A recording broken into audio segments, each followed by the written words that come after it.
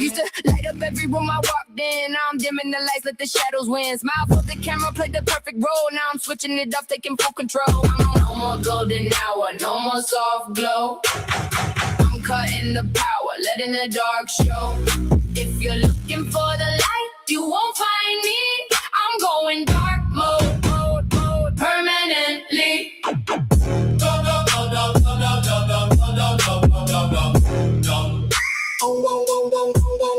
Going.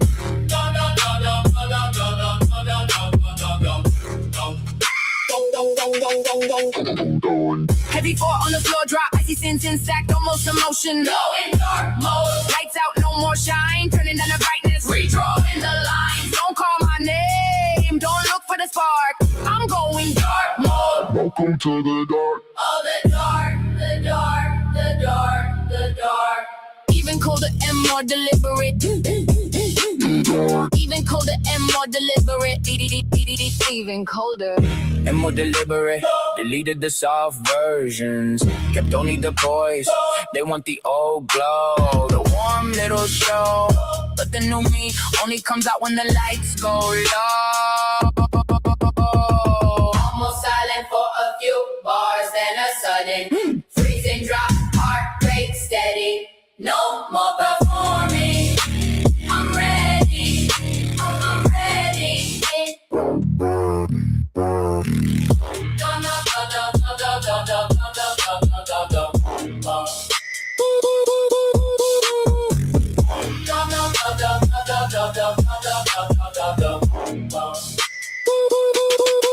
I'm going.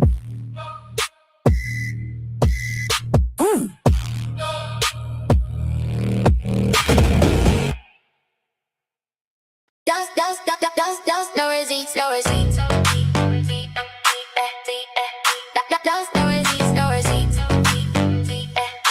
No receipts, no receipts, no receipts, no receipts. Stepping in my phone just turned into a ghost. Spent the last of your money on a dress I won't wear twice. Smiling in the mirror like I never paid the price. I used to save every text, every lie, every night. Now I'm burning the evidence under neon light. If they ask what happened, I just shrug and say Huge floor on the floor. No receipts, no proof, no trace of you. I don't keep the evidence, I don't keep the truth. Deleted the whole story, threw away the proof. No receipts, baby, I don't keep receipts on you. No receipts, no proof, no receipts, no proof, no receipts, no. I don't keep receipts on you. No receipts, no proof, no receipts, no proof. No receipts, baby. I don't keep receipts. Even more petty and glamorous. Your hoodie in the good, well, your playlist on private. I danced in the club like the night never happened. Bought myself flowers with the card you left behind. Now the only thing I'm keeping is the peace of mind. Get back for 8 bars and explode. They say keep the memories. They say keep the change. I'm rewriting history and erasing your name. No receipts, no proof, no trace of you. I don't keep the evidence, I don't keep the truth. Deleted the whole story, threw away the proof. No receipts, baby, I don't keep receipts on you. I don't keep receipts on you. No receipts, baby. I don't keep receipts on you.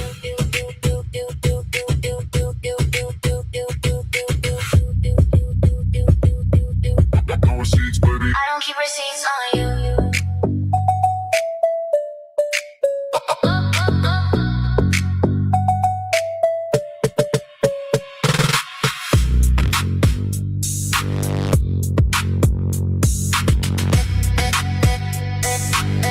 No receipts, baby. I don't keep receipts on you. That's not how love goes. That's not how love goes. No. It's not how love goes. Start the night you left me standing in the rain. It will finally feel like freedom. Saw your name light up my phone again, and I almost let you in, baby. Why? Tell me why you keep pulling me back in. Quit playing with my heart, you can't swear it's over. Then text me at 2 a.m. Baby, you know that's not how love goes. No, that's not how love goes. You can't disappear, didn't act like nothing changed. Baby, you know that's not how love goes. No, that's not how love goes. No, baby, that's not how love goes. That's not how love goes. Stop bringing up the night. We said we never break.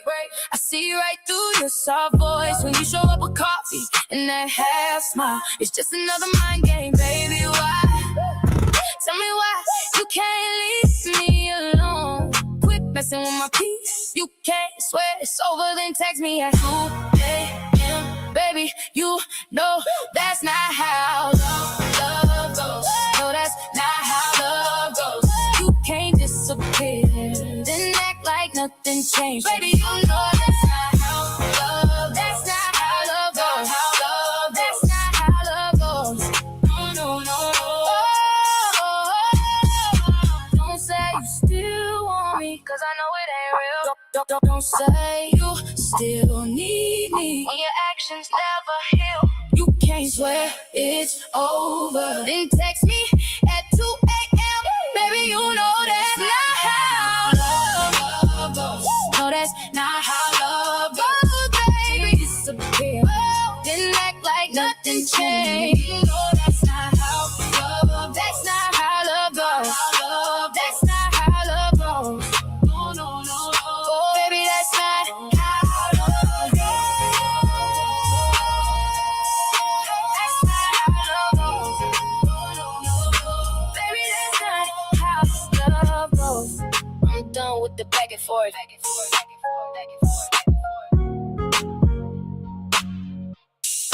That's not how love goes.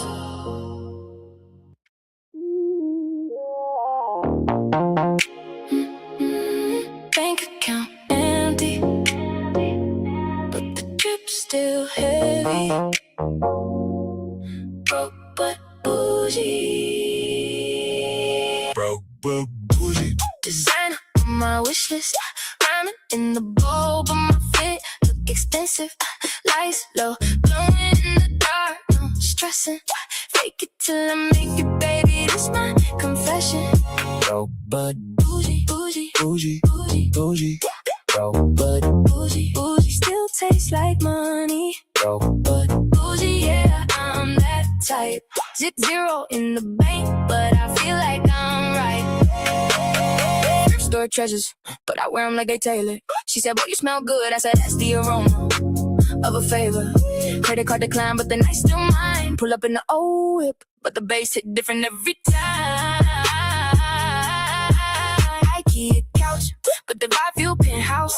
Candles lit, city lights through the window, no rent out. I'm manifesting while I'm pouring cheap wine. Turn water into champagne in my mind. They see the drip, think I'm paid. I see the bills, but I still sway. Smile through the pain, let the sins play. That's the broke but bougie way. Broke but bougie. Designer on my wish list, rhyming in the bowl, but my fit look expensive. Ice low, glowing in the dark, no stressing. Fake it till I make it, baby.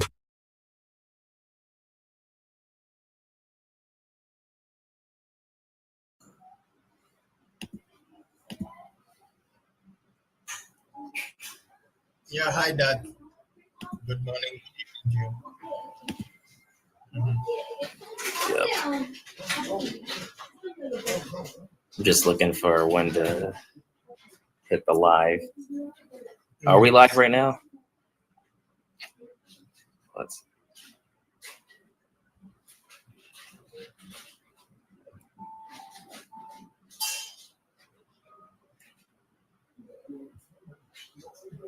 Okay. Let's see. I think Zach was just here. He knows how to. Let me see.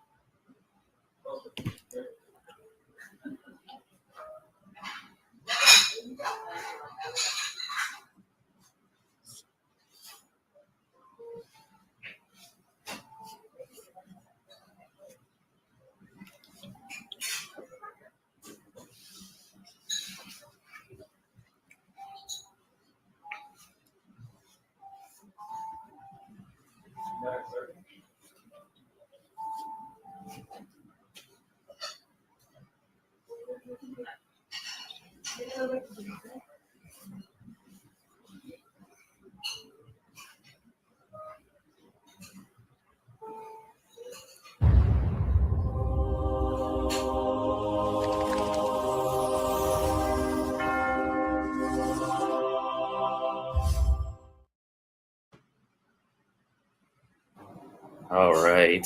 We are live, right? It looks like we are. All right. Good evening, everyone. Welcome to the Sacrament Show. Yamil, I'll be your host and moderator for tonight's debate.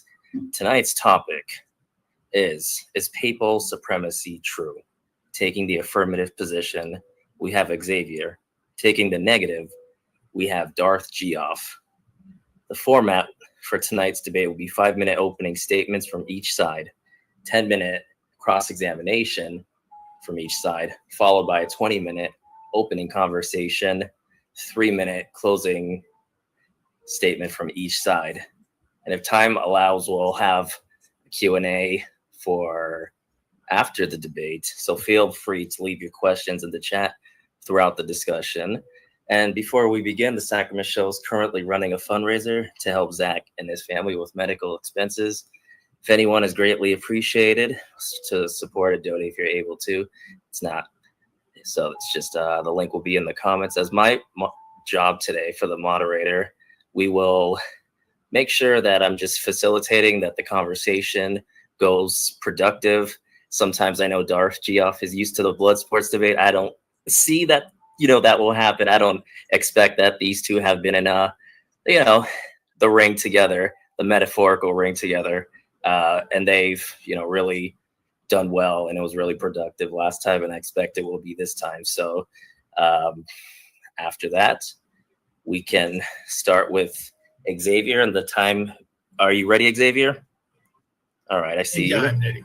All right, so we can begin right now if you are ready for the opening statement. Okay. Thank you so much. Thank you, Darth. Thank you, Yamil. Thank you, Zach. Hope everyone is ready and having a good time. So today we are debating something very important for the future of the church, for the future of Christianity. What about papacy? The papacy, right? This has been debated ever since Catholic and Orthodox got together after maybe Filioque and as I'm read, though we agree on the Eucharist, though we agree on Mother Mary, the veneration of the saints, that the saints pray for us, the papacy is one of the most debated topics. So let's just debate this issue. Okay, so there are three main proof texts that I think everyone knows from the Gospel. Matthew 16:18-19, Jesus Christ says, "You are Peter, on this rock I will build my church. The gates of hell will never prevail against it. I will give you the keys to the kingdom of heaven. Whatever you bind on earth, it will be bound in heaven. Whatever you loosen on earth, it will be loosed in heaven."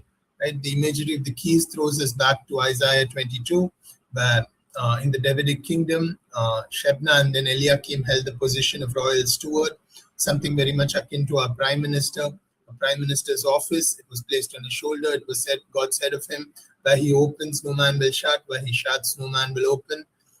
So this is the position we believe that Jesus Christ gave to St. Peter. And if you look in church history, St. Irenaeus, yesterday also we were discussing this. St. Irenaeus says every local church should agree with the Roman church. The Roman church is the greatest and the universally known church, founded by Peter and Paul. And after Peter and Paul, St. Irenaeus gives the list of succession of Linus, Cletus, Clement, and etc., all the way down to the Bishop of Rome in his day. I think it was the 11th or the 12th bishops of Rome. in his day. So we have a very early claim going back to 200 AD, even before 100 AD. We have Pope Saint Clement of Rome, when the church of Corinth, I believe it was, had fallen into error, or it had expelled certain people. It was not supposed to expel. The Pope Saint Clement, he both wrote a letter against the Gnostic heresy, and he also told the Corinthians to receive back those people who had been unjustly expelled. So he was interfering in the affairs of another church, something that is difficult to explain, especially because Saint John the Apostle was still alive, unless he really had what we now call papal primacy or papal supremacy of jurisdiction. So we believe that the Bishop of Rome, for the good of the universal church, has been given a special role among the bishops, a role of primacy, so that all the bishops may be united under one chief or one supreme bishop, the Pope. Okay, so so we've already looked at two texts, Matthew 16 and Isaiah 22. We can also look at further texts, and these texts are quoted in the councils, by the way. Luke 22, 31 to 32. I believe Pope Saint Agatho's letter, which was read in the Sixth Council, it quotes this, and it says that the Lord's promise, or the Lord's prayer, gave to the chief of the disciples an unfailing faith. So because Jesus Christ prays that the faith of Peter would not fail, and that because he has an unfailing faith, therefore he is able to confirm his brethren in the faith. Similarly, in John 21, 15 to 17, Jesus Christ again chooses Peter, Simon, separately from all the rest, and he says to Simon Peter, "Do you love me?" And Simon Peter says, "You know, Lord, that I love you." And then Jesus Christ says to him, "Take care of my sheep." The word there is poimane, be the shepherd of my sheep. Just literally, it's the same word used in Psalm 2, I believe. I have an excerpt from the Catholic Encyclopedia on this. Maybe I'll read it at a later date. And so I believe the biblical case is quite clear. This biblical case has been repeated by many of the church fathers. It has been repeated by many of the popes. If I can just quote a couple of Byzantine saints, and then Saint Maximus and Saint Theodore, we'll see, how clear the case for papal primacy is. I believe I've used 3 minutes of my time, and I have 1 or 2 minutes left. So if I can just read, I'm not sure if the screen is showing, so I don't need to show the screen. I'm just reading it. Saint Maximus's amazing testimonies to the presidency of the Roman Church, how all are equally subject to her and she to none, etc. The extremities of the earth, and everyone and every part of it who purely and rightly confess the Lord, look directly towards the most holy Roman Church and her confession of faith, as to a sun of unfailing light awaiting from her the brilliant radiance of the sacred dogmas of our fathers, according to that which the inspired and holy councils have stainlessly and piously decreed. For from the descent of the incarnate Word amongst us, all the churches in every part of the world have held that greatest church alone to be their base and foundation, seeing that, according to the promise of Christ our Savior, the gates of hell never prevail against her, that she has the keys of the orthodox faith and the right orthodox confession and right faith in Him. And she opens the true and exclusive religion to such men as approach with piety, and she shuts up and locks out every heretical mouth that speaks against the Most High. Okay, so Saint Maximus directly applies Matthew 16 to the Roman Church.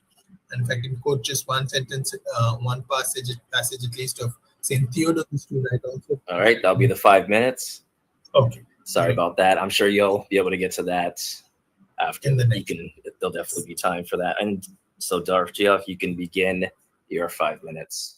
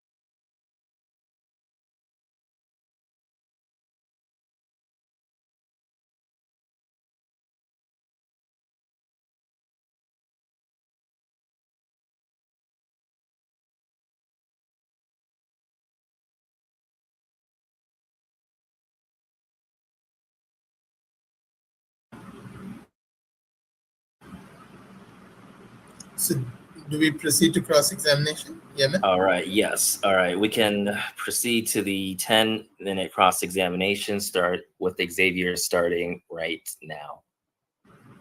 Okay. Data, I just wanted to ask, maybe we can go through some of the passages of the fathers and you can give your interpretation. So, the first I would like to start with is Saint Irenaeus of Lyons. So, as you know, he says, the very great, the very ancient, and the universally known church founded and organized at Rome by the two most glorious apostles, Peter and Paul, as also by pointing out the faith preached to men, which comes down to our time by means of the successions of the bishops. For it is a matter of necessity that each church should agree with this church, the Roman Church, on account of its. I think you were cutting off a little bit. Yes, yes. I think it's is it better now? Yeah. Okay. So I wanted to know that how you understand this text of Saint Irenaeus, where he says, every local church should agree with the Roman Church because of her superior authority from Peter and Paul. Yeah.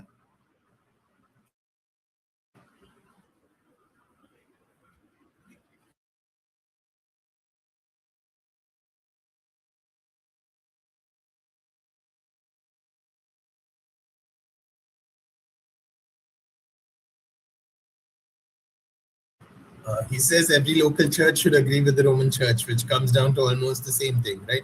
Because if the Roman Church hands down a judgment, say on Gnosticism or on Arianism or on any heresy or on any schismatic, a matter of discipline as well, he's saying, every local church should be in agreement with the Roman Church. So we would see that as pretty much something beyond a primacy merely of honor, something close to a primacy of jurisdiction.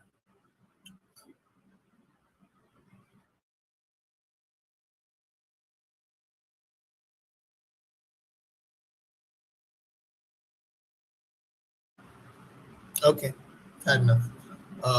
So you want to ask a question, or it'll be like so me this is first? how. Sorry. Let me just explain it. Sorry. So you'll just be asking questions during this time, and you'll be just answering, and then during the conversation, it can be more of a back and forth. So right now, you can just ask questions versus like giving a commentary or an opinion. Just straight questions, and then we can have the back and forth during the conversation period. Okay, sure.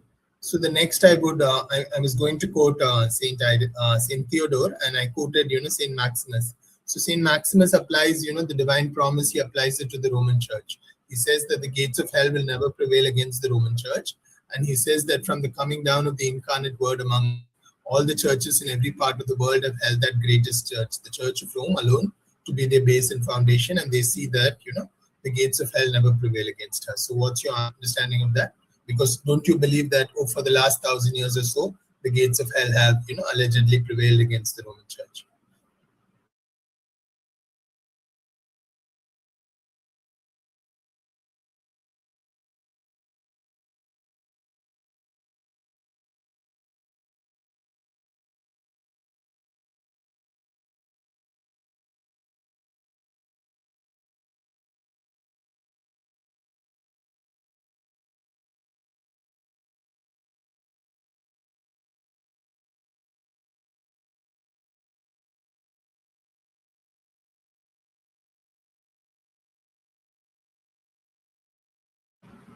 Right, right, right.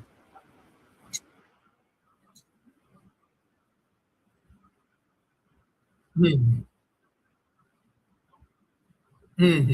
But the point is, Saint Maximus is saying that the Church of Rome will not fall into such an error, or it has never fallen into heresy.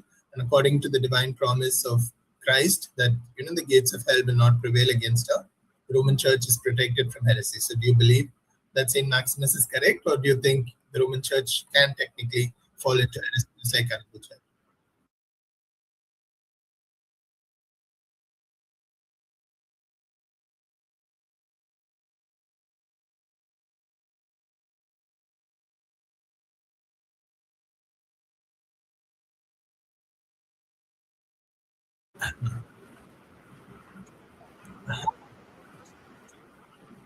Yeah, yeah. But he was basing it on Christ's words.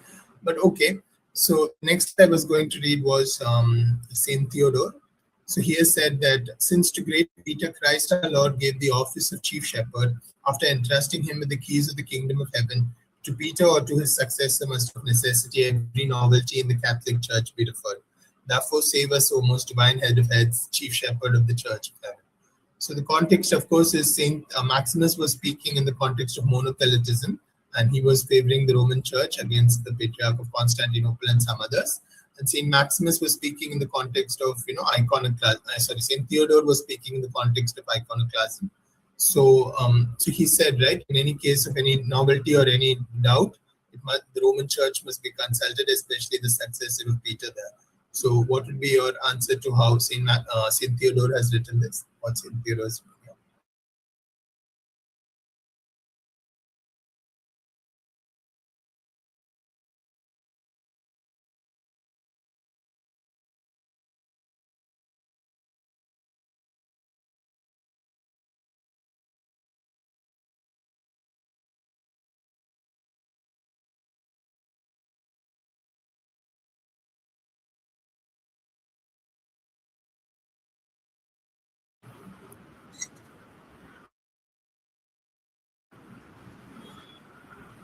Okay.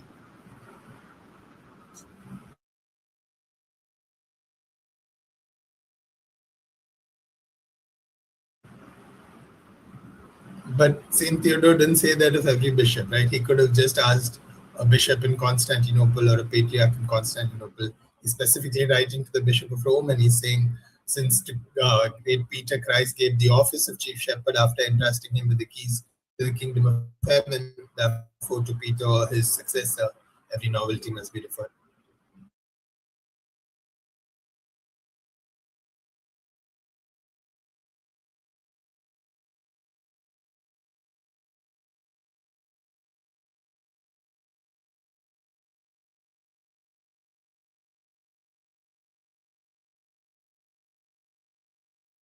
Okay, fair enough. Then we could discuss a few more takes about primacy. I'm just wondering.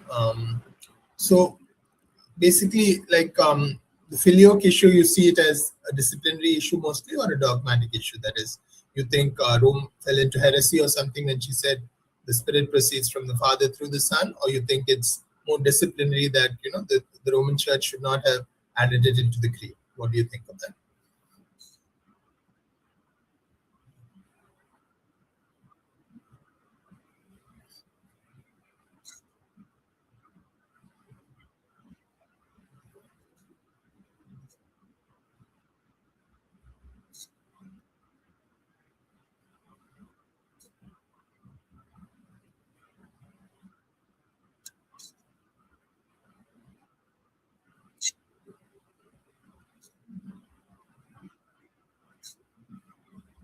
Okay.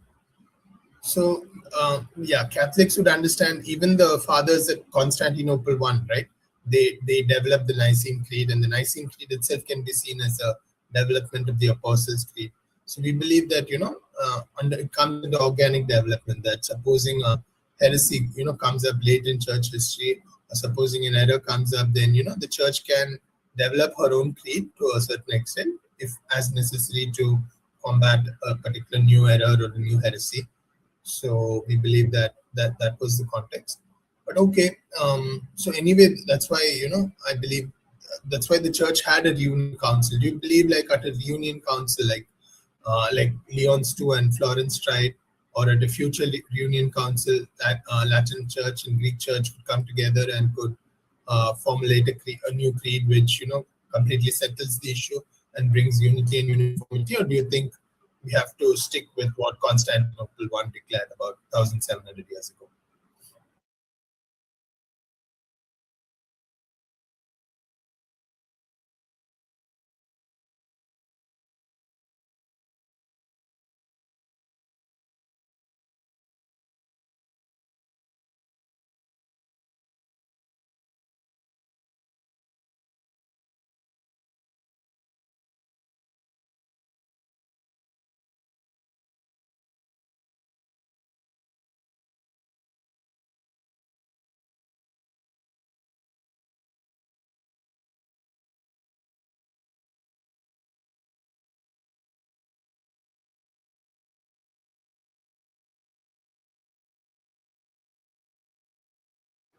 Okay. All right, that'll be But the end of your 10-minute cross-examination. So we can give it right to you, Darth.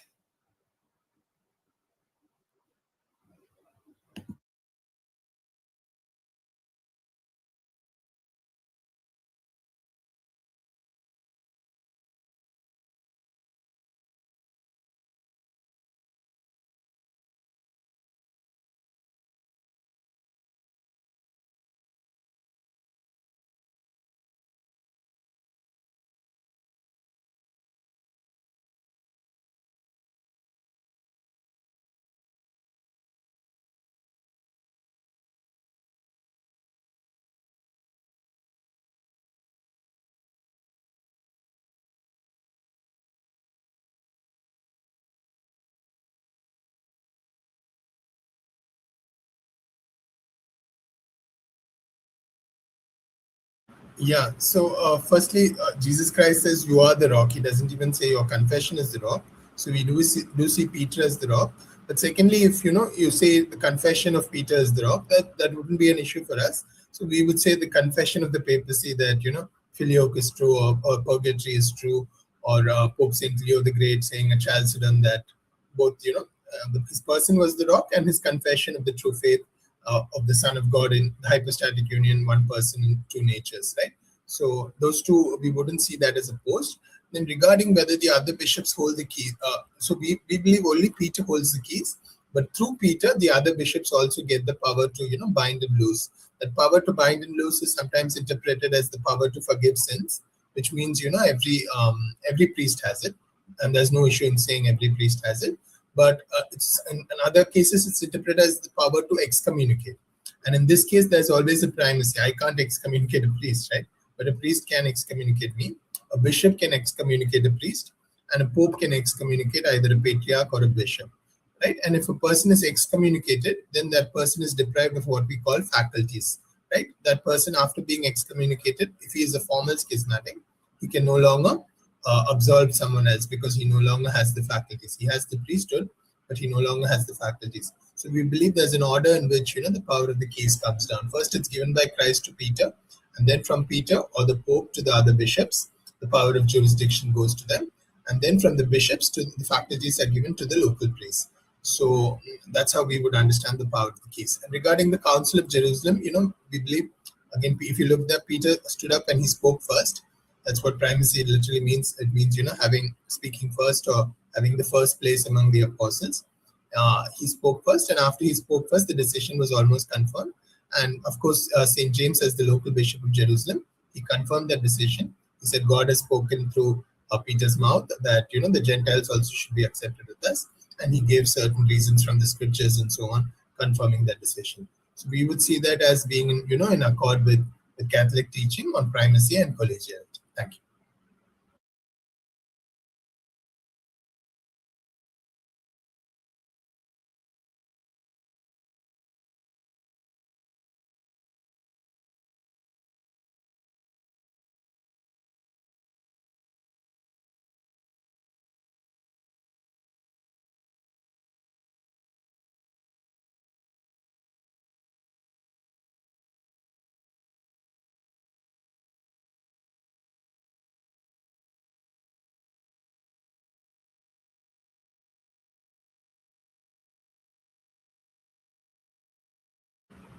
Yeah. So I guess Peter appointed a bishop in Antioch. Peter was in Antioch, I believe, 35 to 42 AD. And then 42 to 80 to 67 AD, he was in Rome, the bishop of Rome. And he appointed, I believe, a successor in Antioch and left him there. And so if you look even at St. Ignatius of Antioch, an early church father from Antioch, he says that the Church of Rome is, the church which presides. The church which presides in love. Even various Orthodox fathers, Orthodox priests who are experts in their own dogmatic theology, who write.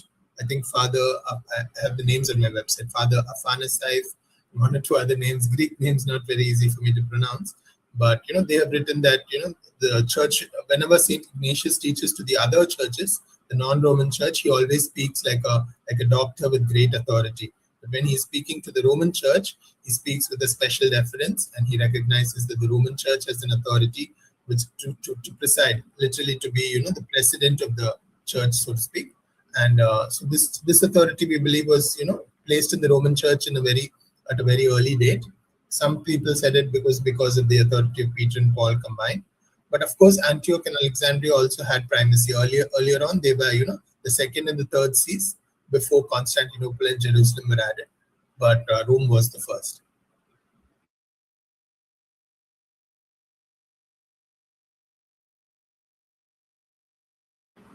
Yeah, for a council to be ecumenical or universal or universally binding.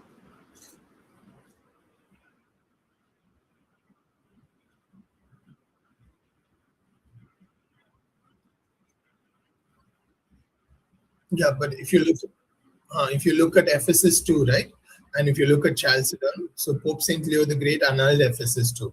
Ephesus too believed itself to be universal. I think it was 449 AD, but Pope Saint Leo the Great annulled it. And even in the iconoclast controversy, I think around 755 AD or so, there was a robber council, but it was also annulled. And then 787 AD was the true council, Nicaea, which the papal legates approved, and in 451 AD, of course, Saint Pope Saint Leo's tome was read, and it was said Peter has spoken through Leo, whereas Dioscorus did not allow the Pope's letter to be read, nor the papal legates to speak. So the Pope has always, in some way, Pope of Rome has always, in some way, given his approval of true and legitimate councils, even when they were held in the East. Similarly, the deposition of Nestorius in Ephesus, the first council of Ephesus. So all this has been, carried out with Roman approval, and therefore some Orthodox would say all five patriarchs have to approve for it to be ecumenical. We have no issue with that as a matter of ecclesiastical law. But if a pope approves, because the pope has universal jurisdiction, it becomes, universally binding. Until then, since the other bishops have local jurisdiction, it is only locally binding.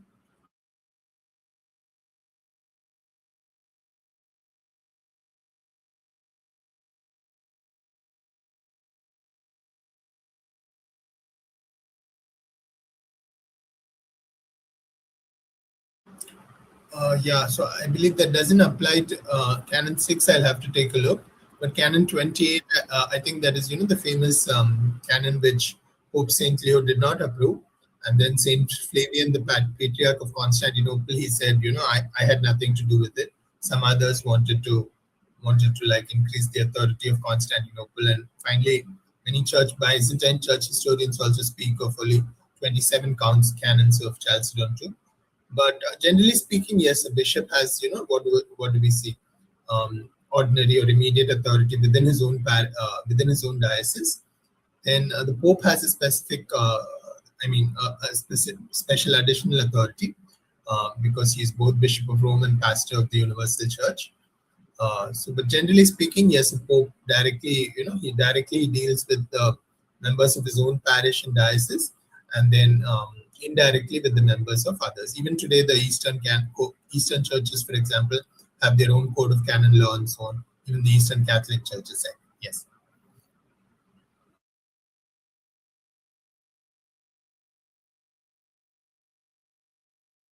Sorry, would we see what is problematic?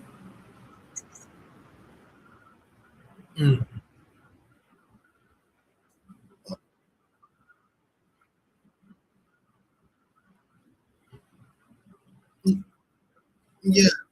Yeah, no worries. It's an extension of charity, and we are all one church. We have, I think, 24 rites within the Catholic or the Universal Church. We have Eastern rites, we have Latin rite, and I think so. Yeah, I think the church is big enough. We can have unity in diversity, and I have no issue with different churches having slightly different disciplines as long as the basic unity is there. Thanks.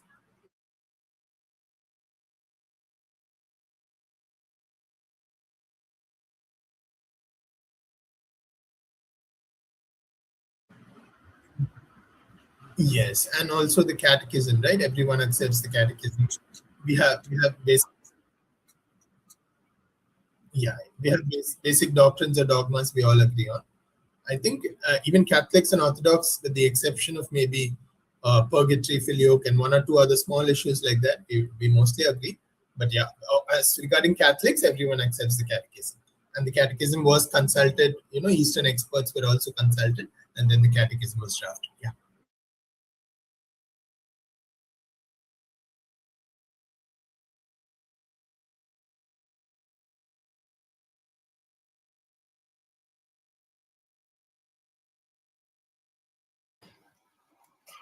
All right, 10 minutes is up, but I guess you guys could keep going because it's got open conversation time. So I just wanted to say it for time's purposes, but yeah, let's keep going. This is great. 20 minutes open conversation. Yeah. Just continue.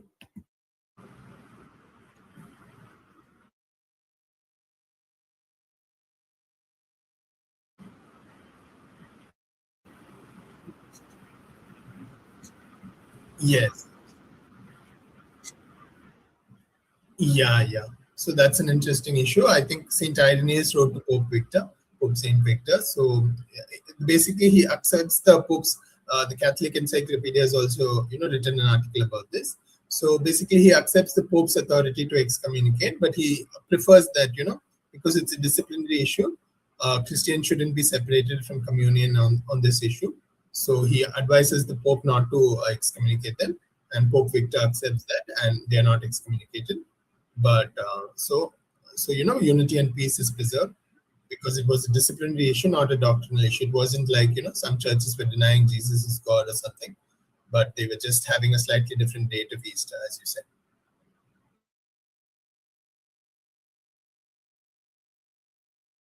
Yeah, so yeah, I guess you guys just keep going back and forth. I don't know if you guys want to maybe have a question each, or however you guys want it. I mean, I know you guys did last time as well, so the floor is yours. Okay, so I wanted to ask that, what do you think of purgatory? Because from the Protestant perspective, if you're denying purgatory, it almost seems like you're affirm that Protestants deny purgatory because they deny prayer for the dead, but Orthodox have never denied prayer for the dead, right? You pray for the departed. You you have Maccabees in your canon, and you pray for the departed during the liturgy. So how do you understand that?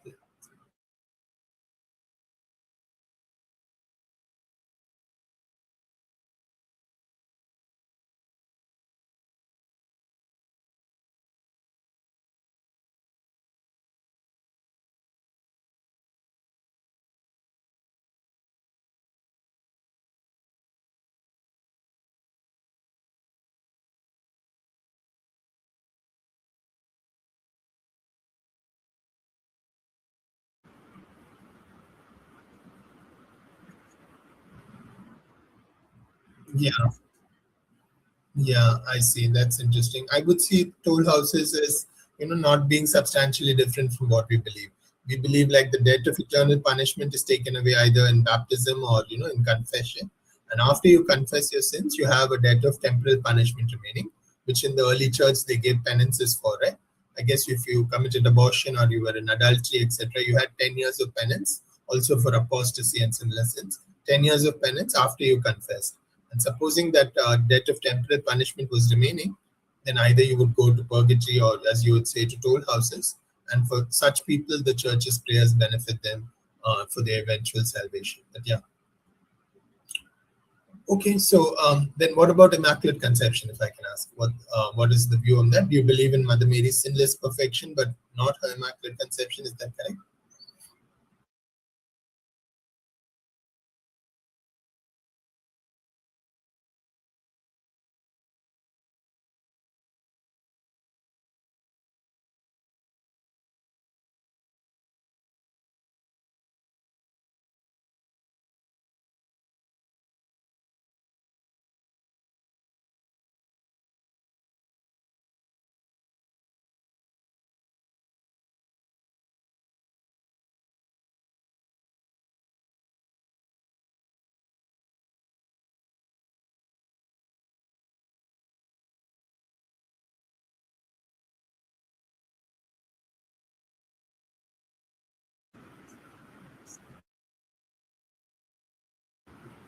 Right. Well, Catholics hold that we are born deprived of the grace of God. That is, we are born without the Holy Spirit indwelling us, and we receive the Holy Spirit at baptism. But for the Blessed Virgin Mary, the new Eve, she was created immaculate or sinless, She already had the Holy Spirit dwelling in her. Holy Spirit is called, the bride. She's called the bride of the Holy Spirit, the mother of the Son of God, daughter of the Father. So she always had the Holy Spirit dwelling in her. And that is what we call the Immaculate Conception. Even from the moment of her conception, being created by God like an immaculate new creature, like a new Eve, and being the mother from whom, God is the father of, God has given us a new birth, and Mary is our mother in that new birth, as it says also in John 19:27 and Revelation 12:17. So we believe she was preserved immaculate, completely immaculate, and she remains sinless throughout her life, unlike Eve remained. But I believe there is consensus that at least she remains sinless, whether she was created without original sin or not. That is the issue. And I think original sin is also slightly differently understood, right? In the East, slightly.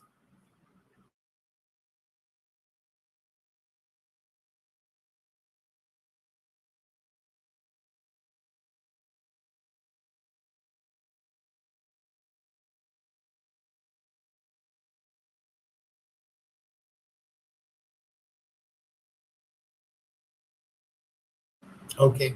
So, what do you think about the church reuniting? Pope Francis and Patriarch Bartholomew, they had something like in 2025 they had an idea to meet up, but it didn't very much. I mean, there was some talk of maybe we'll have a Nicaea III or maybe a Vatican III. Even Pope Leo also suggested something similar. What do you think of supposing the church leaders agree to a union, reasonable union, something along the lines of what we've discussed here? And some reasonable concessions, but also some truth on in areas where there is consensus. Would you and other Orthodox laity be in favor of it, or would you be slightly opposed? Because I think at Florence, the bishops mostly agreed, but the faithful were not that much in agreement. Yeah.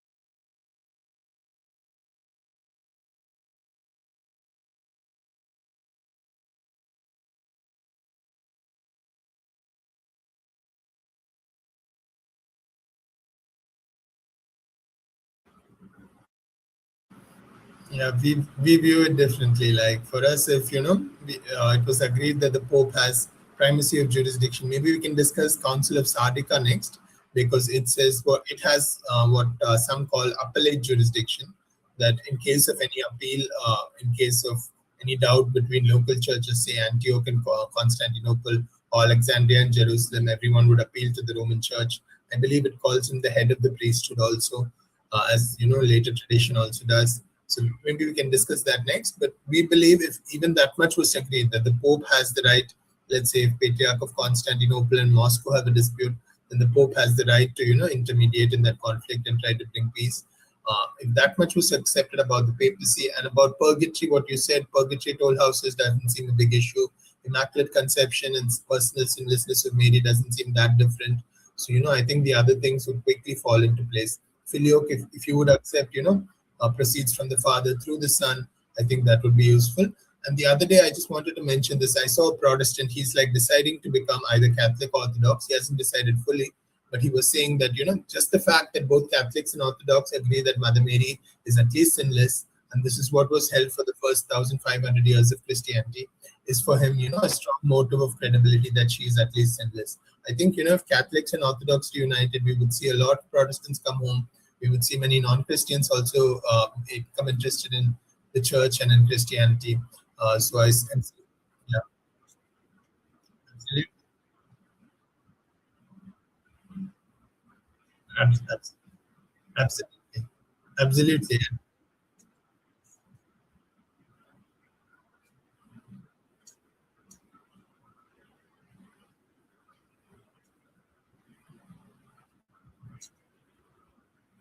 Absolutely. And we are about 1.4 billion Catholics, about 300 million Orthodox. If we united, we'd be 1.7 billion. I think we'd cross 2 billion soon because, many Protestants would come home, many Christians, non Christians, as you said, would be happy to join up. And I think it would be very good for the church and for the world. And we have many billions still to reach. Of course, the world population is 8 billion, so we still have 5 6 billion to reach, and many Protestants would come home, many non-Christians. So I think it would be really good. Let's pray and hope that it happens. But yeah.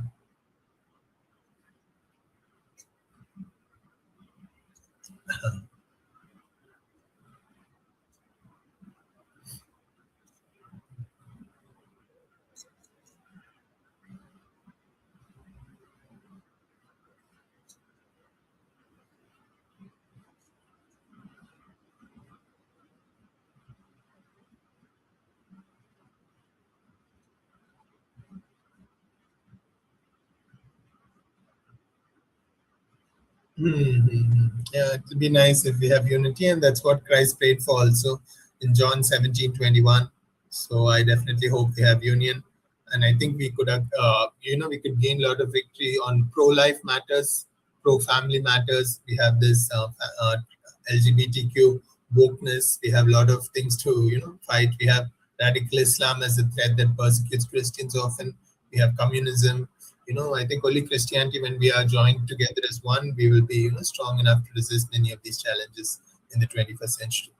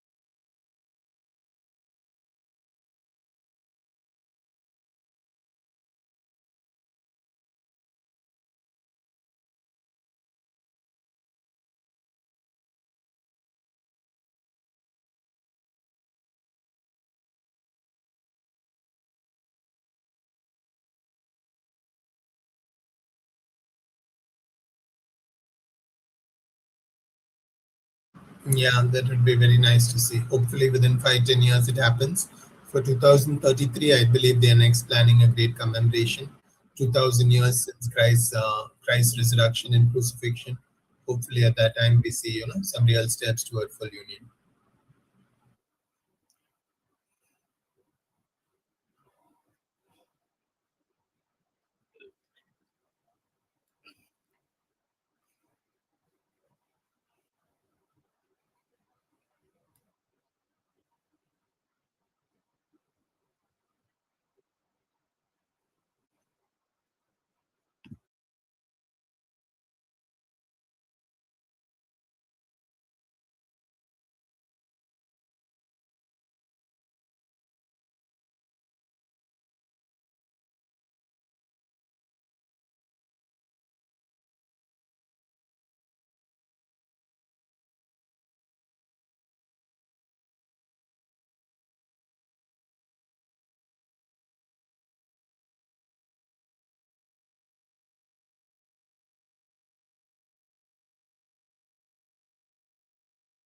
Yeah.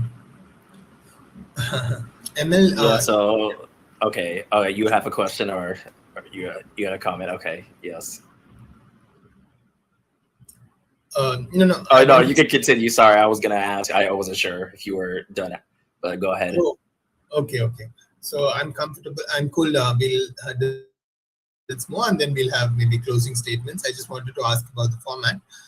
But yeah, so what do you think about Azaim bread? Do you think that that is an issue at all, or that is mostly in the past now, unleavened bread? Because in 1054 that was an issue, and I think there's a passage in 1 Corinthians 5 that says, "Let us keep the feast, but with unleavened bread." So I think the scripture if anything supports unleavened bread, though St. Thomas Aquinas says that for the Catholic Church, both unleavened bread and leavened bread are acceptable. What do you think of that?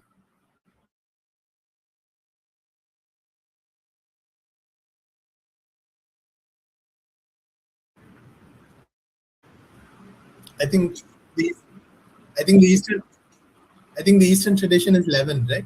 Leavened.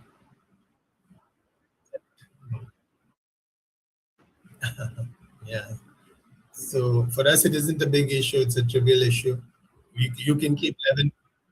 You can keep leaven. We can keep unleavened. But if you want to say only leaven, then I don't know how you explain that passage unleavened bread. Let me just see if I can find it. Let us keep the feast with unleavened bread.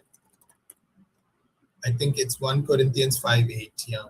So St. Paul says we keep the feast with unleavened bread. So, but for us, leavened is fine. But I think the biblical passage supports for that at least we have a right to keep it with unleavened.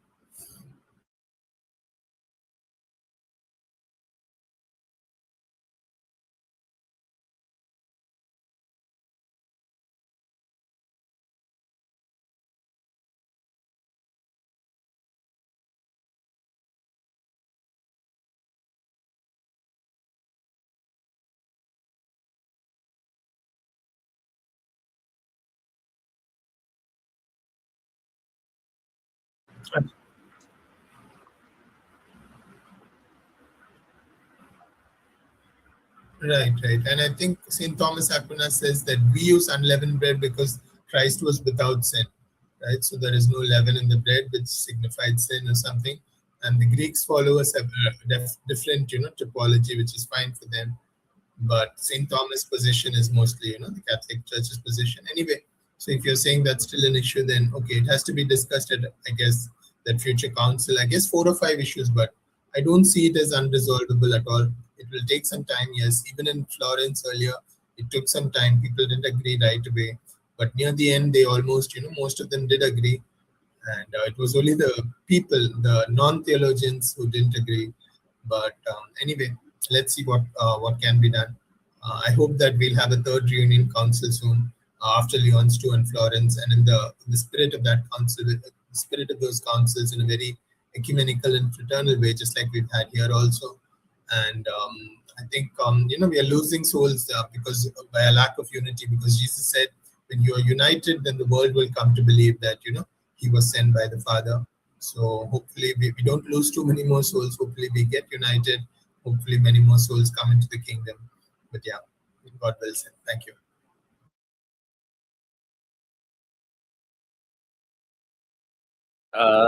You guys have a few more minutes. You have about 2 minutes. If you don't have any questions, I could post some. What was that? He said, I'll leave it open. Okay, so I actually have a question. So about the this is just something I thought about when you talked about the filioque way. What would the filioque? Do you think the filioque would have to be removed from the creed in order for there to be a reunion, like for the Orthodox and the Catholic Church to have a reunion? So like what would have to change like in order for both sides? Because we talked about that there are differences, like disagreements, like the Immaculate Conception, papal infallibility, etc., Vatican I and II. But in terms of there are certain things you're just like you're not going to get either side to just say no, we were just completely wrong about that for 2,000 years. So I was just curious, like, what do you guys think would have to change? Yeah.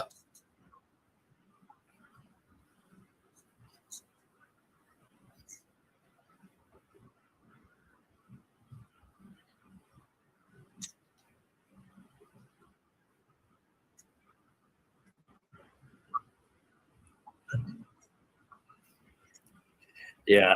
I don't know if you're gonna get Xavier to concede after his 10. Did you write 10 proofs, right? Yeah. I think 10 or 15 or whatever. Yeah. I just wanted to say. Yeah.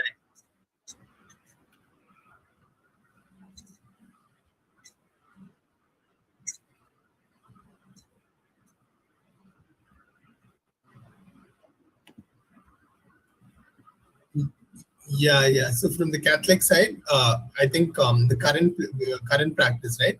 The Latin say the filioque, and in the Greek language also there are some issues about language. Okay, that one term called like ekporomenon, it can be used for procession from the Father, but not from the Son. So there are some issues with language also. So in the the Greeks and the other Eastern rites, they need not say the filioque in the creed, but they should accept the dogma, and I think that's sufficient as a concession.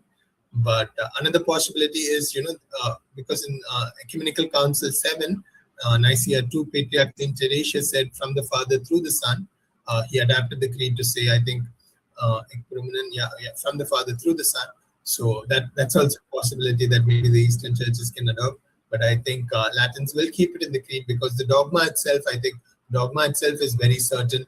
If you look at Revelation 22, it says that there was a river of clearest crystal flowing forth from the throne of God and from the Lamb, or proceeding from the throne of God and from the Lamb. And St. Ambrose and other church fathers say this refers to the Holy Spirit. St. Augustine says that when Jesus, breathed forth upon the Holy Spirit, breathed forth upon his disciples, that was a declaration that the Holy Spirit proceeds from the Son. So I think the dogmatic basis for the doctrine is very clear, very certain, but the slight difficulties in language and slight other issues. So the church has accepted that in the Eastern rites they need not say it, but in the catechism and as part of dogma, the filioque doctrine is true. Thanks.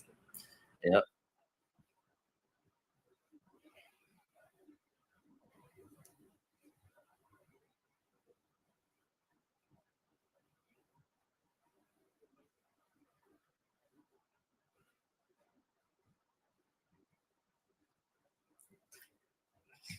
Yeah. I think this is definitely something I want to see you guys debate at some point. But yeah, so Definitely. yeah, that's,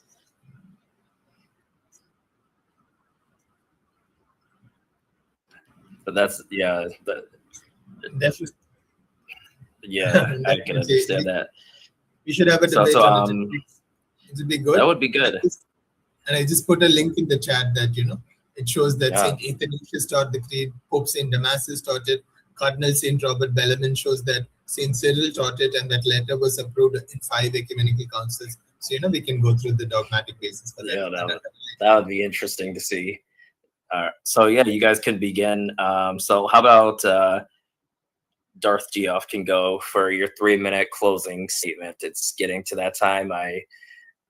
Actually, before you guys, and I'm just going to ask a quick question that I had in mind when I was thinking about this. What, in terms of, what do you think the best argument is for your position, like the single best argument, and what do you think is the worst, like the least? No, never mind. What do you think the best argument is for and against your position? That's what I mean. Like the argument for your side, the strongest, and the strongest against. After seeing you guys exchange, just a quick question. Yeah, you can go.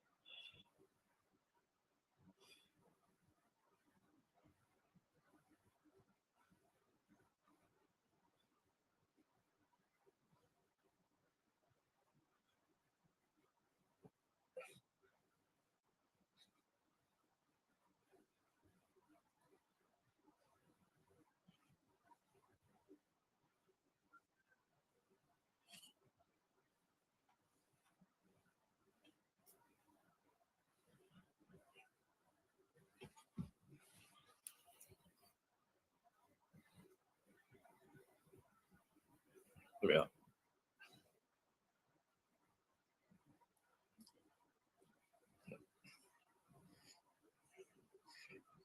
Yeah.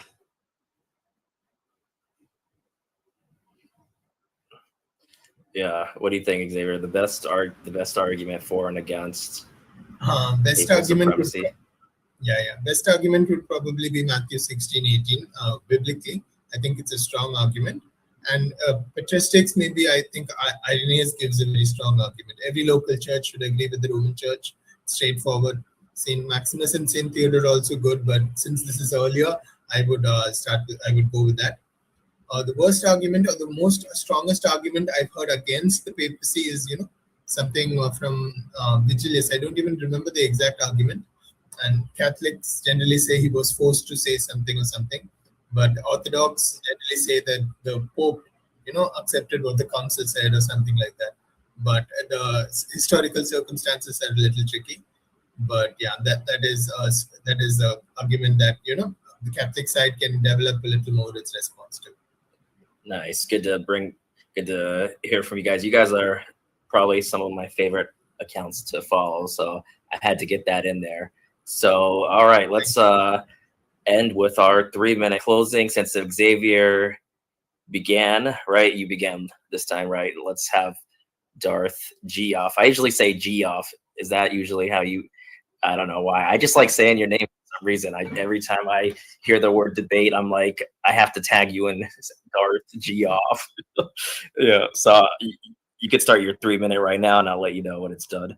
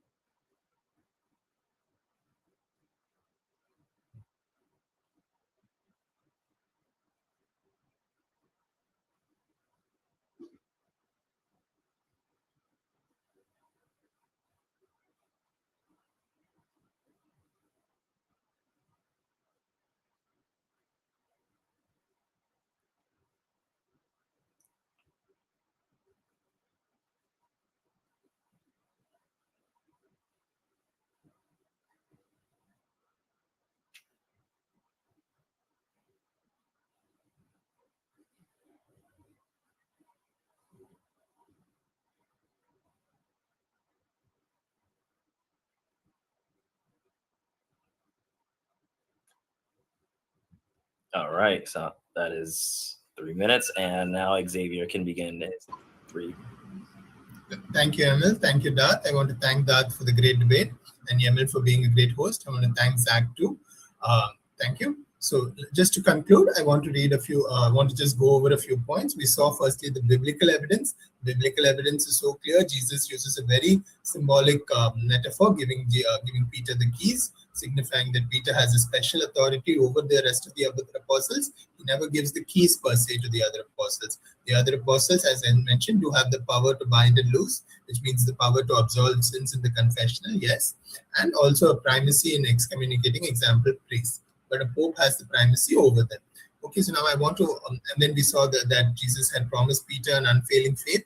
This is how it was read in the councils, and he was told to confirm his brethren with this special promise of unfailing faith. And then in 2117, he was given the charge of the entire sheep. And I think, even the Catholic Encyclopedia comments, even certain Protestant commentators commenting on John 21 have frankly admitted that Christ undoubtedly intended here to confer the supreme pastorate on Peter. So Peter was absolutely made the chief pastor of the flock, as we saw even St. Maximus say, St. Maximus and St. Theodore say. And in case of any doubt or any difficulty, the Byzantine Church in the first millennium used to consult the Church of Rome. The Church of Byzantine, for example, often when iconoclasm had prevailed there, they consulted the Church of Rome, and thankfully today iconoclasm has been in the Byzantine churches because Rome stepped in and said that iconodulia is the right apostolic tradition. So I want to quote one quick passage from Clement and what a church father has said about what a scholar has said about it. Clement says, "Render obedience unto the things written by us through the Holy Spirit." He said this in the first century while St. John the Apostle was still alive. The tone of authority which inspires the latter appears so clearly. Lightfoot did not hesitate to speak of it as the first step toward papal dominion. At the very commencement of church history, before the last successor of the apostles had passed away, we find a bishop of Rome, himself a disciple of St. Peter, interfering in the affairs of another church and claiming to settle the matter by a decision spoken under the influence of the Holy Spirit. Such a fact admits of one explanation alone. It is that in the days when the apostolic teaching was yet fresh in men's minds, the universal church recognized in the bishop of Rome the office of supreme head. So right from the apostolic age, this has been constant, and it has, of course, slightly varied during the centuries, but in substance, it has remained the same. Okay. So later on, we can see the text from St. Jerome, all confirming this. St. Ignatius of Antioch, he says the church presides in love. St. Irenaeus of Lyons, he says every local church should agree with the Roman church. Tertullian says that he builds the church upon Peter. St. Cyprian says whoever deserts the chair of Peter has fallen outside the Roman church, outside the Catholic church. St. Jerome says, I hold communion with none but the chair of Peter, that is the rock on which the church is built, and so on and so forth. It proceeds. Okay, you have St. Augustine, you have Council of Sardica, you have Council of Chalcedon, you have Pope St. Leo's letters, including those which were approved and read at Chalcedon. And the evidence for the papal primacy is simply overwhelming, especially after the 4th and the 5th centuries. It becomes, overwhelming throughout church history. So I think, the evidence is very clear. God has built that, the true church be clearly visible throughout the world as the universal church, also the largest Christian denomination, though we don't use that term generally. The church that goes back, to 267 successors all the way back to St. Peter, and the church that has remained for 2,000 years. I pray Orthodox brothers and sisters will soon come home. I pray they examine the evidence for the papacy and the filioque with an open mind. And I pray that we soon have a reunion of the churches for the great good of Christendom as a whole. Thank you. All right, thank you. And what was that? Yeah, we definitely are in a unity against, the Protestants, definitely. But thank you for the opportunity. Thank you for a great discussion. And, I look forward to continuing many more great discussions with you both. Debates, dialogue, discussions, all of the above. So, all right. Peace out for now. Thanks for hosting. Peace out. Peace.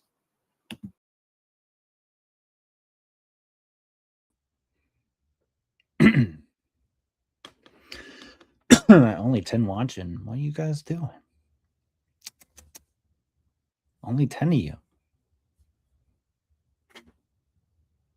And it's as I predicted. He presupposes his view and then asserts that it's circular reasoning. That's why I don't enjoy those discussions. I mean, it's fine.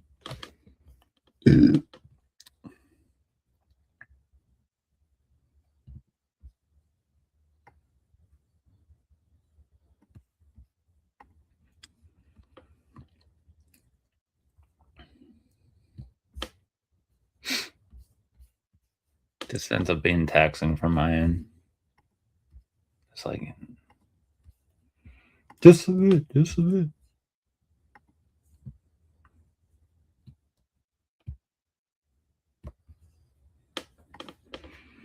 Let's see. Brosophus is going.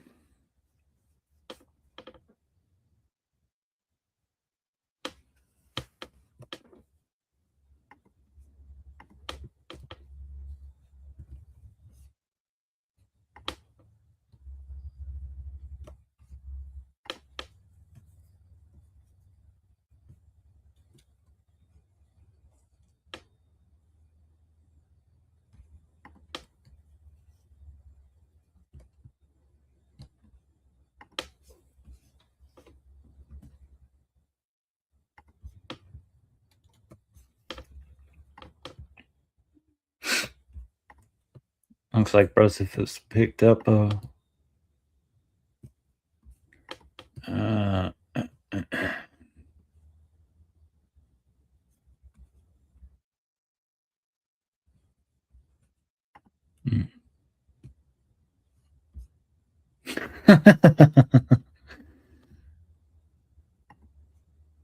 Fallen Heathen live now. Yeah, I saw Andrew's live. Dusty is literal special needs. Facts. I got bitched up by Everest. I guess I came in super chill, so, I don't know what they're gonna clip me out of context, and I really didn't, I really stayed pretty level-headed on all that stuff, so, I don't know. I guess they're just gonna say, oh, he's a Crucible cook, and he licks Andrew's boot, and it's just the typical. I was like, dude, he's like, you're going against all the work we're doing. I'm like, dude, he's such a slot machine, though. Like, I don't care. Like, I was like, I don't know why we would spend any time. Like, I wasted time going in there. It was a waste of my time to go in there, but I wanted to see if he had anything substantial. He had literally nothing. Walked back several claims of talking shit on Andrew, and I know he has.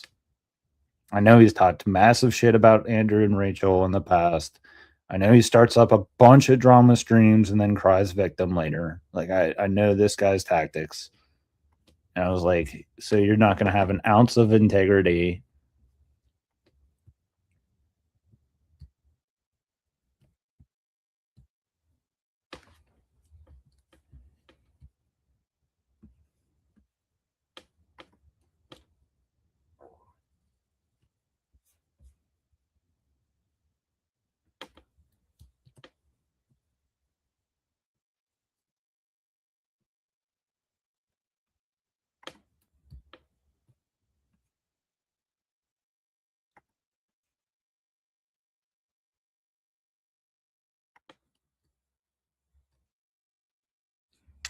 Personally, don't like him, but it doesn't mean whipping an extremely powerful magnet could be entertaining. Yeah, no, I don't date girls with the mental illness bracelet. You already know they got problems. Same thing with Mama always said don't date a girl with tattoos. Now I got a bad taste for any woman that's got one. She was right.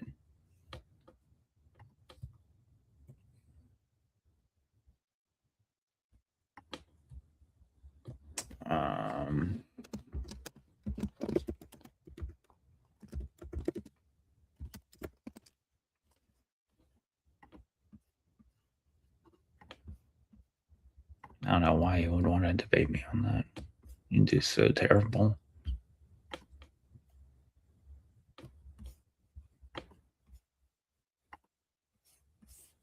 Okay, now I'm all caught up.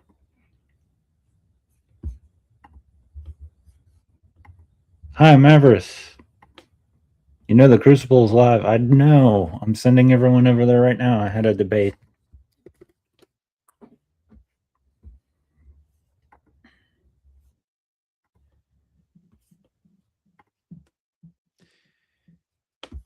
Next clip. Anna admits that she disagrees with Tucker Carlson being anti-abortion and Did you do believes in the- reproductive rights. Did you do the text message? 30 seconds earlier, she said, though, that she doesn't think political labels make much sense anymore. Give this a listen.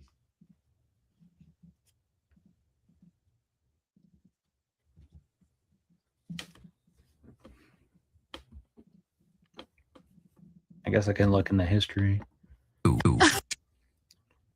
It's right at about the 7:38 mark. Well, I don't think that the political labels that we currently have in this country make much sense anymore, to be honest with you. I've noticed, yeah. But I'm talking about like traditional conservatism. You know, I believe in reproductive rights to a point. Right. You know, I know that you're anti-abortion. Big time. Yeah. So like that's a disagreement we have. Right. And I'm not at all going to like come on this show and capitulate on my beliefs. Right. But I think that those are important issues. I'm not minimizing them. Those are important issues, and I'm not minimizing them. But Right. But I feel that we can't even really engage in a real debate about policy or specific issues unless we know we have a sovereign, we're living in a sovereign country and we have a government that actually has interest in representing us. I see. So once again, uniparty rhetoric. Even though these social issues are super important, we have to set them aside so that we can get in. Well, who? Fucking it's going to be Democrats, right? Candace has always been a lefty boss babe feminist. She may say she's not, but everything she does indicates otherwise. It's true. That's true. Interestingly enough, you can go and watch that interview for yourself. These people speak out of both sides of their mouth. Kasparian continues after being retweeted by one Stu Peters. Again, it's amazing how... No, pause. He's just talking about what's going on with computers and the interrelationship with two people. Yeah, thanks for having me. That was the last second, so hopefully I did okay. I wasn't really prepped up or anything. But not bad for a fly, not bad for a Hail Mary right there. It's a Hail Mary debate. I think I did okay without it, and the one with Primer, I'm Anna going to have Kasparian on Pierce Morgan show defended Erica Kirk, by the way, kind of put together.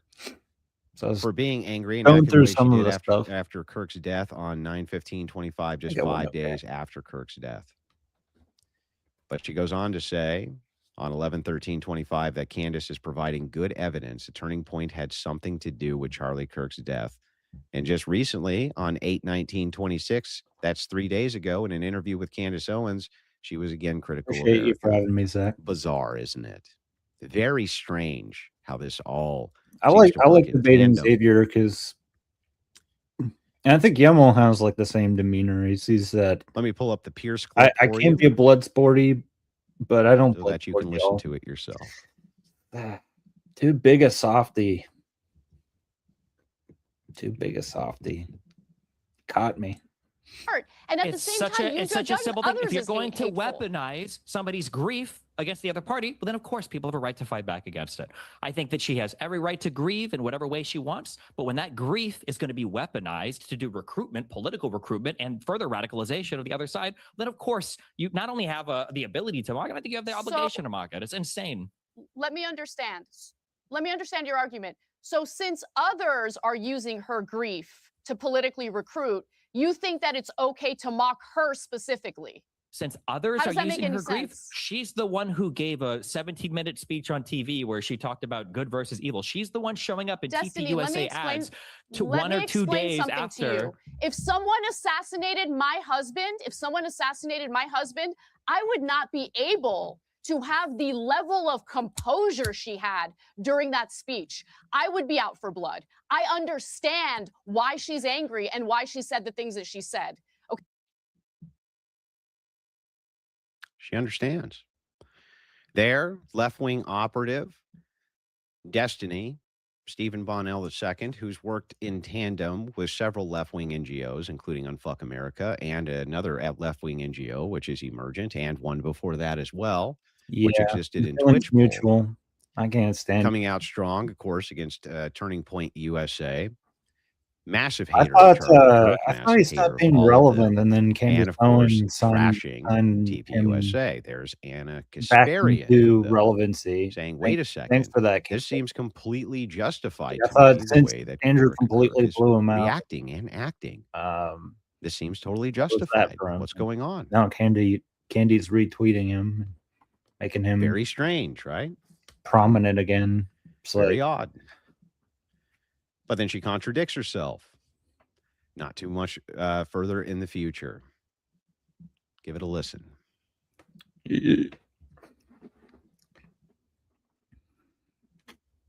Said, she does seem to think that there are people within the Turning Point organization who are part of some sort of cover up.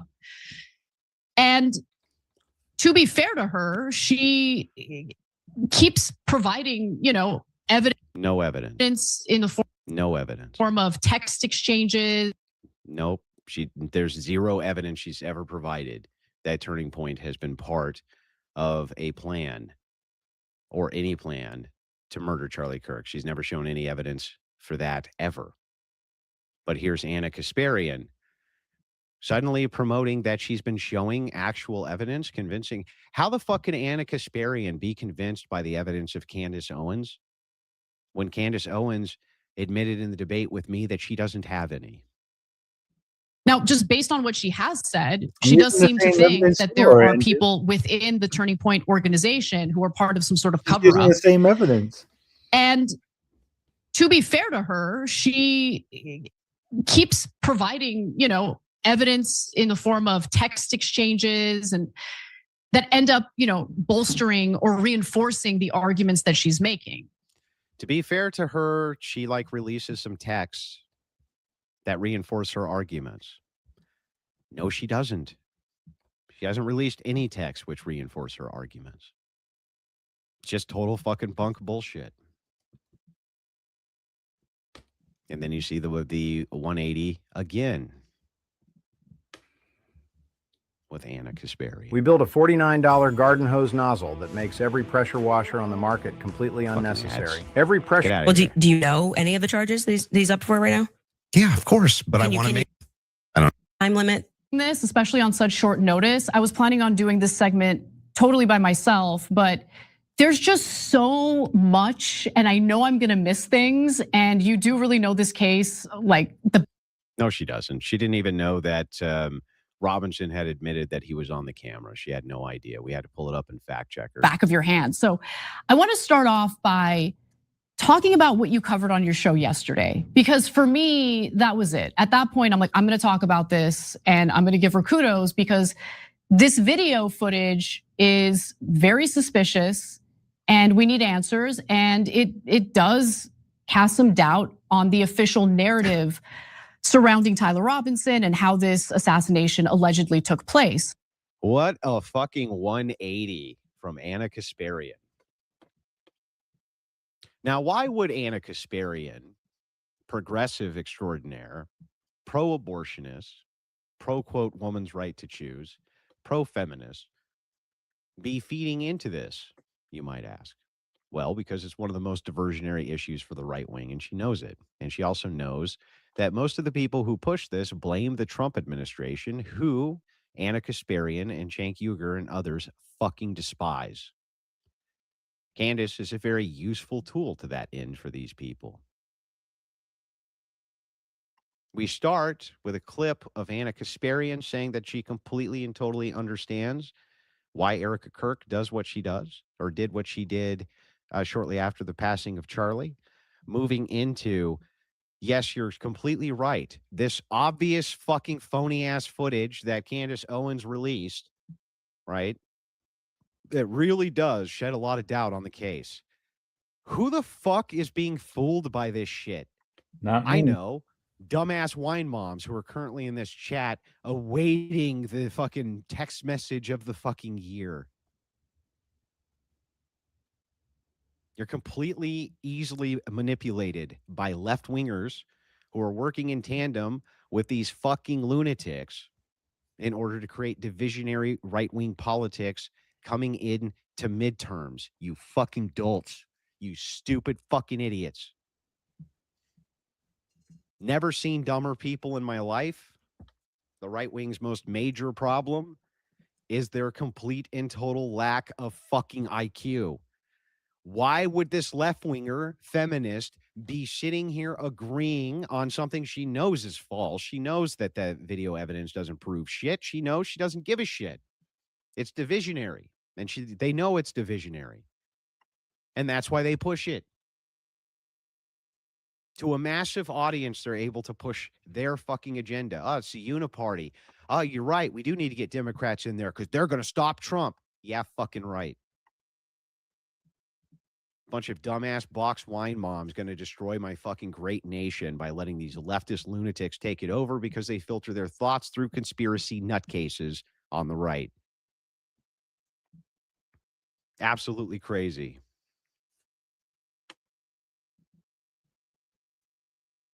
How bad is Anna Kasparian? Well, let's take a look.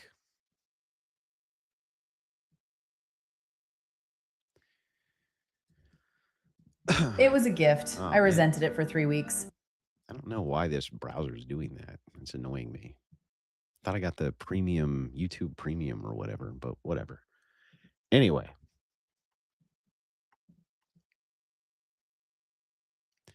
So this is roughly the 32 mark of a debate between Anna Kasparian and Ben Shapiro. Let's take a look at what her position My here solutions is. might be a little different.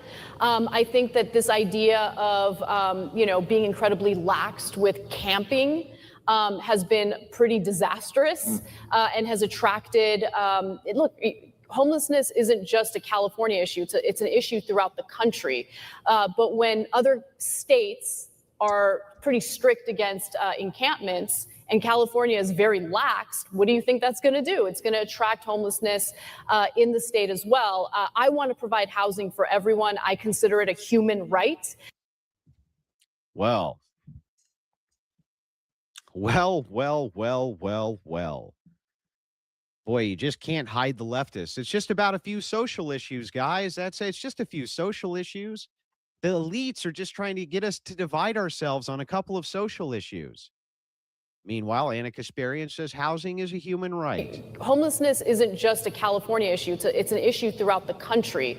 But when other states are pretty strict against encampments, and California is very lax, what do you think that's going to do? It's going to attract homelessness in the state as well. I want to provide housing for everyone. I consider it a human right.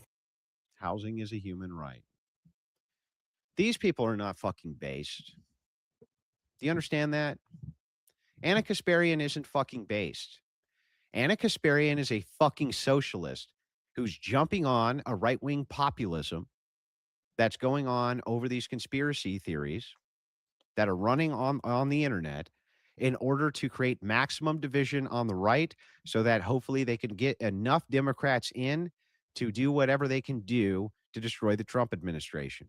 That's it. She's not based. She's not your fucking friend. These are not your fucking buddies. These are leftist lunatics who want to infiltrate the ranks as quickly as possible so that they can get their people in power. That's it.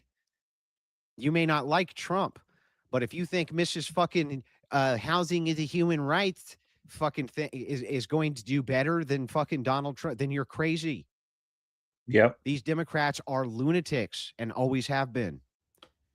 Female dogs be tripping. Oh, and just to set these geniuses straight, the saying is that dog don't hunt. Yeah.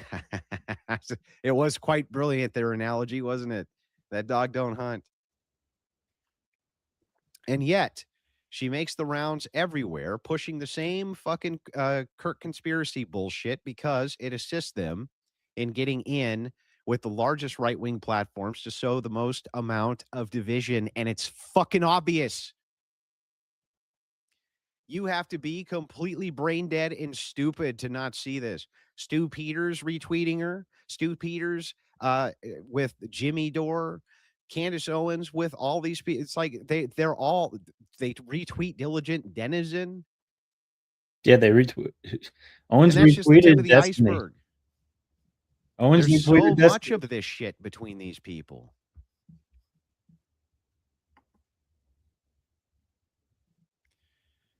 Just a few social issues. Just remember, of course, here's Anna Kasparian's position. Pay your Side fair sleepers share, are she making the says. same mistake over and right? Pay your fair share.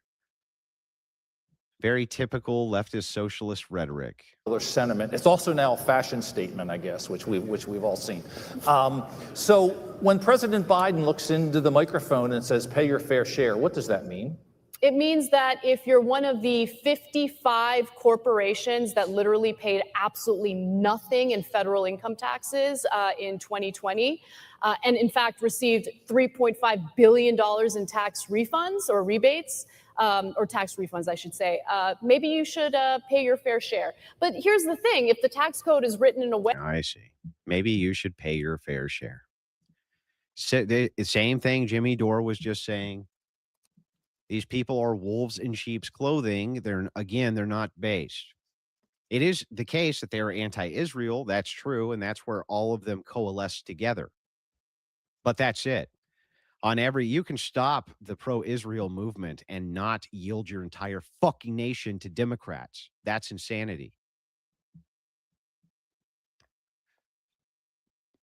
She also says in that same video, by the way, that although tax rates might be higher in European countries, the social safety nets and quality of childcare are worth it. And I'll show that to you now. This is right at the 3-minute mark, roughly. Progressive taxes in European countries versus the United States. I mean, yes, the taxes might be higher in those European countries, but what do people living in those countries get in return? They get incredible childcare. I mean, listen, the average American family, 2-income household, spends a whopping 22% of their household income on childcare alone, right? So when you're talking about European countries that offer quality childcare, that, by the way, that opens up the opportunity for people. Which is the opposite of what we want. The preference is to try to push towards a society where women stay home and take care of their children rather than having to fucking outsource the childcare to begin with. Yep. It's just an especially counterintuitive plan to have government social safety nets paid for by the taxpayer, which will cost a fucking fortune, in order to separate mothers from their children so that they can go fucking work. What a stupid plan. It was never a great one, which is why you see in Europe, their childbirths are in the fucking toilet. Of course they are. But don't worry, because she's real based in stuff, guys, because she believes that Kirk, that we should really be looking into that. People are so dumb. Next, of course, we have our friend Valhalla VFT. By his own admission, he's not a Republican.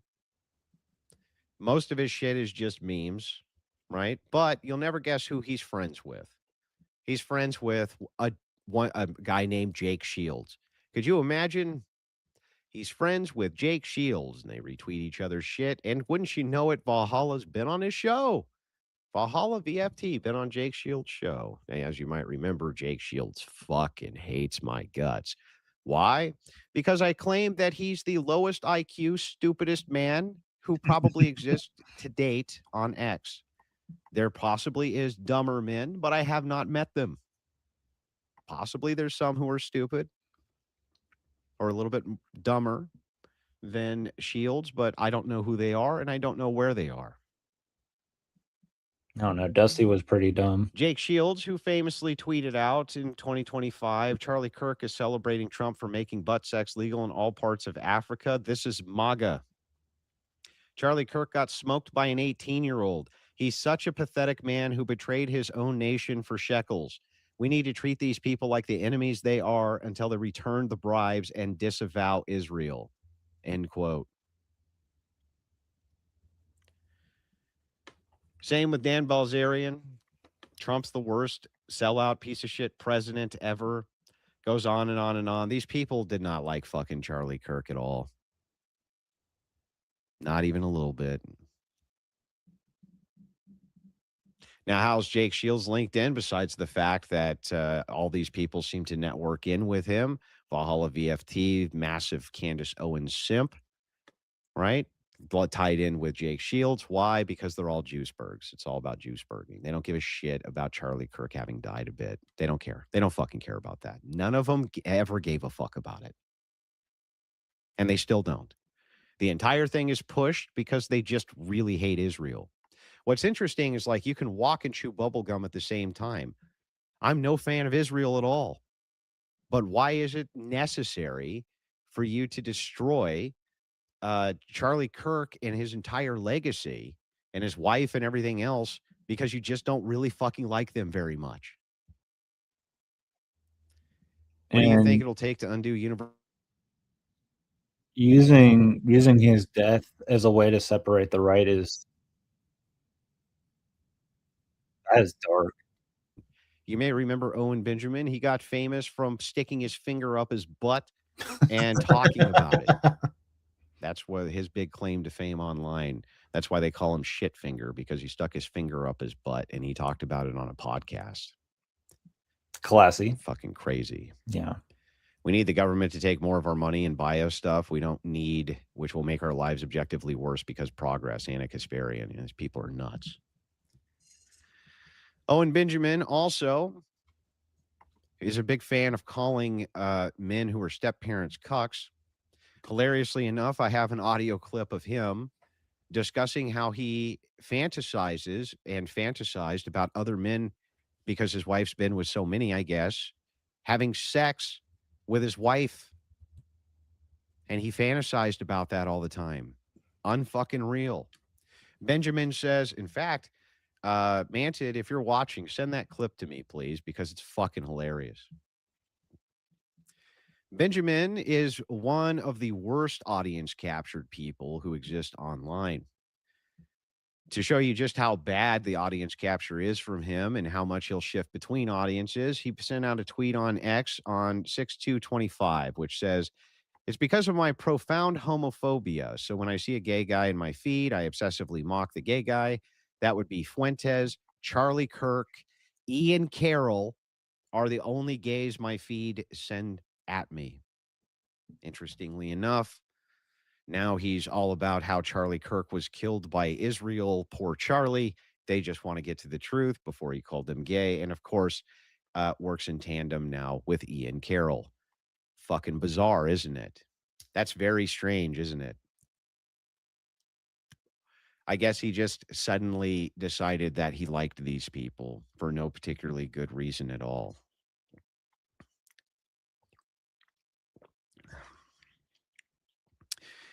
Interestingly enough, Owen Benjamin continues to contradict himself in his next tweet on 8/2/25. He says, "I've been doing a lot of soul searching today, and I'm going to stop making fun of individual gays on here. To me, making fun of Fuentes and Ian Carroll for being homosexuals is as natural as a fish swimming in water, but I will admit the feedback seems to be pretty negative lately. I can't just assume it's all bots, and if making fun of homosexuals bothers so many people, maybe it's me." So again, very same people he wants to work with. In this case, he still hates Fuentes, but Ian Carroll and everyone else who are in these circles, he absolutely despised them. And now suddenly he seems to love them. I also have a clip of him calling Candace Owens' husband a homosexual as well. Bizarre.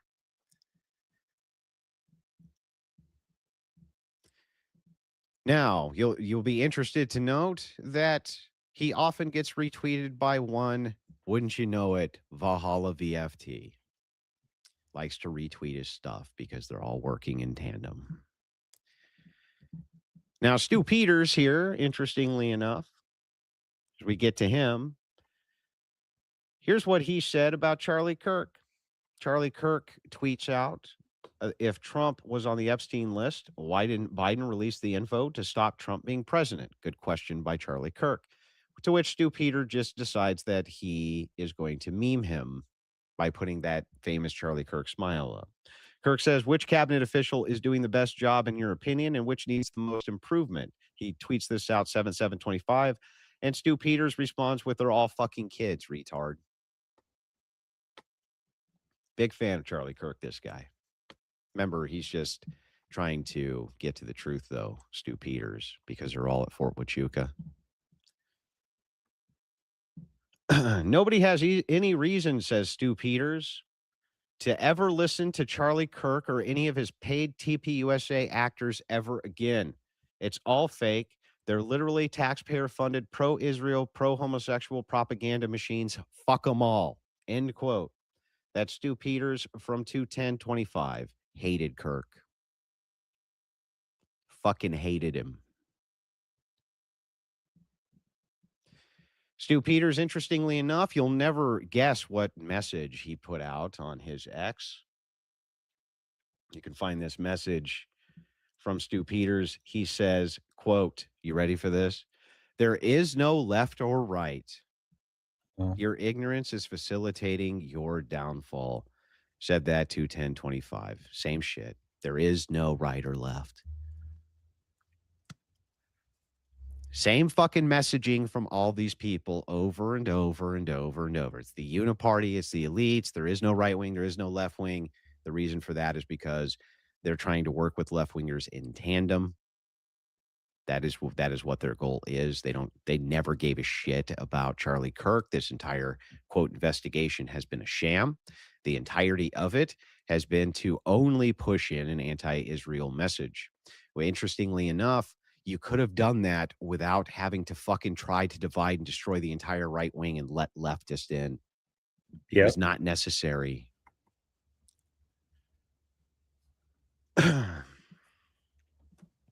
Stu Peters goes on, though. He says, quote, well, actually, how about I just play the clip for you? That'll be easier. Just listen to the audio from old Stu. Same exact shit. Their agenda for them in every way. Oh my gosh. The left is doing their agenda for them in every way. The left is feeding our children a steady diet of pornography at third grade. It's not just the left, though, Tim. The left-right thing it's yesterday. It's a construct. It's fake. It's not just the left. Republicans are all in on this, too. Republican and Democrat is fake. These people don't go to Washington, D.C. Do you really believe that they go to Washington, D.C. and they sit on the other side of the aisle and they fight for each other or with each other or fight for Americans? Do you really believe that? I don't think they have much power. I don't think they have much power to do much of anything, to be honest with you.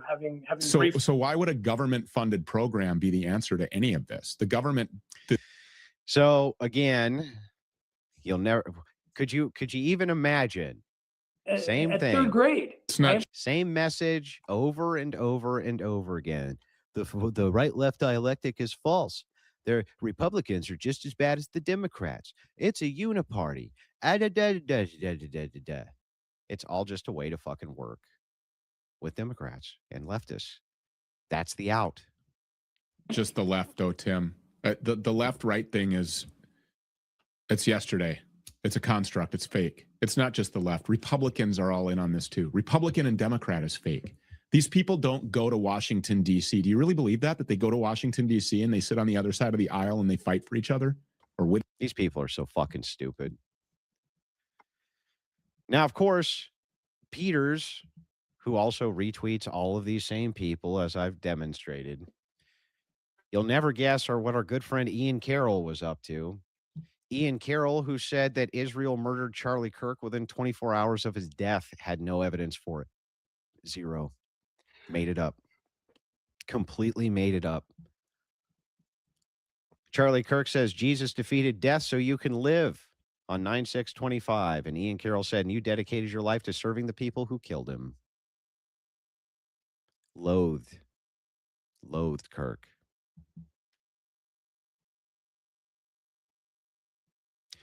Ian Carroll responded to this comment, and I'm going to show you what he said. You're never going to fucking believe it in a million years, the messaging. You're never going to believe this messaging is so from powerful. Ian Carroll. It's going to blow your mind. You haven't heard anything like this tonight. It's not the same fucking bullshit over and over and over and over again. Here we go. He's responding to a comment from his YouTube, and here's what happens. 1800s. This is the original blueprint. Yeah, before we get into Spain real quick, commenter that said left and right, we must unite. Oh, yeah, baby. We're well into that time. It is not left versus right anymore. Is the bottom. And they're the top. and they're shitting all over all of us. And by now, whether you're on the left or you're on the right or you're somewhere in the middle or you're way over there in the woods getting lost, all of us are waking up because we've all been screwed over by the people that are supposed to protect us or represent our side or our beliefs or our values, when really all they really care about is money, power, and endless war. Same fucking message again. There's a uniparty. They're all trying to fuck you over. It's us versus these evil elites. Now, why would all of these people be trying to attach themselves so much to Tucker Carlson, Marjorie Taylor Greene, and Joe Kent? Because those people are beginning to start the emergence of a new party, and they all want to be a part of it. That's why. And since this new party actually doesn't have that base of positions, they're not the far right-wing lunatics that we need in office in the worst way, but rather more libertarian-esque.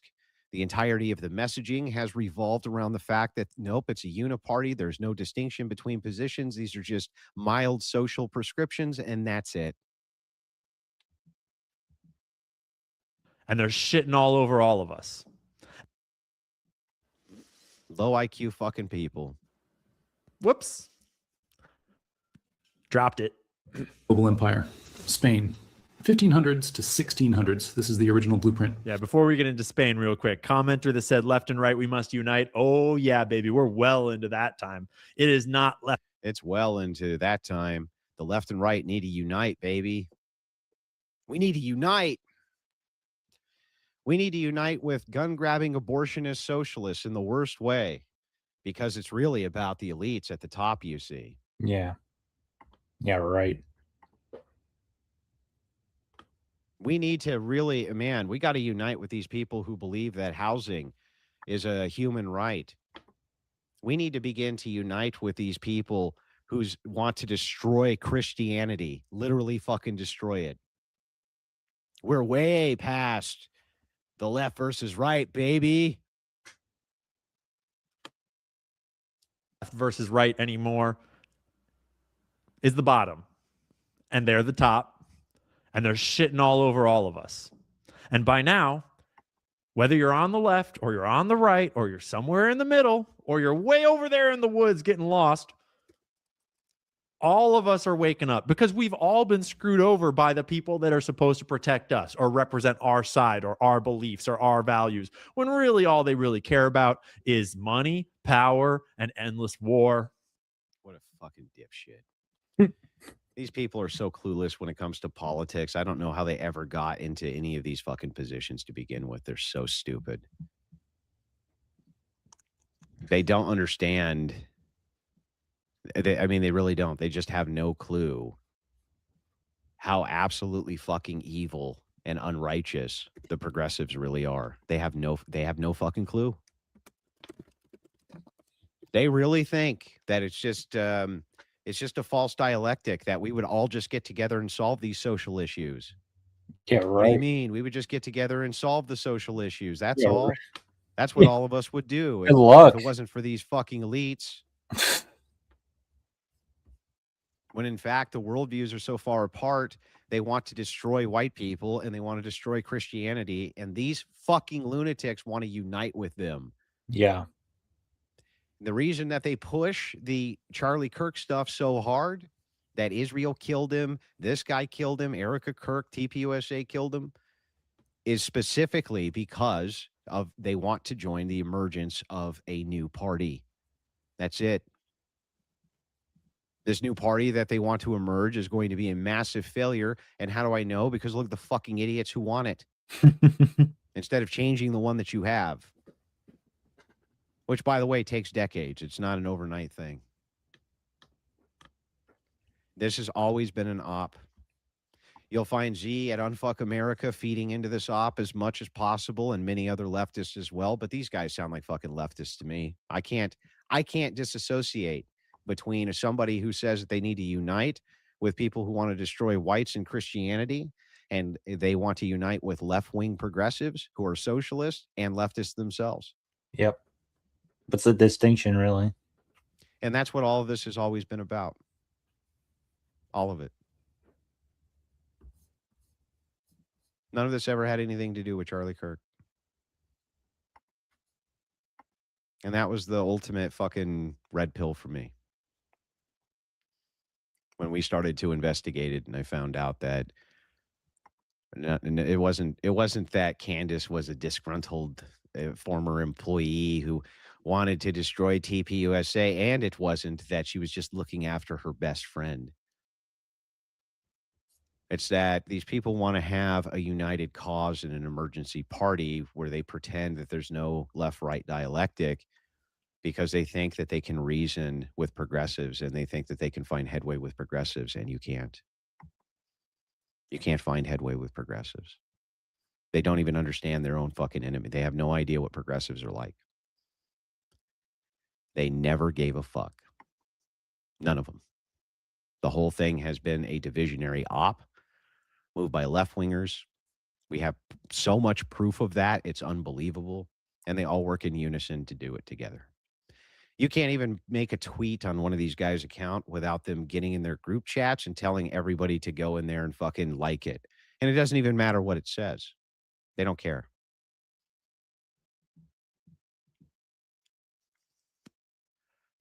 It's a fucking op. Please leave this entire video up. It'll be clipped, but the entire video needs to be shown to logical people to try to research, because the candy tards will change the plot and the world needs the truth. I'm going to keep it up. There's nothing here that violates TOS. But yeah, it's never been about Charlie Kirk or getting to the bottom of it or trying to figure out what really happened.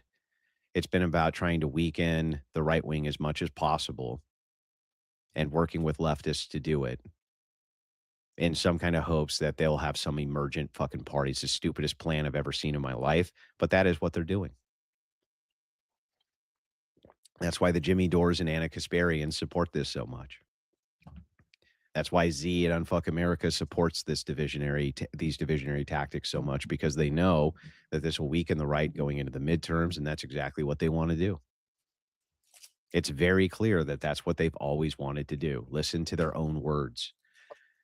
Remember what Candace always tells you. Don't believe your lying ears and lying eyes. I just showed you. And that's the tip. There's so many of these people, Diligent Denizen, Project Constitution, many others. They all are working in fucking unison to fuck you over and make sure that leftists get power because they think it's going to save you.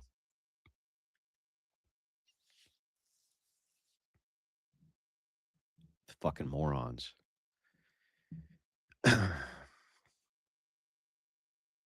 Andrew is unironically the Charlie Day meme connecting the dots. This shouldn't be necessary, but sadly it is. Keep doing the Lord's work. I will.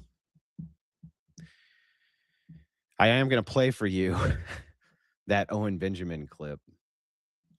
Since he's such a fan of calling people cucks, this is hilarious. Give this a listen. I've had addiction in my relationship with my wife. When we were first together, I was addicted to the shame of hearing about her other sex partners she had had. I know that sounds I just like the sound. weird, but the podcasts are all about honesty. I tried hard sometimes to get her to admit that I wasn't good enough. Admit it. I would want her to tell me that. I was addicted to the shame of hearing about her other sex partners. Oh no, it's real. One more time. I've had addiction in my relationship with my wife. When we were first together, I was addicted to the shame of hearing about her other sex partners she had had. We do have a word for that. If you are fantasizing about other men fucking your wife, sounds like a we cuck. call that a cuckold, Owen.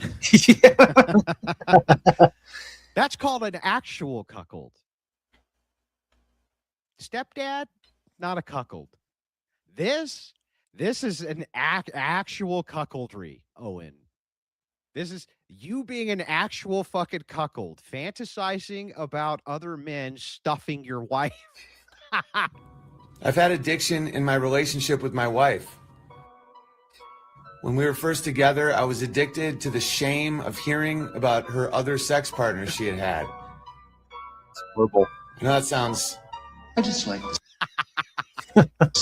weird, but the pod. I haven't seen him drop the text that he was talking about, but he's dropping bombs right now. Oh, man. These are the same people that have been shifting the right and what it means to be a conservative to the left. Call them what they are, leftists. Make them abandon their left positions or be called left. That's exactly what they are. I just said I cannot distinguish between these people and leftists. I can't determine what positions they have, which are an opposite. If you're willing to work with abortionists and you're willing to work with people who want to destroy white people, and you want to work with people who want to destroy our nation by flooding it with immigrants, how are you different than them? Right. And that's exactly what they want to do. We're past that dialectic, you see. Anna Kasparian didn't seem like she was past it, though, when she was talking about how universal housing needed to be there, when she was debating about how she was pro-feminist. But for some reason, when she's on with Candace, she suddenly believes in all the Charlie Kirk conspiracies and says that there's compelling evidence, but can't name any. Andrew just doesn't understand. We can unite if we meet halfway on social, economic, and political issues. A great example is we can give the people who have no principles all the power, and we trust they won't abuse it. Ignore all historic examples where this happens. You mean you want to compromise with leftists, bro? Do you think that leftists compromise? Do you understand that you can't compromise with progressives? Don't you know what the stated mission of this channel is? Stop the left. You can't compromise with progressives, ever. Do you not know what they are? They're lunatics. They're fucking monsters, bro. These people are worried about whether or not Epstein did some bad stuff, which he did. Meanwhile, the leftists they literally kill millions of children a year. Yep. Make it make sense. It's a monstrous mindset. Yeah, I know it was sarcastic, but that's not the point. I'm not beating up on the guy. I'm just pointing this out. You cannot work with leftists ever. You cannot trust leftists ever. You cannot ever yield any ground to the progressive scumbag ever, anywhere. Never. They won't stop at any fucking wars. They don't give a shit. Progressives want one thing, and that's power, and that's all they care about. It's all they've ever cared about. Progressives aren't just gun-grabbing abortionists. They're evidently defenders and cheer on moms who unalive their own kids. What do you mean? Of course they do. It's just partial birth abortion, right?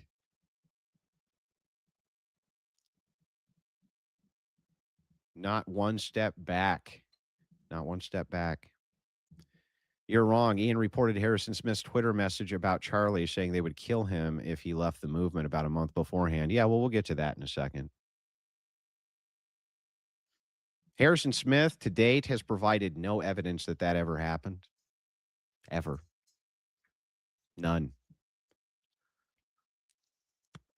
Never provided a single shred of evidence for when it was that somebody apparently close said that Kirk said that. He's never shown us any evidence of that ever.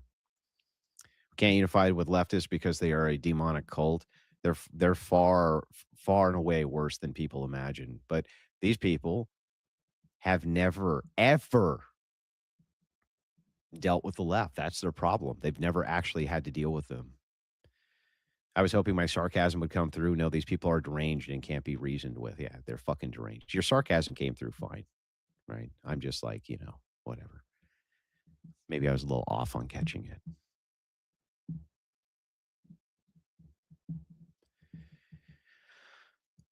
All these people, they all go on each other's shows. They all tweet each other.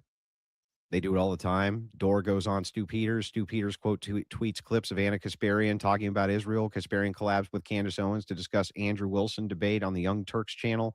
Valhalla is buddied up with Jake Shields. Goes on his show. Diligent Denizen, Project Constant. All of them are in unison working on this project. All of them.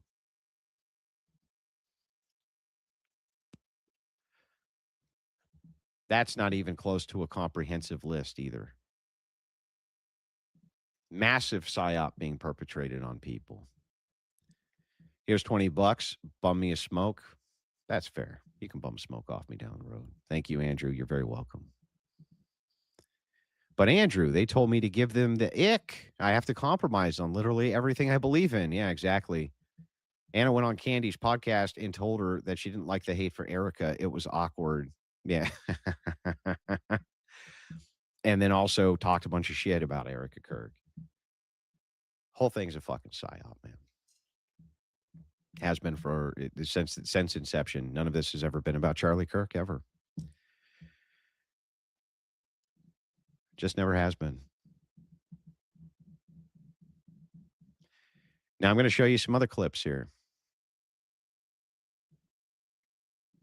These are important. Lost their mind over it. This is audio of Charlie Kirk. Give it a listen. Lost their mind over it. You shouldn't be surprised that Trump was nearly killed, indicted twice, actually indicted 4 times, 700 years in prison. They're going to do everything they possibly can to try to murder this movement because they can't beat us. So they're going to try to take weapons. And no, we're very aware of that. I'm aware of it. We have to have full-time security. This is not a joke. This is who these people are. That's a reference to the left, by the way.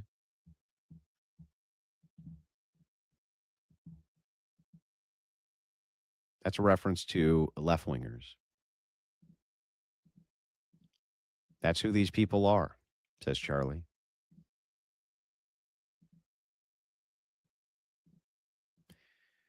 That's who they are. They want to take him out, says Charlie.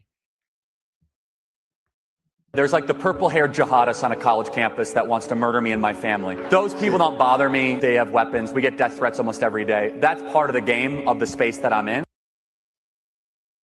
Listen again. There's like the purple-haired jihadist on a college campus that wants to murder me and my family. Those people don't bother me. They have weapons. We get death threats almost every day. That's part of the game of the space that I'm in. Charlie Kirk again saying that he's concerned about leftists killing him. Charlie, how often do these types of attacks happen against conservatives? Well, far too often. And this one was one of the more brutal ones we've seen recently. And the narrative in the media in the last couple of weeks, but before the facts came out with the Smollett case, is he's a victim and we cannot question it. This is real victimhood. I mean, this is a student that was assaulted in the public square because he was tabling and recruiting for conservative values for our Turning Point USA chapter at UC Berkeley, which ironically was the original birthplace of the free speech movement, 30 or 40 years ago. But unfortunately, college campuses have not become safe places for conservatives. College campuses are not safe places for conservatives. Why? Because, well, leftists doing bad things. That's why. By the way, that show was titled, Why Have Leftists Become So Violent? By Charlie Kirk.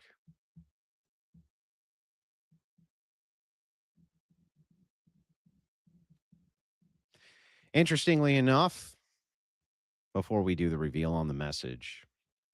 Ooh.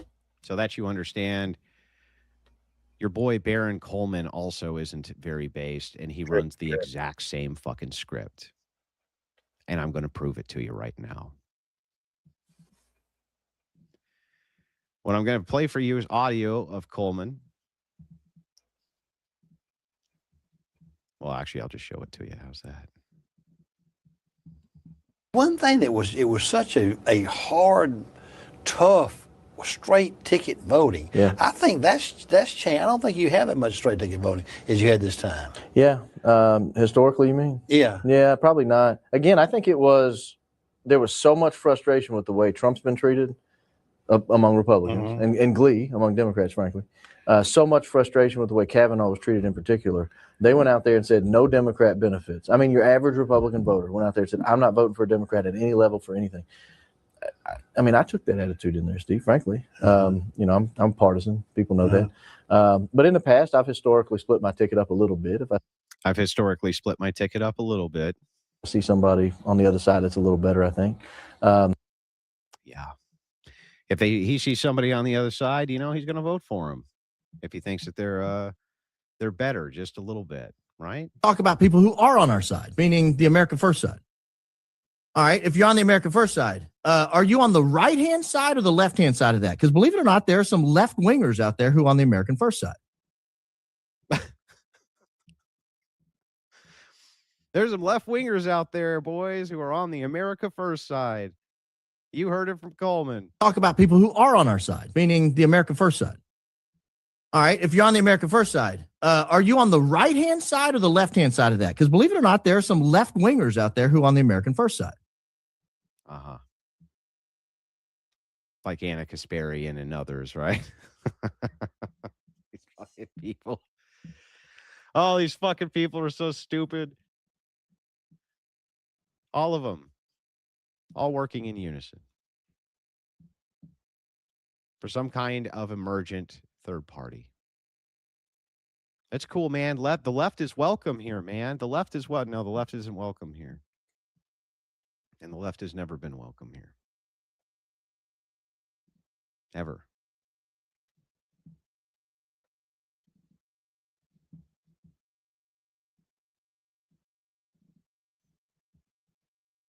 Now,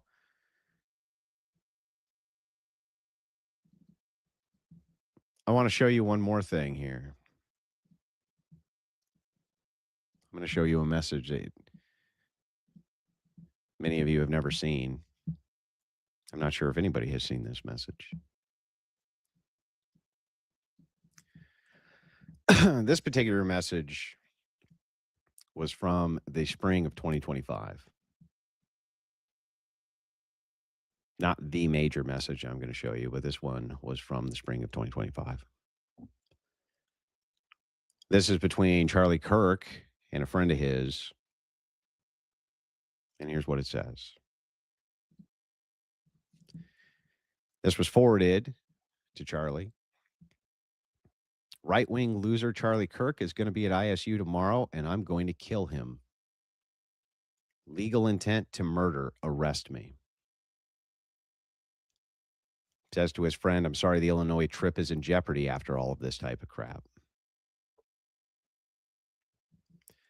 His friend says, oh my God, such lunatics. No worries, stay safe. Kirk says the left is reaching a dangerous point.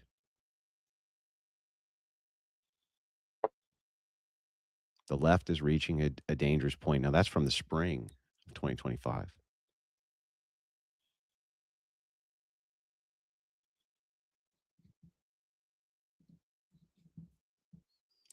I already showed you evidence over and over again that Charlie Kirk was worried, and he publicly mentioned this many times, how worried he was about leftists killing him. That was his primary concern. He never publicly once stated that he thought Israel or anybody else was going to hurt, kill him, anything like never. He never publicly stated that once, but he often publicly stated that it was the case that he thought that leftists were going to kill him. And that's from 2025. Now, here's the main message that you guys wanted to see. The con artists have been trying to sell you a bill of goods. These people who are actually just progressives. And that particular bill of goods that they're trying to sell you is that Charlie Kirk had tweeted, or not tweeted out, but had sent a message. And that message was that he had no choice but to leave the pro-Israel cause over platforming concerns which were going on between him and some donors. That was the big concern.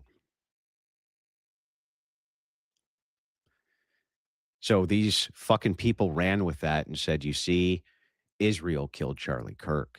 Israel did it. See, he was going to leave the pro-Israel cause. And so it was Israel, and then it became Israel and France, and then it became TPUSA as part of this conspiracy. And that was literally their only lead-in, was that message, because they didn't have full context.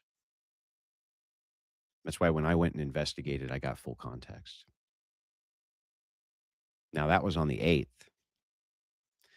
This is on the 9th. And here's what it says.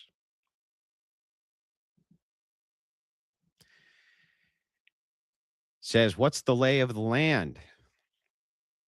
This is Kirk. His security team says, yes, law enforcement's been fully supportive and has agreed to the security plan and posture. Tomorrow's event will be covered by both my team and Campus PD. If additional support is required, patrol units will be available. You see this message here? This is in response to Kirk saying, thank you. The threats are higher than ever. His security team says, I have 11 on site.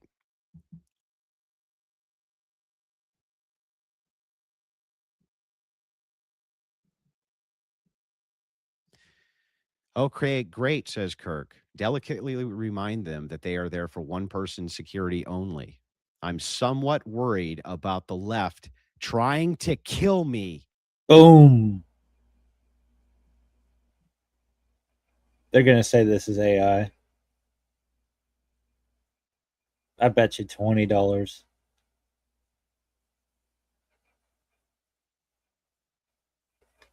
They're going to say it's fake or it's AI. I'm somewhat worried about the left trying to kill me. Bam. How do you refute that? It's right there. Just so you are aware, says the security team, I will be strict with allowing people in our bubble. I can't have distractions in there, as we spoke of earlier. We are here for one priority. I've got you. I'll do all of my power to make sure that is extremely.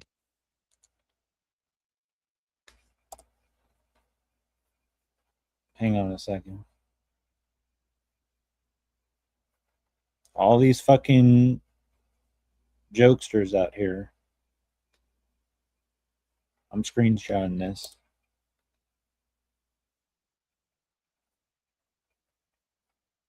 And watch them cope. Watch them lie through their snake teeth about this. Difficult.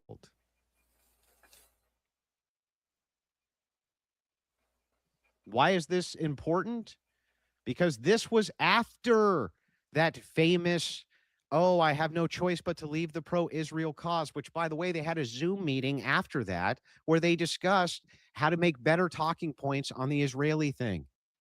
That's what they talked about in the Zoom call afterwards. This date right here, September 9th, 2025. Day before he died. Damn. Somewhat worried about the left trying to kill me. He fucking knew it. And what these people have done, even though all evidence pointed exactly at what Charlie Kirk thought was going to happen to him, which was the left fucking killing him, have done everything they can to get the leftists that did kill him off the hook. But they care about Charlie Kirk. They care about him. What happened to his volume?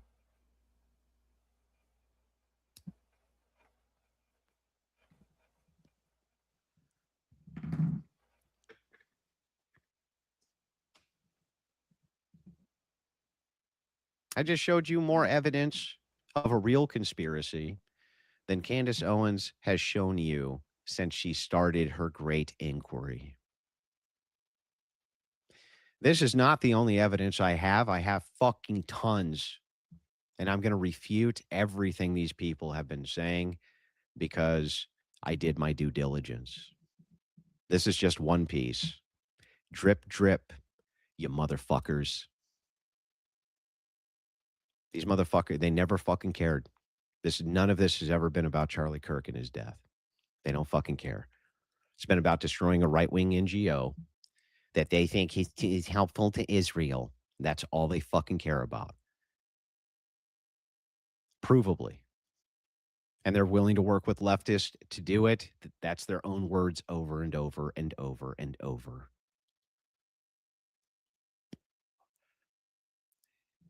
Drip, drip, motherfuckers.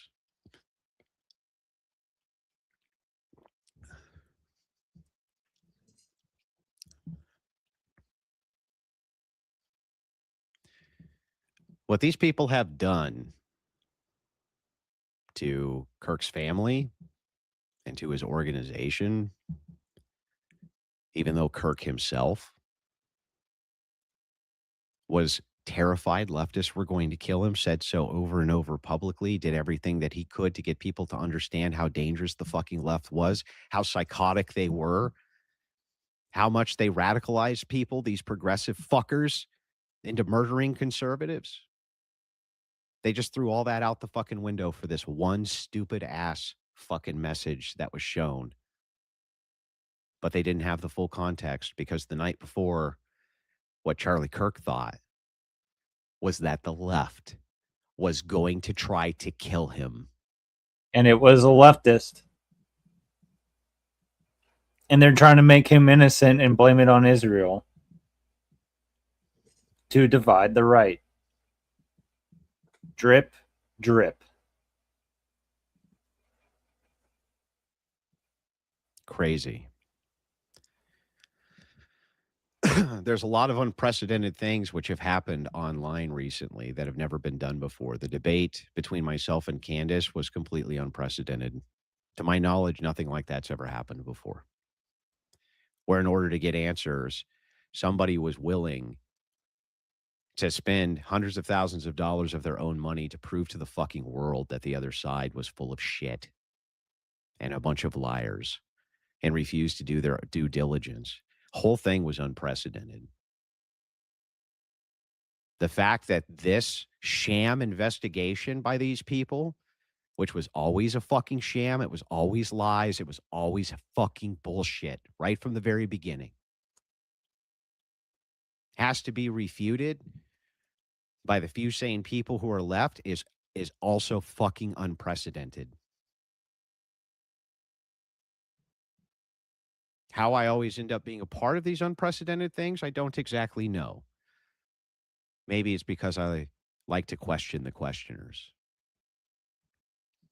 Metatron here, preach. Yes, the left killed Charlie, and they are also the ones who laughed about it, and Candace is supporting the enemy for money, 100%. Yep. That's a massive glass of water, bro. Love it. In 1SB. Well, I got to stay hydrated, you know. Thank you for the truth. God bless. Do not back down. I'm not going to back down. Like I said, that debate will age like fine wine. These people can lob all the personal attacks at me that they want. They can clip me out of context. They can pretend I'm a monster. They've accused me of everything under the sun, and they'll accuse me of more. I don't care. The left-wing progressives are going to continue to murder right-wingers. Kirk won't be the last. And what these people have done is effectively created scapegoats for any of the horrible things that these leftists do, just to try to assemble some fucking weird third party that's not going to go anywhere and work with leftists in the open because we're just investigating. Not investigating anything. Bunch of fucking liars. And you didn't do your due fucking diligence. The way I know none of these people did their due diligence is none of them ever tried to falsify their own claims. None of them ever once tried to falsify their own claims. Yep. Ever.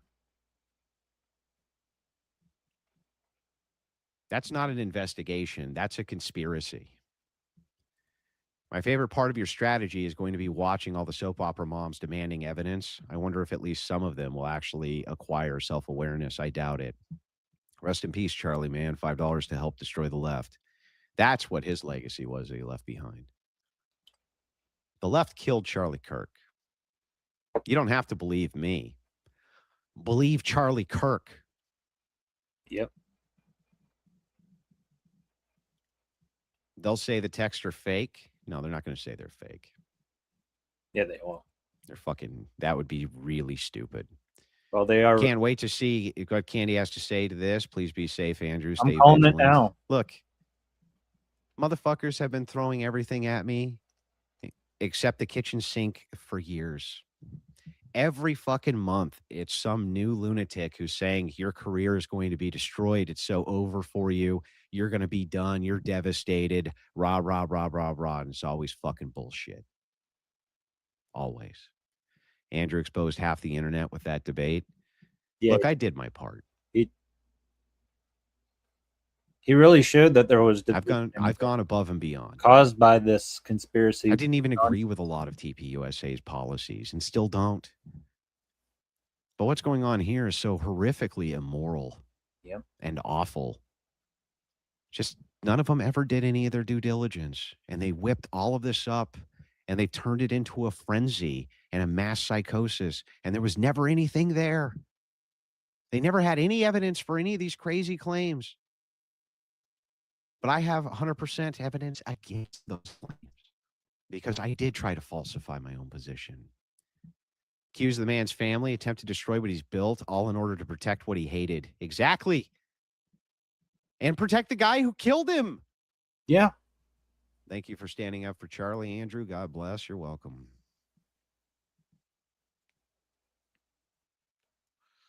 Charlie was looking at Orthodox. I got this guy like Heavy Country, one of these orbiters of Valhalla, sending me DMs that he's going to fucking, if he sees me in Dallas, he's going to try to hurt me. Damn. You know what I mean?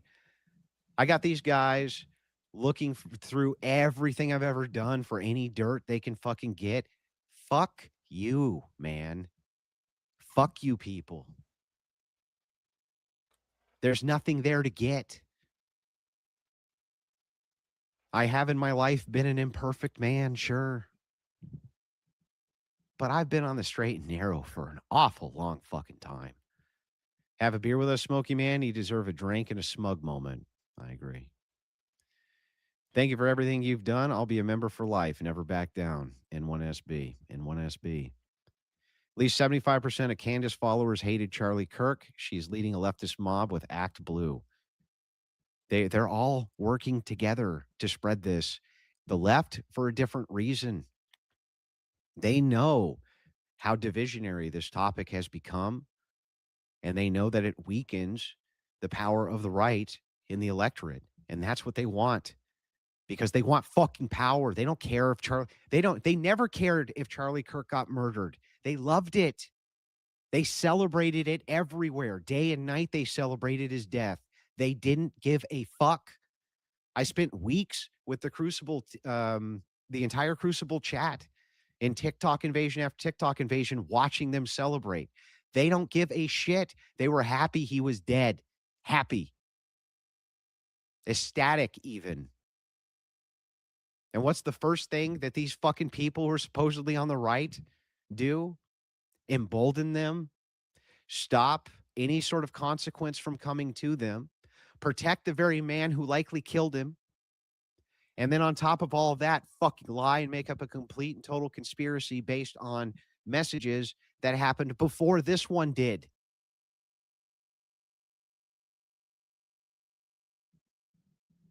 Totally fucking made up.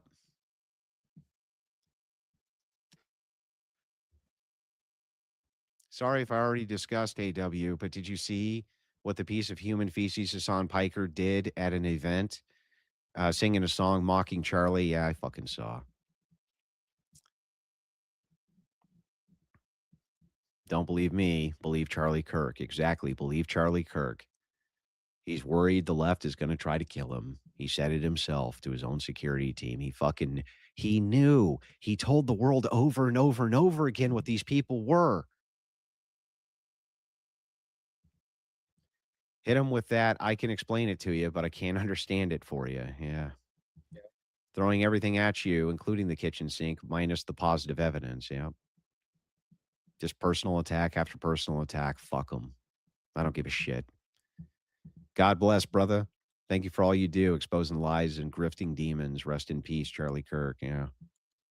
Keep your powder dry. Yeah. Not one step back. Not one step back, guys. Believe Charlie Kirk. Destroy the left. Yes, believe Charlie Kirk and finish his mission. His mission is to fucking destroy the left. Finish the mission. Tim Jipping sends in 100, says cheers. Cheers to you, Tim. I am going to have a beer with you guys. This will only get worse as I keep dropping more evidence like this. It's just going to get worse and worse. Attacks against me will increase. But most of them won't even come from leftists. They'll come from people who supposedly are based and on my side. They're going to say because we can't see who is texting who that the screenshot is fake. I don't care what they fucking say. It's not fake. It's real. It's 100% real.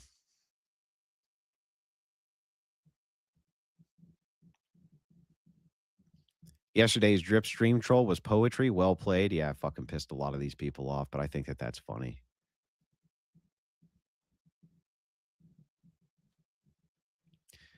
They weren't just happy he was dead, but also admitted they wanted us all dead. Yeah, it's true. Thank you, Andrew, for blowing their bullshit out to the world. Truth wins. Truth is on our side on this one. Just appreciate all the work you're doing to bring the truth and stand up for that truth. You're welcome. I got to see the immediate facial reaction, but what are your thoughts after the "I'll burn it to the ground" TPUSA comment? Doesn't surprise me a bit. Doesn't surprise me a bit. I know because Candace has been plotting since back in September, and I have all the proof for that too. Very early on, she began plotting the downfall of TPUSA. Crew's with you. Thank you for exposing them, N1SB. You're welcome. I can't explain anything, and I can't understand you. You do an invasion after this, please? No. What do you mean? I'm going to tell my woman to bring me a beer, though. Brilliant, Smoky Man. Brilliant. N1SB. N1SB. Andrew brings facts, logic, and reason. Candace has feelings and doesn't like Erica wore leather pants. Exactly. Any prediction on Candace's response to the text? I think that she'll admit that they're real.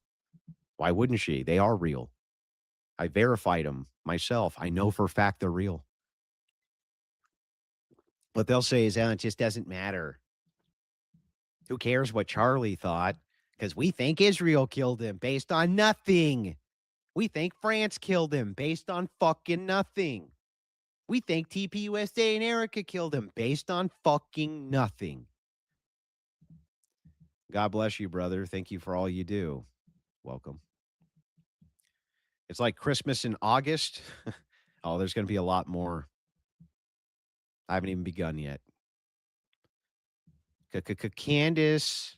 Yeah, not one step back. Fuck these people. Wait, we're not supposed to be above it all while the communists stomp my guts in? I don't think so. I think I'm not going to let these supposed right-wingers and these uniparty fucking idiots, these guys who are running around saying, it's just a uniparty. I don't think I'm going to let them fucking destroy the online right. I don't think I'm going to do that. I think they can go fuck themselves. I'm not going to let them do it. So that they can fucking work with a bunch of leftists to both get the guy off who likely killed Kirk and embolden every single enemy that Charlie Kirk would have fucking loathed and work side by side with leftists to not expose anybody who killed. They know exactly who killed Charlie Kirk. Tyler Robinson. They don't care because it's never been about that. How does it feel being constantly trending on X? Fuck these wine moms, N1SB. Yeah, fuck them. Maybe if somebody was fucking them, they wouldn't be such stupid bitches. Hey, brother, first time donating. I just want to say I've been a long time listener, and I want to thank you for helping me stop, think, and apply logic to conversations instead of going full conspiracy. I'm happy to hear that. Remain stoic, stay gold, bless you. No weapons formed against you shall prosper. I appreciate that. N1SB, be loud, and please continue to be blunt. Give no quarter. No quarter. Besides the Save America Act, this fight is the most important fight in our country. Thank you, Andrew, for leading that fight. N1SB, you're very welcome. Candace will surely find a way to discredit this. Slippery eel she is. The left can't do it on their own, so their only recourse is to infiltrate. The problem is that Candace has to be very cautious about what she says because she has no idea what sort of evidence I'm holding. She has no clue. She can try to, so you can take the gamble. Maybe I'm lying. Maybe this is all I ever had, but I'm not. So I would recommend that, it's up to her. You know, it's her move, as they say. But this is not even close to the totality of everything that I have. It's not even, this will be weeks and weeks to unveil it all. Weeks of this. So I would highly recommend, you know what I mean? That's the thing, right? It's like her luck ran out when she ran out of her own text messages and shit, of which she doesn't have many left. She still has some, but not many. And she doesn't have access to any of this information. Zero. So she has to be real cautious what she says, because otherwise, hell of a show. Praying for you, brother. Thank you. I fucking need it. Would you agree with Crowder when he called these people the Marxist right? I always thought that was a bizarre framing, but this third party bullshit sounds a lot like proletariat versus bourgeoisie slop. Doesn't it, though? That Crowder guy sure is a smart fella, isn't he? It sure sounds like it's elite versus non-elite, oppressor, oppressed class, typified liberal bullshit, which is seen through the progressive analysis rather than seen through a Christian analysis. 10 people are already trying to discredit the text by claiming there's nothing connecting them to Charlie. Like, what? Are we supposed to show the number? Fuck them. They're real. And they're dated. They're real and they're dated. How much you want to bet your drips will cause Candace to come back from her 10-day vacation early? Love what you do. God keep Andrew safe. Thank you. Heavy Duty Country is a big-time Candace mushroom gobbler. Total wannabe tough guy. Pretty cute. Haha, not one fucking step back. Yeah, here's what's really funny there, meat hands. My buddy Glenn Lawrence happened to be in Dallas and sent a message over to Heavy Duty Country and said, hey, I heard you like Mutual Combat. I'd like to meet up with you. He said it publicly on X, and Heavy Duty Country, Mr. likes to threaten random people he doesn't know, didn't have any response for trained fighter Glenn Lawrence. Shocking. Thank you, Andrew. N1SB. Believe Charlie Kirk. Believe Charlie Kirk. Believe him. God bless you, Andrew, and God bless Charlie Kirk. Be careful, man. We have to fight back against these psychos. Stay safe and keep a tight inner circle. Not one step back. Not one. If we don't call out these the Transdifa communists, they get more powerful. And I'm beyond fatigued by the demoralization and dehumanization going on. The bullets are only coming from one side. Note, Diligent got an attorney. These people probably all need to get a fucking attorney. Okay. Vodka and Sprite it is. These people probably all need to get a fucking attorney because I have a feeling that TPUSA is going to end up going on the fucking warpath against all of these fucking people. And you know what's really funny? People shrug that stuff off until they're in the other end of a fucking lawsuit, and then it's not very much fun when the Alex Jones stuff starts because you did something fucking horrible and you have to pay the piper for it. I would, all these people should probably lawyer up, honestly. From Oz here and out of the loop a bit, is there a chance the weirdo Candace crowd can influence the jury? I doubt it. Most people think that these people are quacks. Rightly so. They think they're quacks because they fucking are. The left is swallowing the weaker right and is eating itself. The only logical thing that follows is Christians taking over everything. N1SB, says Roughneck Jarhead. Well, hopefully I can be there to see that day. According to a psychologist's behavioral analysis of your debate with Candace, you're egotistical and overconfident. The drip is backing it up. That's nice. According to every AI source which was out there, I won the debate overwhelmingly. And according to all actual debaters, I won it overwhelmingly as well.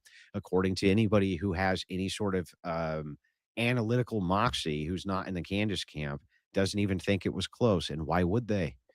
She never had any evidence for her claims. You could question the evidence for mine, but she had none. Yep. Repent, Dr. Contra sends in 20, says N1SB. Appreciate that. Volume 4 of the Destroy USA series, Conspiracy Games, The Rise of the Zer Party, written by We Just Made It the Fuck Up. Yeah, they just made it all they made it all the fuck up. Candace is jealous that you have a better hairline and overall are much better looking. We always knew the left would make threats. It happened his whole life. Where's the evidence it was actioned this time or they meant it? You couldn't prove overwhelming. Oh, come on. Really?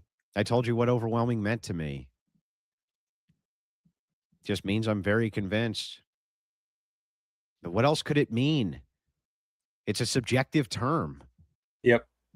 Here's the pocket change left over from Brothers B-Day celebration today. Axe throwing and beers. Happy birthday, Darnell. Yeah, happy birthday to your brother. I'm infuriated. I'm with you, Andrew. I'm getting into the trenches. What is something we can do to help fight these scumbags? You can send me all your money. Duh. That's always been the best way to help. As you know, I put my money where my mouth is. I'll spend $300,000 to go and take on these sons of bitches because they're fucking awful. They're fucking awful people. I agree with what you're saying, so I don't need evidence. Also, I disagree with what you're saying and don't need evidence. Also, I want you unalived. I don't think Christ meant turn the other cheek so that next time they can put a pew through your face. Yeah, I don't think so. Yeah. I don't think so.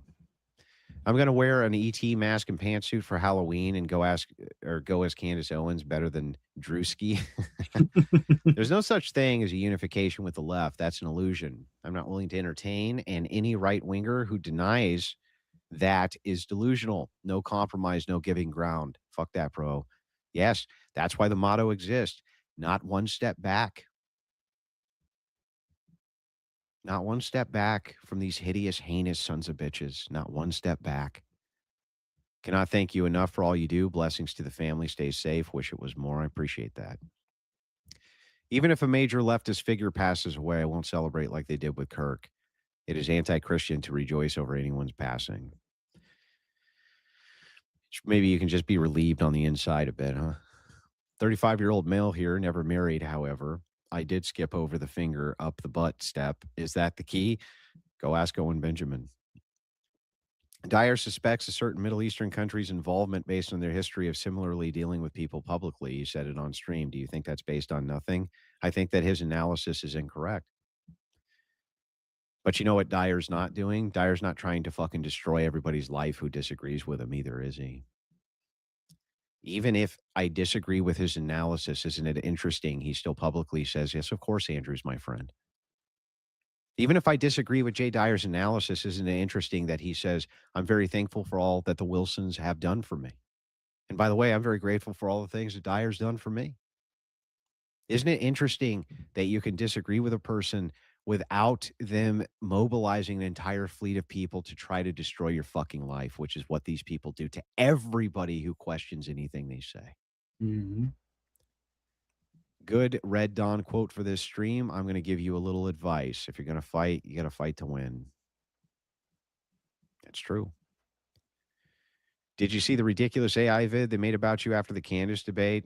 All they had was name all the charges in pickle jar. It's hilariously pathetic. Wait till our cartoons start coming out.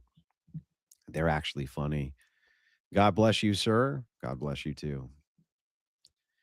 Makes the mind really boggle how Candace will respond after you drop this absolute bombshell. I fucking told all of you people. I told all of you.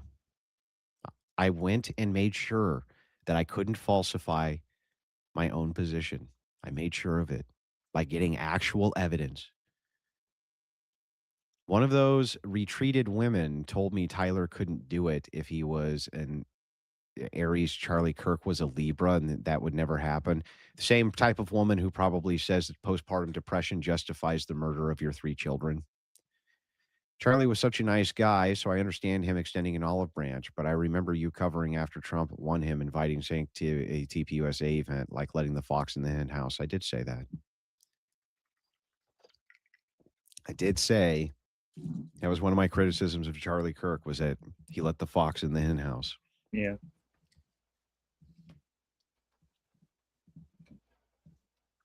But I always did say that TPUSA was more of a force for good than it was for evil.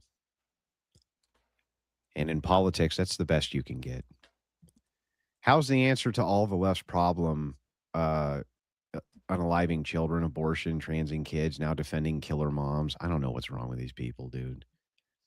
I challenged Heavy Duty Country to a debate on Saturday and an MMA fight on Sunday on the ice in ND in January. He didn't respond. His Texas size would lock up in the cold. He's a huge baby. I guess. I found your money in my kid's wallet. I thought you would want it back. Yeah, I'm sitting outside. I'm glad you returned it to me.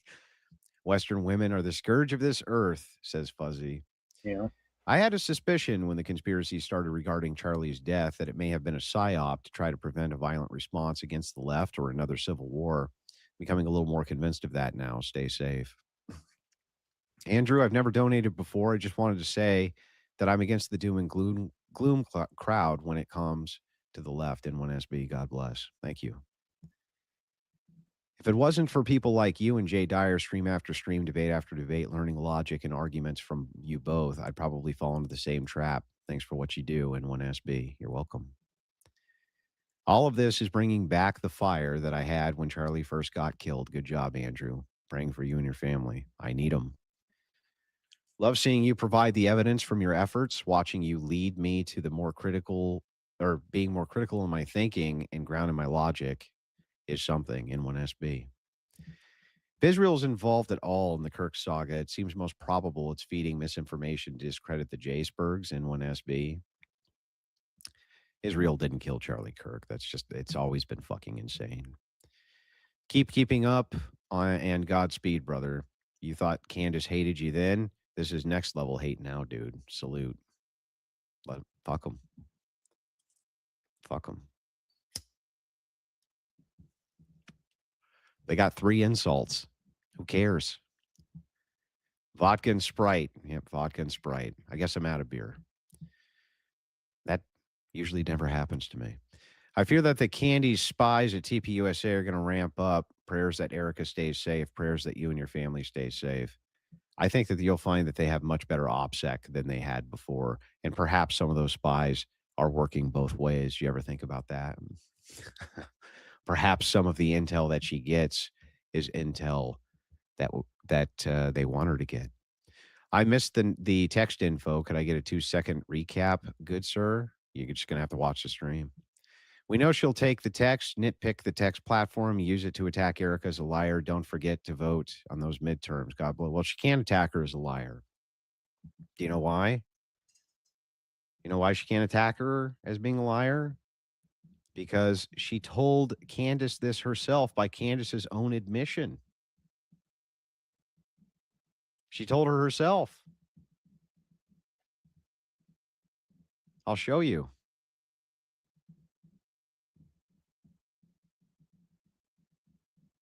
One second here. Let me pull it up.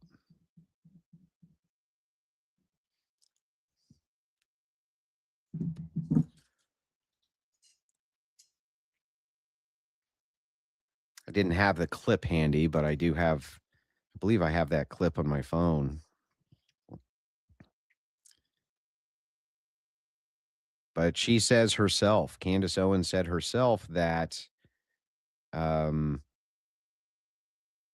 Erica Kirk told her in the private meeting that when she went back, when they met, she said, when I went back through Charlie's phone, I did find messages like that. At the time, she didn't know they existed when she made that statement publicly, but she told Candace that. Candace herself admits that she told her that. And Candace even backtracked and said, well, I guess not lies necessarily, but, you know, maybe misspeaking or getting facts wrong. It was the only time I ever saw Candace be charitable towards anybody. Andrew, remember what Jesus taught us. If the world hates you, you know that it hated me before it hated you. John 15:18. May God bless you and your family. I seem to be the right man for the job. Fuentes is right about Kirk, but I don't get his appeal. Maybe I'm just too old. I don't know. That guy, he's going places much more than I am. You claimed you served a year in the Army and then you denied it. Well, actually, I didn't say that. What I said was about a year. That's what I said when I was asked on whatever. And I didn't deny it. I just never really considered it service. So when I'm asked about it, I just say no and move on. I don't really consider it service because I was a washout. That seems to me like it's the opposite of stolen valor. But if you want to say it's stolen valor for me to have served and then later say that I didn't because I want to move a conversation along or I don't think it's worth getting bogged down on or because I don't want to discuss it, then think what you want. I don't care. I don't know how that could possibly be stolen valor, though, but whatever. If you think it is, the truth is that, yes, I'm sorry. I was actually in the Army. I got hurt during training. And then, and again, this is like 2 decades ago. I got hurt in training. And then after that, I basically stayed in and went to drill for the next like 9 months until they processed me out. So that's the whole story. I don't know what else you want from me. Do I have to tell that story anytime somebody asks me, or can I just be like, no, don't worry about it. It's not a big deal and I don't care about it? Like, why do I have to endlessly just tell that story anytime somebody fucking asks me about it or something? Would you and Tim Gordon ever discuss the Israel Kirk conspiracy publicly? I respect Tim, but can't figure out why he's so convinced Israel killed Kirk. I don't fucking know. Andrew's team, we need power for our equipment and maybe some water. Candace, water like from the toilet and when SB. True. You can't prove overwhelming evidence, but Candace didn't give any at all. I guess you lost, LMAO and when SB. Keep going, brother. I will. Thank you and your wife for taking on this task and obvious risk. I thought she was jealous Erica got to be Charlie's wife, but no, she wants to be the widow. Candy's just going to laugh and salt during all her future Smoky Man Cope streams. She has no counter other than those two. And she has to wait for me to drop more evidence. I guess I'm in charge around here now. Here's $10 more because where your treasure is, there your heart will be also. Not one step back. I'm ready to fight the good fight. Good. Hey, can you get Heavy Duty Country in your cartoon? His evil name will be... Yeah, I don't even know why those guys have such a problem with me. I never did anything to them. Step back, not one. We will do. Yoda. True. Is it just me, or does Candace's eyes seem to float further from each other each time she makes a bogus claim? Kinda. Grew up Mexican-American and learned to appreciate where people like you are coming from. America is all I know. Listening to you and other right-wingers made me appreciate your cause and our nation more. Why? Thank you. Thank you, and God keep you safe. Thank you. You're welcome. Dyer's the GOAT. You live vicariously through him. I know, LOL. But yes, no infighting or destructive actions like men. Your Fiverr found its way into my wallet again. You better keep track of your cash in 1SB, maybe to stomp a progressive one more time. Israel's murdering children. Now, excuse me, I have to go to the rally for Lindsay Clancy. Yeah, these people are crazy, diabolical. You did catch Candace's comments on Clancy, right? It's been mentioned here a few times. Yes, I'm aware. But that's not what this is about. This wasn't even a rundown Candace Owens stream. The purpose of this stream was to show you just how much evidence there is that all of these people are colluding to push a false message because they don't actually give a shit about Kirk at all. Rather, they want to have some kind of reemergence of a new party that transcends the left-right paradigm, which is exactly what libertarians already do. And the entire focus of this has always just been on Juiceburging and never had anything to do with Kirk's assassination at all. And they don't fucking care about that at all and never have, by their own admission. Is it me or does... Yeah, she does have kind of crazy eyes. Couldn't stop laughing at the Simps flipping out about your hump post. Yeah, that was really funny. They were so mad. Would Charlie Kirk say this? I wanted to be like, do you know, I think that Charlie Kirk knew where babies came from since he had multiple of them with his wife. I'm guessing that there was times where Kirk probably went home and laid the old pipe to his sweetheart. Sorry you got it. I'm sorry that I just understand these things. From Timu Australia, appreciate everything you do. New Zealander scum. Any group that allows progressives and leftists will eventually become that. You have to keep them out because their idea of unification of the right wing and mass great. Yeah, it's true. You were right. I was right. I told you. I fucking told you what this always was. But I'm not going to take any victory laps because, unfortunately, this fight is just starting. Yep. And now comes the shitstorm. Yep. Seems like there's more evidence that Candace could have been involved in unaliving Charlie Kirk than anything Candace has said in the last 11 months. Arise, O Lord, save me, O my Lord, for thou hast smitten all mine enemies upon the cheekbone. Thou hast broken the teeth of the ungodly. Charlie would appreciate this. Not one fucking step back, he says. Andrea scored the debate, a draw from a rhetorical point of view, but you did exactly what you said you were going to do. And you made her say that she had no proof Israel killed Charlie Kirk. I did exactly what I set out to do. You ever thought about collabing with Nux? He's been covering Candace bullshit since day one. He's very insightful with his deep dives. I like Nux. Tyler Robinson must have had contact trans-period psychosis from cornholing Lance. And that's what drove him to do what he did. Damn. Some brutal-ass super chats. Andrew K. on September 14th, Candace Owens told him she'll burn TPUSA down if the wrong people took over. He told her Erica will take over. Now watch Candace Owens show the very next day, September 15th. In light of that, it's chilling. Drip, drip, Mr. Wilson. Drip, drip. 23 years old here. Been watching your content ever since you started. Do you have a top 5 worst debate opponents and top 5 best debate opponents? Yeah, but I don't want to get into it today, man. Thank you for the 20, Will. 345. Appreciate it. Love how you pressed hard for actual evidence. Unfortunately, her evidence was reduced down to her thoughts, and you can't control how she thinks. Her words, rolling on the floor laughing. God bless you and Angela and your family. Who the fuck is Angela? Locus sends in 20. Thank you. I came in late. Will you leave the stream up? I will. I will leave it up. What's your advice to folks who can debate well in text form, but haven't much in vocal form beyond trial and errors or just experience, man? Experience is key. Beer money for you, sir. Thanks for what you do. Thank you for the beer money. Can't believe the time traveling Israelis put those messages on your phone. Thank you for standing up for the truth. May God always bless and protect you and your family. Rest in peace, Charlie Kirk. Rest in peace, Charlie Kirk.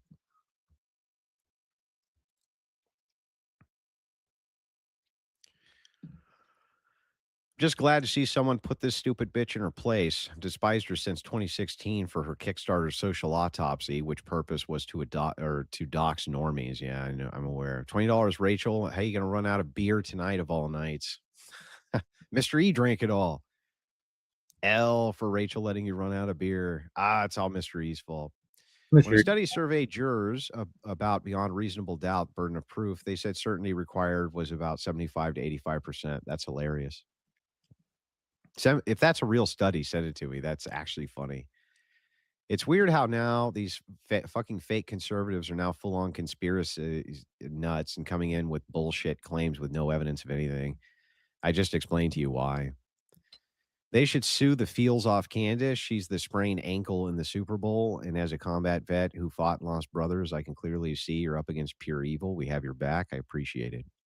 Candace will just ignore the text and never bring it up. She's not going to be able to ignore it. And she's not going to be able to ignore further evidence that I bring either.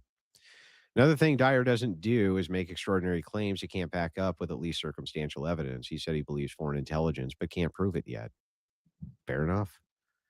Calling it now, Candace will come out a Democrat within 2 to 3 years, all for clicks. It's always for clicks, mark my words. Yeah. Perhaps.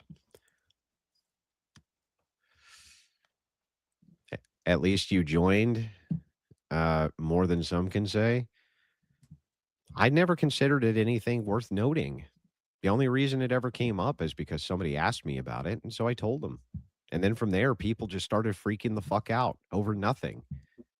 Over me being in a TikTok invasion, and a chick was like, "Did you serve Andrew?" And I said no, because it wasn't pertinent to the argument.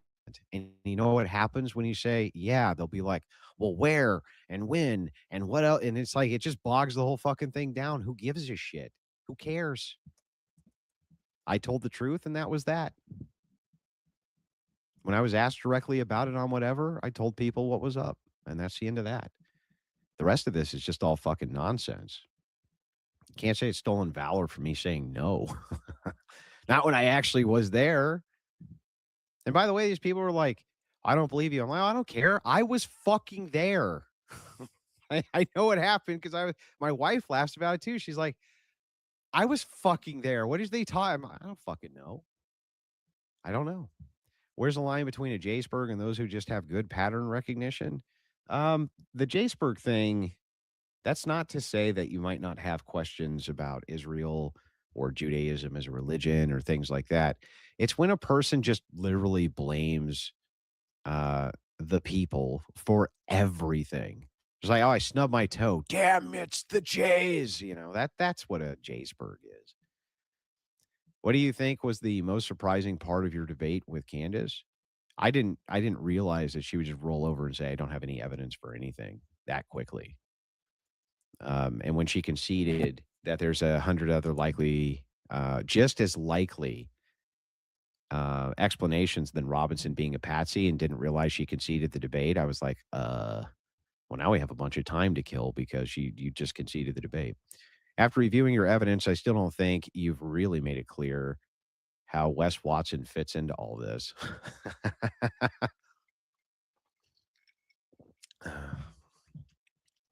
Seems like even Candace enjoyed it when you called out the Hitler claim in the TPUSA interview. That was a good, unbiased look. I wish that she would do me the same service I do her. Yeah. Good luck. I looked at the claim, and she wasn't saying what they were claiming she was saying. So, of course, I'm going to be unbiased about that. It's not pertinent to anything anyway. It's not pertinent. It's irrelevant. I was like, who cares anyway? But when I went and reviewed the claim, that's actually not what was going on. Literally. Is Hunter Biden the Uni-Party spokesman? It's strange how he is everywhere. Yes, he seems to be doing quite well in conservative circles, doesn't he? Somebody's got to download the incriminating episodes of Candace Owens. For the drip drip, here's my tip, worth the wait. One of your best streams, sir, N1SB. Mr. Sends in 10 Canadian, says, when is the next drip, N1SB? I'm going to do them every Friday. You have encouraged me to debate more online. The psycho left has tried to dox me, but the kingdom of God will prevail, not one step back. Victory is ours in this life or the next. Candace has all her text with CK. What I'm curious is what CK said about Scamdus. Well, stay tuned, because it turns out that TPUSA was telling the truth about that too. I love how everyone says you love Israel when you've said time and time again that you're not a fan. I mean, you are friends with Jay. Well, that's just all of that's just defamatory nonsense. Just read Dr. Lyle's Ultimate Proof of Creation. Glad I finished it before the debate. Rescuing devices to keep the worldview galore. Okay. They realized they couldn't attack Trump and MAGA from the outside, and they lost in 24. They shifted tactics and co-opted the truth movement to attack from the inside. They are tools of Marxists. An Andrew Asmongold convo would be awesome. Even Asmongold viewers want him to see the extreme nature of accepting even the slightest degeneracy. I'd love to have a conversation with him. Not a debate, just a convo. I've started studying philosophy so that I can get more out of debates. God bless, and N1SB. Brandon says, Andrew, how do you think Nick would do in a debate versus Candace? I think Nick would finish her off like an early Mike Tyson in proper modern debate style. I don't think he would have. I'm not sure if he was in the same format I was in. I think he might have played it the same way. I'm not sure, But Nick's an S-tier debater. Like top, he's in the top 1 percentile of all debaters. He's quite excellent at it. So I don't think he would have any more trouble with her than I did. But I do think that he would have to have a different approach like I had to because of the setting. All these clowns are associated with the same lawyer. His name is Brian Friedman. Look into him in your free time. You won't be disappointed. This super chat will age like the finest wine. Stephen Watch It Chowda says, fuck him. Believe Charlie. Exactly. That was some of the best advice that Crowder gave me, by the way. Fuck him. He's like, fuck him. I love that guy. As soon as you dropped the message I got on X, the coping and seething was immediate. Doesn't surprise me.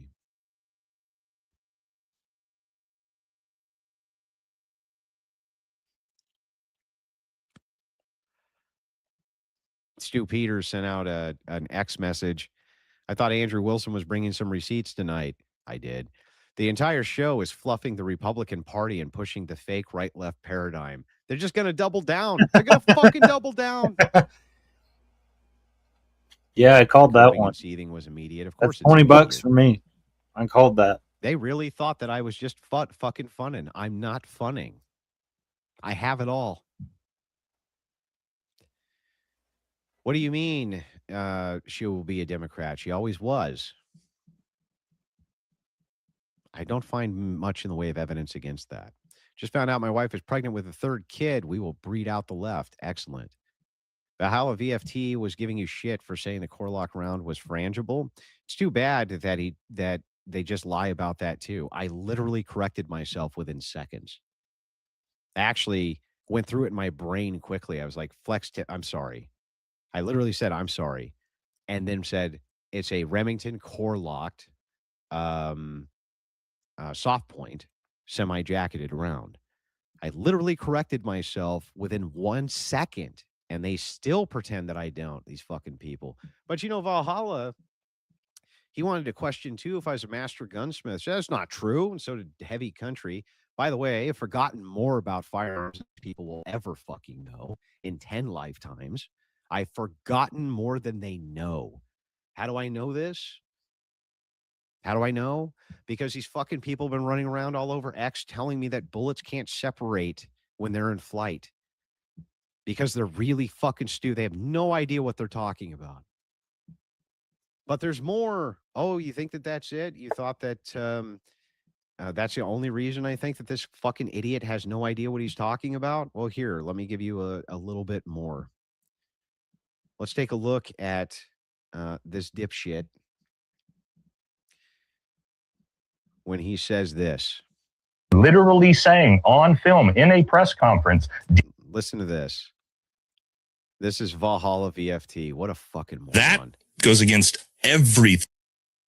I'll show you. Real quick. Can you put a modern composite stock on a World War I era Mauser? I have no fucking idea, dude. Probably not, because like even my Browning right here is wood, and I don't know if there's any way you could do that. Maybe. Can you put a modern composite stock on a World War I era Mauser? I have no fucking idea, dude. Probably not, because like even my Browning right here is wood, and I don't know if there's. Oh, that's the funniest shit I ever heard in my fucking life, dude. I'll never get sick of it. Listen to that. Real quick. Can you put a modern composite stock on a World War I era Mauser? I have no fucking idea, dude. Probably not, because like even my Browning right here is wood, and I don't know if there's any way you could do that. Maybe you could. This fucking idiot thinks that you need to have an FFL to be a gunsmith. Doesn't know I held 3 FFLs. Nope, not just one. I've held 3 different federal firearms licenses. Then I went and looked up his training certs because, you know, I think he did CPO classes, something like this, right? I've been a fucking instructor for like a decade longer than this guy. And he's like, show me your instructor. I don't believe that you ever taught people how to fire rifles. I don't believe you ever. Just shut up, you fucking idiot. Fucking idiot has no idea what he's talking about. Fucking dumbass. Doesn't know shit about anything. Nothing. That would be really funny to go out and do marksmanship shooting with Valhalla VFT with like matchlock muskets. Just to like watch him fumble with it. Like a matchlock musket. I saw the debate with you and Candace and thought you won, but then I heard the Candace crowd say you lost, and then I watched the debate again, and I was right. You 100% won. Yeah. That was never in question. I didn't look. I know when somebody gets the best of me in a debate. She did not get the best of me in that debate. The opposite, in fact. Can you put a composite stock on a fucking Mal? Are you serious, this guy? Mr. E says, can confirm Andrew is a good shot. Fucking excellent. I'm a little bit rusty. I don't shoot as much as I did at my old house because I had a shooting range on the property, but I'm still quite good.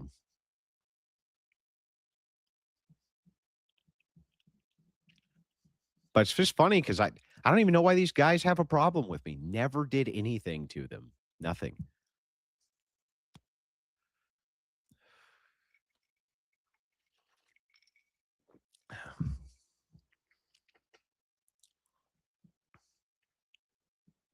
Yeah, she did. She did. She just filibustered the whole time, refused to answer any questions. And then when she did, she was just like, yeah, I don't have any evidence for anything.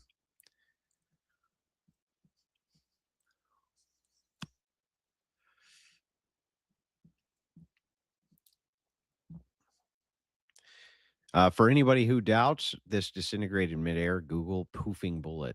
Yeah, you just Google poofing bullet, comes right up. It's true. It's actually called midair disintegration. It was funny because Dan Balzerian was like, you fucking idiot. Bullets never separate midair. I was like, okay, fucking dumbass. These people don't know what the fuck they're talking. They have no idea what they're talking about. Nothing. You're standing in the way of their money. That's why they're saying all this bullshit. Of course, that's why they're saying all this. I know. It's really funny, too, because Glenn Lawrence sent him a message and said, I've seen Andrew's paperwork, so I know he's telling the truth. And then suddenly they backed off on all the claims. In fact, I bet $10,000. I was like, man, Valhalla, for $10,000, I'll just go on your fucking channel and show you everything. But I want $10,000, and I consider that you made a bunch of fucking bullshit accusations tax. You made a bunch of fucking made up accusations, and so I'll just prove you wrong on all of them. But I want $10,000. That's the least he can do for making. He's like, I don't believe you're master gunsmith. Where's your FFL? I've had three fucking FFL. You fucking idiot. 3, not 1, not 2, 3. Actually, 3. And I've been an instructor for like a decade longer than him. It's really funny. I got to meet you. At least that's the information I got. But the other thing is like when he supposedly sent off to determine whether or not I'd ever join the Army, right? He refused to show anybody what he sent off. Somebody in his camp sent me something with it that looked like they sent off the wrong birthday and the wrong name. That's my challenge to Valhalla VFT. Show me what you actually sent off for. What information did you use when you sent off for it? I got to meet you and your wife at DebateCon 8. You two are incredibly humble people. You both got me hooked on orthodoxy. Tomorrow I'll light a prayer candle for both of you. Well, thank you. The once a week slow drip is a perfect strategy to keep these dummies on defense at all times. It's really funny.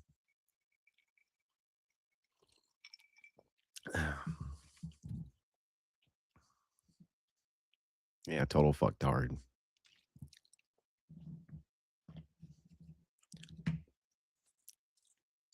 Anyway.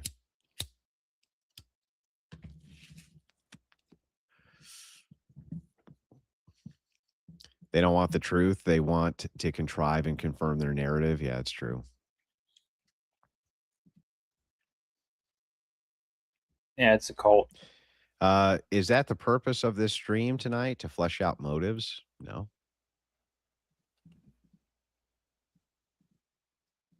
Not really to flesh out motives. It's just to explain what's actually happening. All of these people, I'm sure, have their own motivations. Remember when you cornered Candace and asked why the one guy was qualified only because he shot people, and then she didn't have an answer and turned it back? Yeah, I thought that was really funny.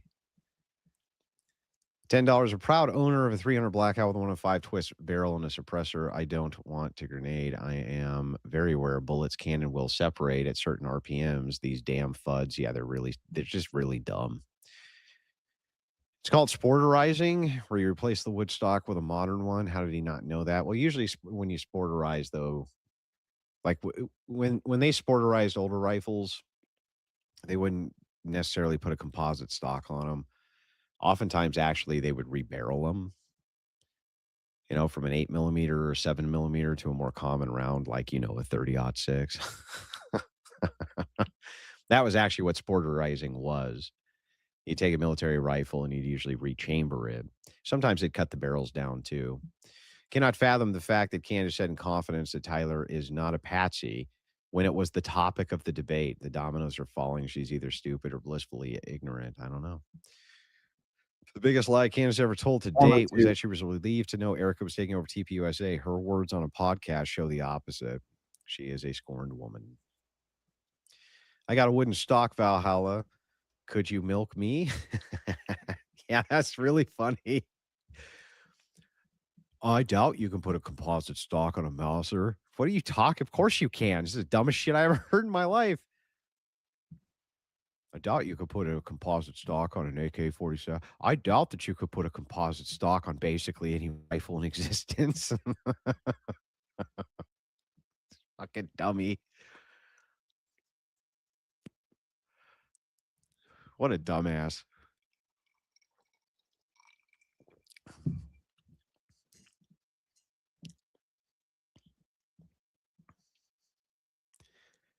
There are rounds on the market designed to exploit a bullet's potential to break apart midair, yet they claim this is impossible. Well, that's true, but, you know, that's a specific ammo type. I'm talking with, first of all, I think people are really fucking dumb when it comes to the idea that firearms are mechanical devices. I don't know why people see them in like some otherized category than it's a mechanical device, but maybe it's because of my industrial mechanic background. I never thought of them as anything other than mechanical devices. And the projectile is also part of a mechanism for the mechanical device. It is in and of itself mechanical. And so, of course, there's going to be failures. I don't, like with all mechanical devices, there's going to be failures. This particular case, all it would take is a slight manufacturing error. Jacket's a little too weak, or perhaps has a small split in it, something like this. The whole thing fucking falls apart. Like, they're just mechanical devices. All mechanical devices have failures. Why do vendors put cinnamon rolls and honey buns in the vending machine and it just sits there? No one wants them. It gets crust all over and hard as shit. Truly a waste. It fucking bothers me. Somebody must buy them. Stu Peters on X saying the text from Charlie is grainy and lacks metadata authenticity. Oh, the irony. Well, it's real.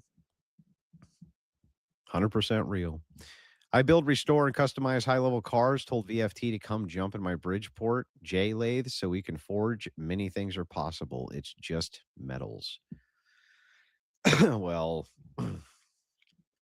it is true that, you know, well, it's not always just metals. For one thing, a lot of frames are composite or, you know, some form of plastic, essentially.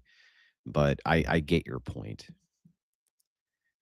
Andrew, it seems like one of the left's main debate tactics is to have zero nuance for everyone else's comments, but expect every bit of nuance for their position. Am I wrong? That's exactly what's going on here, too. 90% of these claims are built around a complete and total lack of charitability to the person.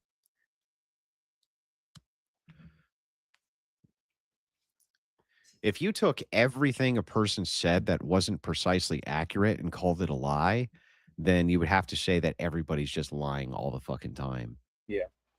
Because most people don't speak in precise accuracies. In fact, basically nobody does. They relay information back incorrectly or poorly, or maybe they say something they didn't necessarily mean, but they got to the spirit of what it was that they meant, and it's usually a complete lack of charitability. Yep.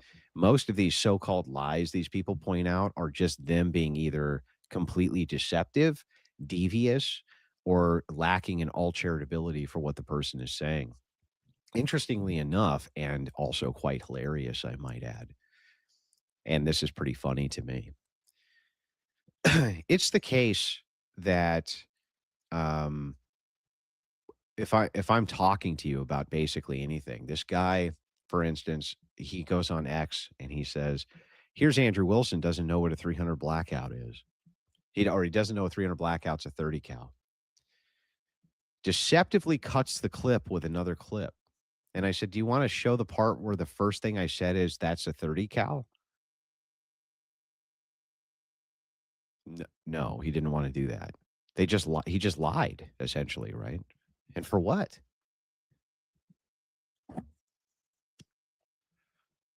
It's very telling of the goobers claiming stolen valor. They never assume the fib is your denial. During a TikTok invasion, when I'm going in as somebody that I'm not under a pseudonym, so they don't know who they're talking to.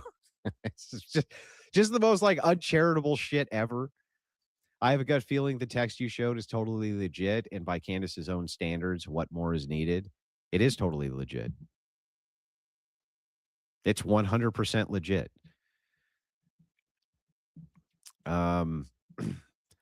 I cannot be stupid for you, but I cannot make you be stupid. They're just mad because they can't grasp your level of logic. What is that? Logisticism in the craft of debate. You're the absolute OP, dude. Love you. Thank you. Pew pews are chemically mechanical. The combustion of gunpowder is a chemical reaction. That's true. Of course, they don't really use traditional gunpowder anymore. They mostly use smokeless powder. But yeah, you're right. That is a chemical reaction. Had you not been med boarded out, what would your MOS have been? I was a 3118 MP in the USAR for 12 years, 19 Delta. Like, there's no sense now, right? I used to like play the breadcrumb game, but Calf Scout, that was what I was going to be. I'm illiterate. Could you explain why there are such seemingly hardliners on the 06 conspiracy to say no way it didn't go through? Others say it's totally possible and not surprising. I'm sitting here like, huh? Yeah, I know. That's funny. You fool. Everyone knows that all guns are forged at Mount Doom and imbued with magical powers. True.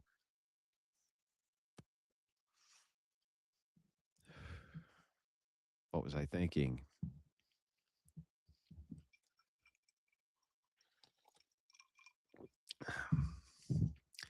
Logisticism. Come on, that's a funny word. Cut the guy a break. Thank you for standing up against the Owens lunatics. What happened to Erica and the greatest conservative campus outreach effort of our lives is a crime. Go get him, Smokey Man. Will do. Some of it might actually be a crime. Everyone knows that TR was suffering from postpartum depression. He's clearly innocent. Yeah. Believe Charlie. Believe Andrew. Timu Australia loves you, bro. Prayers to you and your family. Thank you. Man makes a great point. 300 blackout shoots 30 cal, but he's too stupid to know the casing is necked for 30 cal bullets. So they fake the casing too now, I guess. That's funny. One time I asked a gunsmith about replacing the damaged wood stock on my Mosin Nagant with a composite one and got chewed out. That's where I first heard the term sporterize. Why did he chew you out? Because we all want him to stay authentic military. And we don't want Bubba Gunsmith to fucking fuck them all up because they do that all the time. I remember when you remember the Archangel stock for the Mosin Nagant? I remember when that came out, everybody was like, "Oh man, we can finally put a magazine in the Mosin. We can finally put a magazine in. This is great." It was that Archangel stock. Mag worked like shit. Bolt would stick constantly because the mag never was forced up enough inside of the mag well to actually get caught by the bolt. And then, of course, guys would come in, they'd want their bolt bent because the Mosin Nagant has a straight bolt on it. So you can't flip it up. It hits the scope, right? So you got to bend the fucking bolt down for the scope. There'd be guys coming all the time at Archangel stock, and then they would have a bent bolt kit. And instead of them wanting the bolt bent legitimately, which is applying a ton of heat to it and then actually physically bending it over, they would have these little cutoffs. And so what you would do with these little kits, you'd cut off the bolt handle, and then it had 2 screws. So you were supposed to drill and tap the screws and then screw a new bolt handle on, which was bent. I was always like, come on, man. It's just such an amateur. It's just amateur. Real question, could a tard playing with a carving into ammo with a knife create a flaw in the ammo performance? No, probably not. It's very doubtful. I mean, I suppose it could happen, but it's doubtful. It wouldn't have much to. I don't think he did anything with the projectile, right? I would think that would be more likely to cause like feeding issues, but in a bolt action, it's possible. I did kind of wonder about that actually.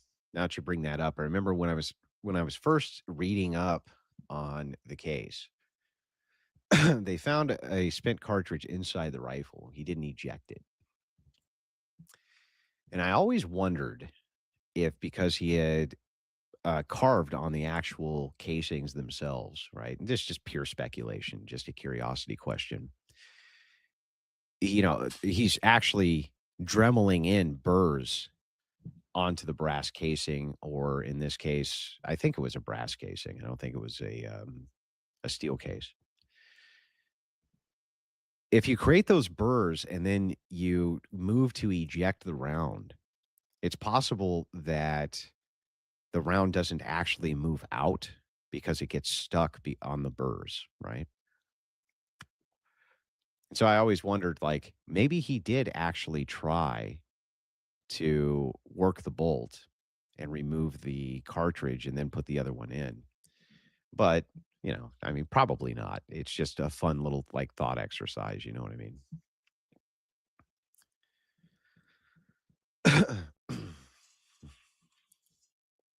Just a fun thought exercise. Especially after expansion. Yeah, good point. Especially after they expand. They expand and now they're burred. So the front of the bolt is going to have the extractor on it.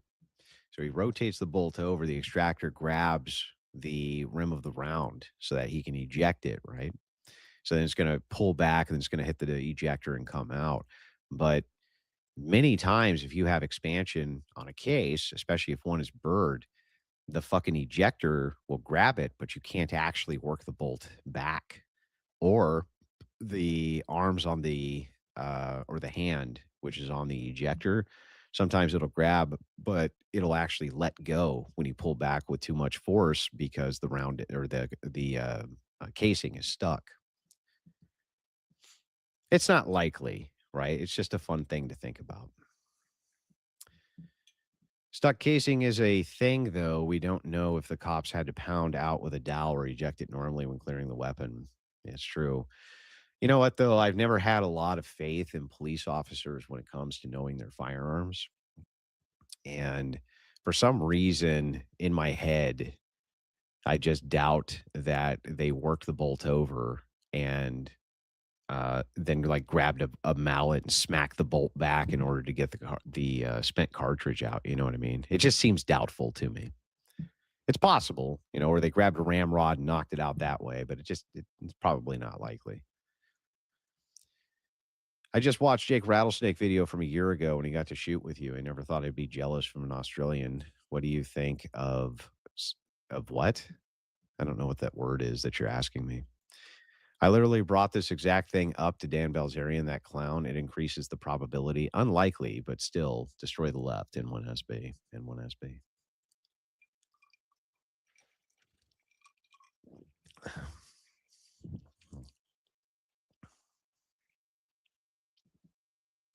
I thought he could have also dremeled the bullet, which could have caused fragmentation after firing. If he modified the bullet, yes, that could cause problems midair, but I don't think so. It looked like he basically spent all of his time dremeling into the actual brass casing. He had a test casing found at his home. Yeah, I'm aware. Did TR engrave casings? I thought that was Crooks. Am I mixed up? No, TR also dremeled casings, including the Helldivers 50K bomb, which I use all the time in Helldivers. It's a really good way to destroy a bug hole.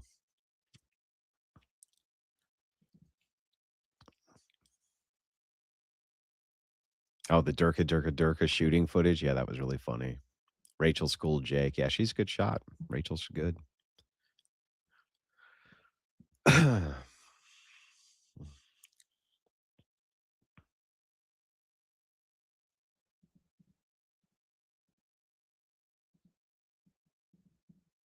Gunsmith who doesn't know what staccato. You think I know everything about every type of gun on planet Earth because I was a fucking gunsmith? My claim to fame was gun bluing.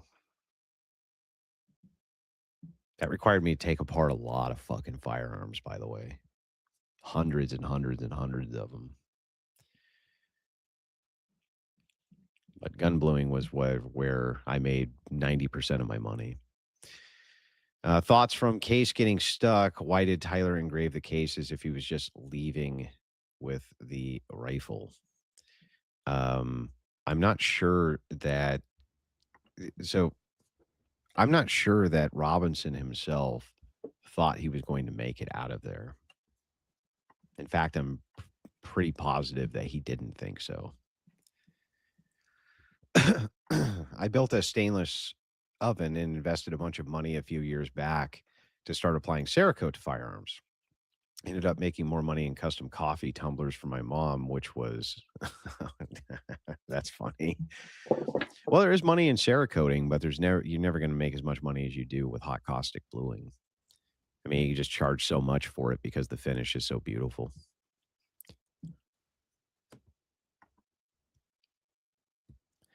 Nitriding is a superior finish than bluing. Superior in what way? It doesn't look as good. Just like rust bluing with carding, that doesn't look as good as caustic hot blue.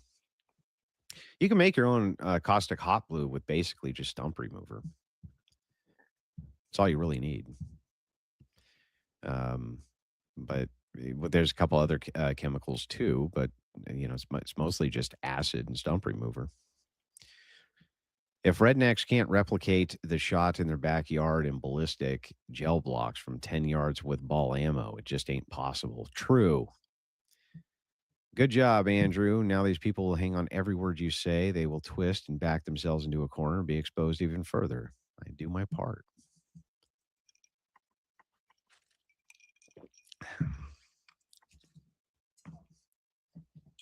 It's the same thing with like parkerizing. If you ever want to parkerize something, that's the easiest shit in the world to do.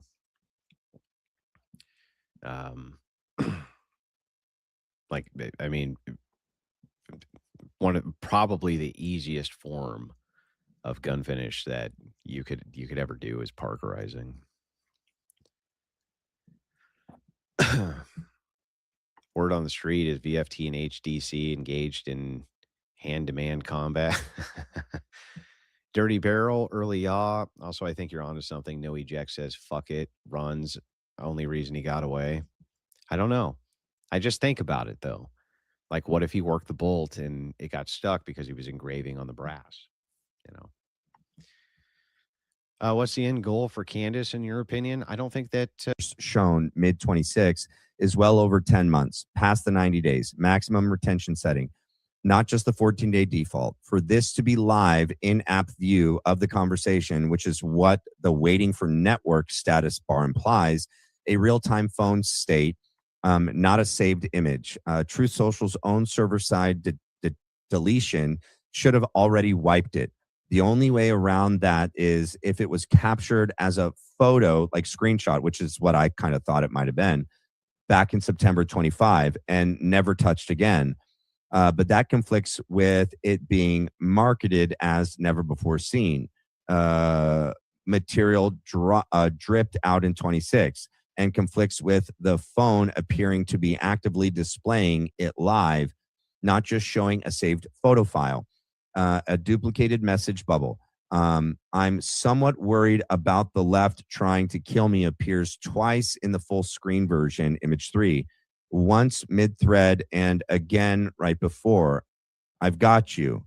All in my power near the bottom. Real conversations don't repeat the identical outgoing message verbatim a few bubbles later. That's a classic mock-up editor artifact. Someone duplicating a bubble layer and forgetting to change the text or reusing it for emphasis. Let me send a text real quick to somebody.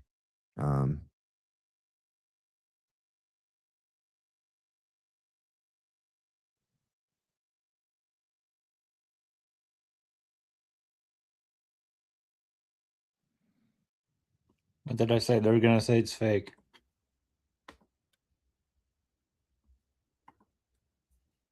Okay. Number 2, a duplicated message bubble. I'm somewhat worried about the left trying to kill me appears twice in the full screen version image 3. Once mid-thread and again right before I've got you. Oh, wait, did I read that one already? Yeah, I read that one already.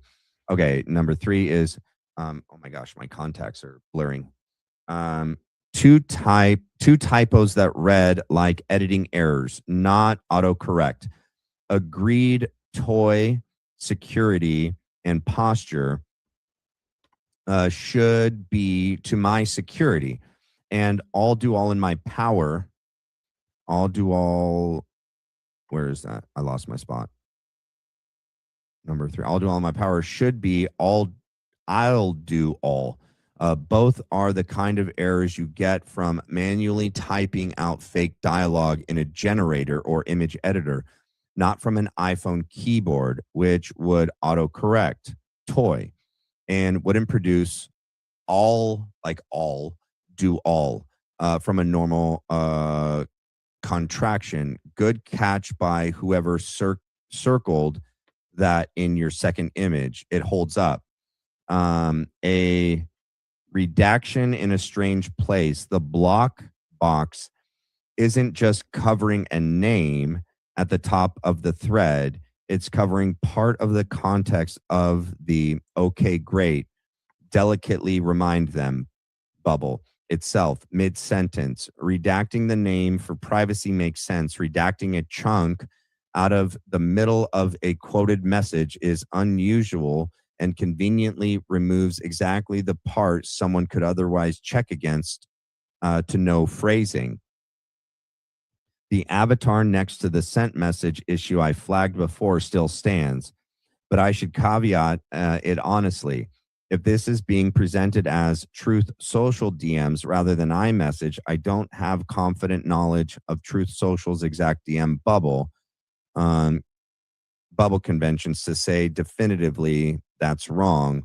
For that app, the way I could for iMessage, I'd weight this one lower than the retention math and the duplicate bubble, which don't depend on which app it's supposed to be. Where this leaves it, what started as no metadata, can't verify, has accumulated enough independent, concrete inconsistencies, duplicated content, editing style typos, and mid-message redaction, and a retention policy that structurally rules out the conversation still being live on device nearly a year later. That I'd now call this more likely fabricated or manually assembled than genuine. That's still not a lab grade forensic conclusion, since I'm working from a photographed image or images with no files to inspect, but the pattern is no longer ambiguous. Several unrelated details are all pointing to the same direction. Sources: direct message, auto delete, Truth Social Help Center, direct message, quick facts, Truth Social Help Center. Okay. Also, now that I'm back here, let me check. This one just came in. Does anyone remember what Harple's testimony was of impending threats towards CK? I don't think it matters if the text is true. Erica Kirk and everyone lied. Yeah, I don't know. Where did he actually admit that? Was that on the Sean Ryan show, or was that on the Gary Melton pod? Those are the only public statements I've ever heard of Brian Harple. So unless someone else is like Andrew was speaking about the messages on behalf of Dan Flood or Brian Harple, I don't know.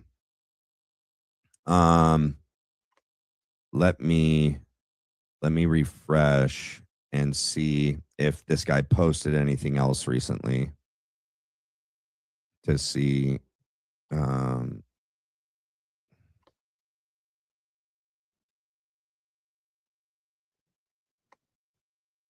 Nope.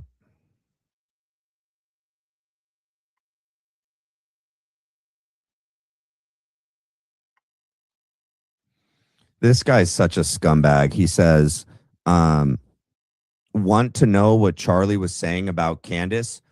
Turns out there may be something coming in one of the future drops. Stay tuned. Shocking no one. They will believe that there are secret shooter tunnels, drone bugs, foreign legions, and Mossad super soldiers. But when presented with actual evidence, it's false. You didn't present anything, dude. Bro, this guy. Is he still alive? No. Okay, he ended. Nope, he's still alive. People are still giving him money. He's made over $6,000. Unreal. It's unreal. Let's see. What did Grok say? Grok is saying the mouse cursor and Telegram UI confirm this is Telegram desktop, not Signal. Okay, and Erica did say that he had Telegram and Signal. So,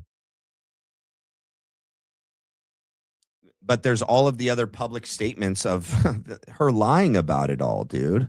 Oh, but Andrew would have you believe, like, is it possible she just was wrong? She just made a mistake. Maybe if this was the only mistake she ever made, this was the only time that they ever misspoke, then yeah, we could take her on that. But it's not, man. It's not. It's not.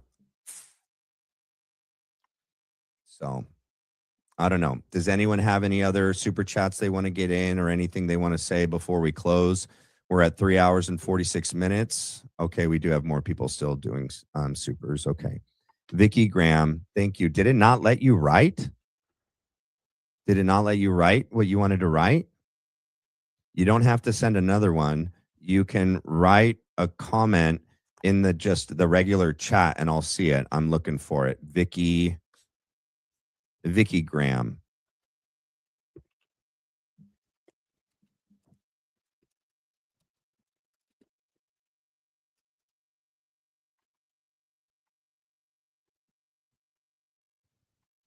Wait, who are you talking about? Yesy SMF. Who are you talking about? Is the host always that effeminate? Who are you talking about, dude? Are you talking about Andrew? I'm looking for Vicky's text.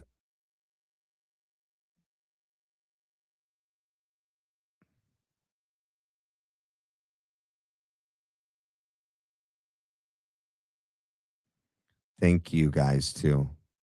I appreciate and love you guys. All right, I think we're all caught up.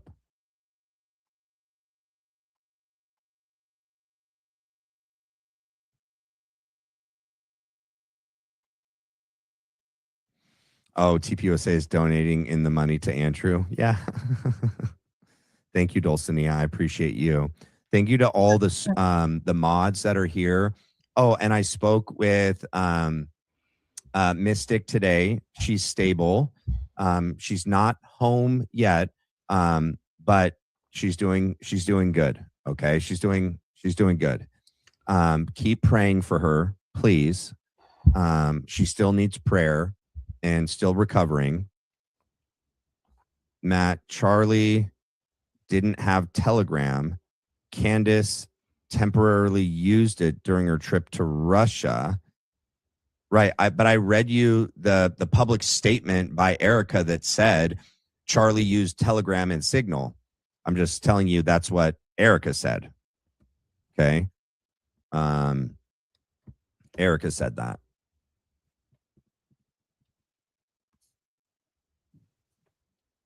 Oh, did that guy say he was talking about me being the host and that I was effeminate? Is that what he said? I don't know. Or did he not respond to my question? I don't know who he was talking about. Thank you guys, Kelly. Yeah, he's clearly a paid operative. Oh yeah. Thank you, Hot Dog. Everyone who agrees with Andrew is a paid operative now. Jesus. Yeah, Marines are effeminate, I guess. Yeah. Yeah. Yeah. I'm a brown belt in jiu-jitsu and I'd choke everybody out in 10 seconds, but I guess any diss coming from someone on that side is a compliment, so I'll take it. Oh, Andrew, he is? Yes, he is. I don't know. Did that person not stick around?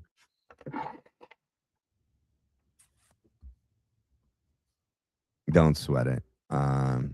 Andrew is claiming to stay true to NLT. I am for sure. Remember, you're on God's time.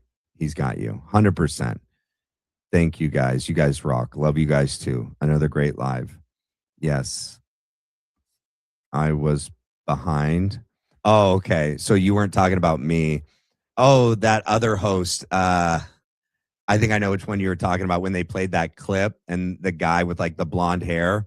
Yeah, he did look effeminate. Yeah. Yeah. No worries, man. Let me see if I'm all caught up. I'm all caught up on super chats. All right. If anyone has a super chat in and it comes in after I end, I'll still read it. Okay. But once I hit the end the stream button, I can't end the stream. Okay. Oh, wait. Before you guys go, can you guys please hit the like and the subscribe, write a comment under the video, throw an emoji and hype the video for free. Really appreciate that. Also, please check out Blackline Brief YouTube clips channel, Spotify, Twitch, Kick. Okay. So apparently Dr. John and I, we got in on these guys and I just messaged him. I'm not sure if he's here. But we must have really got under these skin because we gave him content. That's what Avarice was saying the other night. I'll cover that real quick. Apparently, he's like, all you did was give Dusty content. I'm like, okay, I don't care. I don't care about Dusty. He's an idiot. Like, even if they try to get me out of context, there's nothing that I really said or acted in a way that they can manipulate. So good luck, I guess, but I already knew he was going to do the drama streaming stuff. Like, I already knew that. That's why I came in and I played by the rules. But yeah, I'll show you. He's already starting his bullshit and like, oh, we already got people out of this and this is bringing people to them. And I'm like, yeah, well, that's what all these fuckers. Notice that all these fuckers do the exact same thing. And I'll go back and I'll show you the thumbnail here because it's like Ortho Bro exposed. Like, these guys argue like leftists, man. They do. Like, so I'll show you the live that Dusty's gonna do, and he's probably gonna call me a cuck, and I'm just kissing Andrew's boot, and all this goofy shit. And the thing of it is once you realize that's their level, and that's like I asked Alton if he would want to have a good faith conversation with me after this. And then he posts this passive aggressive slop to get us more engaged so he has more content. It's just this vicious circle of us interacting with them is what gives them any sort of validation anymore. So they don't care that they're wrong. They don't care that if you watch this whole thing, we did just fine. I think there was a couple really good gotcha moments from our end. And they run the very same campaign that all these drama streamers do. And this is how they get their content. They get you engaged. get you to come in and do apologetics, and it's just drama slop. And so that's what's left of the evangelical world, is just drama slopping, because I mean, you lost. You lost. Orthodoxy is the true church. People are coming to the true church. They're realizing it's the true church. They're leaving Protestantism behind. And I think anyone that's good faith Catholic is starting to look at the orthodoxy critique, and if you're honest with yourself, saying, you know, they are making good points, and even if you want to stay in your faith, it's like, I understand that there's things going on right now that need to be redone. And if they want communion with us, they would have to be conceded on, as I said in my debate. So let's see what this guy's got. This is the guy. He's putting it in there. All right. His name is Archbishop Isidorus. There we go. And he's Archbishop. the Orthodox guardian of the sepulchre. Quite a high position in the church. Last year, Greek journalist Demetrius Alikakos interviewed Isidorus. He starts gently, but quickly asks about the little detail of the miracle. The details of the ritual are known to very few. Okay, they don't know a quote-unquote little detail. He then presses him just a little bit further. You leave the lamp on the tomb, then what do you do?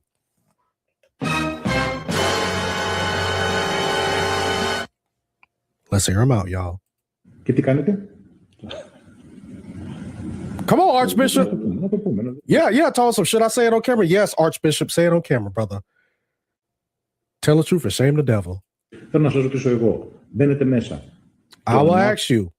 You go in the tomb, light the lamp, and leave it for the patriarch? Is it so, brother? Is that what you're doing in Jesus' name? It is so.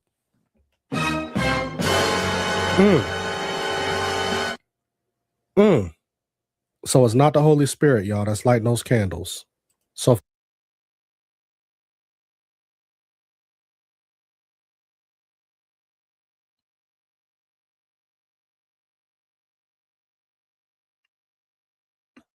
They're so stupid. If it's not the Holy Spirit, then why are they telling people that it is? And there it is. The man with the lamp clearly stating that the fire is not a miracle and that it's already lit.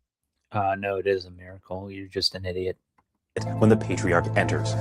It's a detailed interview, about 25 minutes in total. He goes on to explain that 2 candles are lit for safety and that he believes the patriarch does have a lighter on him just in case. Had to do that twice because he had 2 lighters. No, so he has 2 candles. So inside of the thing that he's carrying is 2 candles in there that's lit. If one goes out, he got a backup. Both of them go out, he got a lighter. I'll put a link in the description, and I really recommend you watch the entire thing.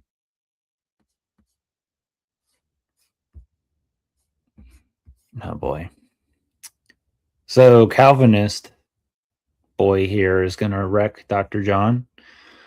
When are they going to do this? I think it said tomorrow.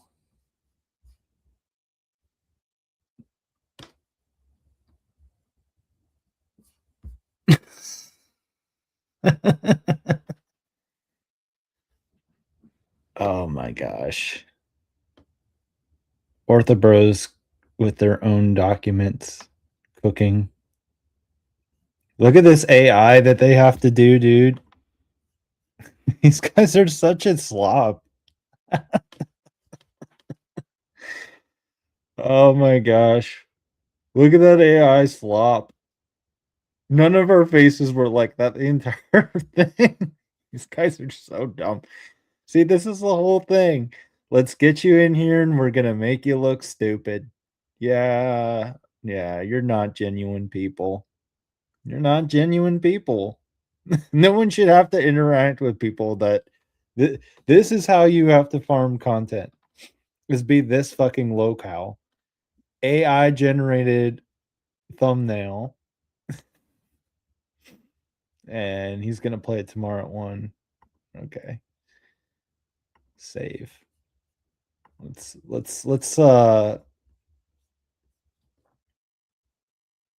go in and I'm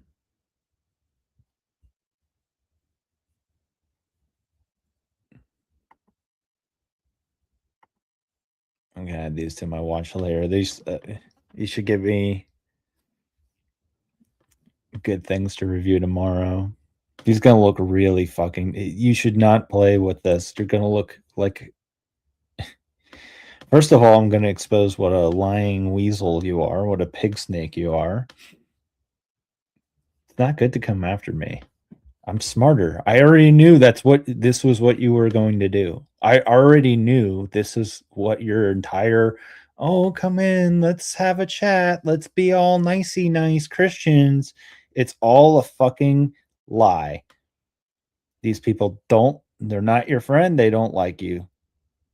So why do we have to give them any sort of courtesy? Why? And I told them, you guys should stop doing this shit. It's bearing, so they're going to bear false witness, make AI videos of me and him. There's one where it looks like he's crying. This is all AI generated. It never fucking happened in real life. And we can go back tomorrow and watch the actual, what the fuck actually went down. A few of you were in my coverage. Me and John, we covered this, and we explained our position. And so we have the receipts of us going through, us saying, calling balls and strikes where they were, because we didn't know where they wanted to go with the hot seat stuff. And how did I know that was going to be what they do? Is they grab stuff out of context. They're going to try and make us look like we don't know what we're talking about, and it's just going to be drama stream shit. That's low tier.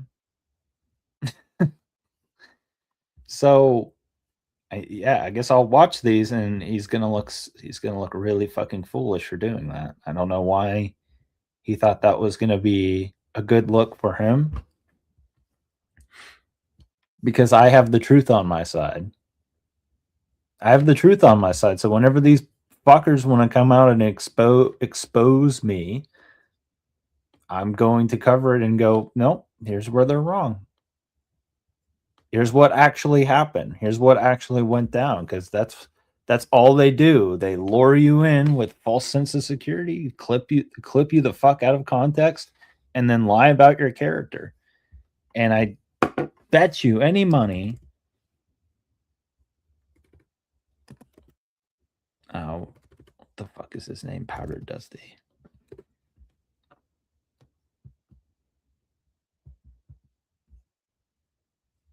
I bet you any money that's what this guy's gonna do too. Because Avarice already came in and warned me about it, and I was like, oh no, I already know what this fucker's about. I'm well aware. I acted aloof on purpose. I acted very aloof, like I didn't know what was going on between him and Andrew. I acted a little aloof with it. I said I just stayed out of Sarah because of the whole lawsuit. I'm very well aware that they just shit talk, lure you in, play nicey nice, and then cut up and edit it up so you look like a goof. You look like you're the goober. I already knew that was what was going to happen. That's why I stayed polite. That's why I didn't start crashing out at him. That's why I checked my tone, and I was very careful with what I said and how I said it. So nothing that they can do out of context, you need to defend. You shouldn't have to. Because he was worried. He's like, oh, now we got to do damage control. It's like, no, let him stay. Here's my recommendation. My personal recommendation, and you guys don't have to take it, but my personal recommendation is when you see people and this is how they want to do their streaming, I wouldn't work with them. So now that I know Alton's just going to be a disingenuous, lying pig snake, I'm just not going to work with them. I came in good faith. I said, hey, if you want to learn about orthodoxy, you got questions, you want to see where we agree, where we disagree, blah, blah, blah. I'm all down for that. Not even a week goes by, and now it's, oh, we wrecked them, we exposed them, look at this, look at that. So they can get more ortho bros in there to defend, and then you're just giving them free content. That's feminine behavior.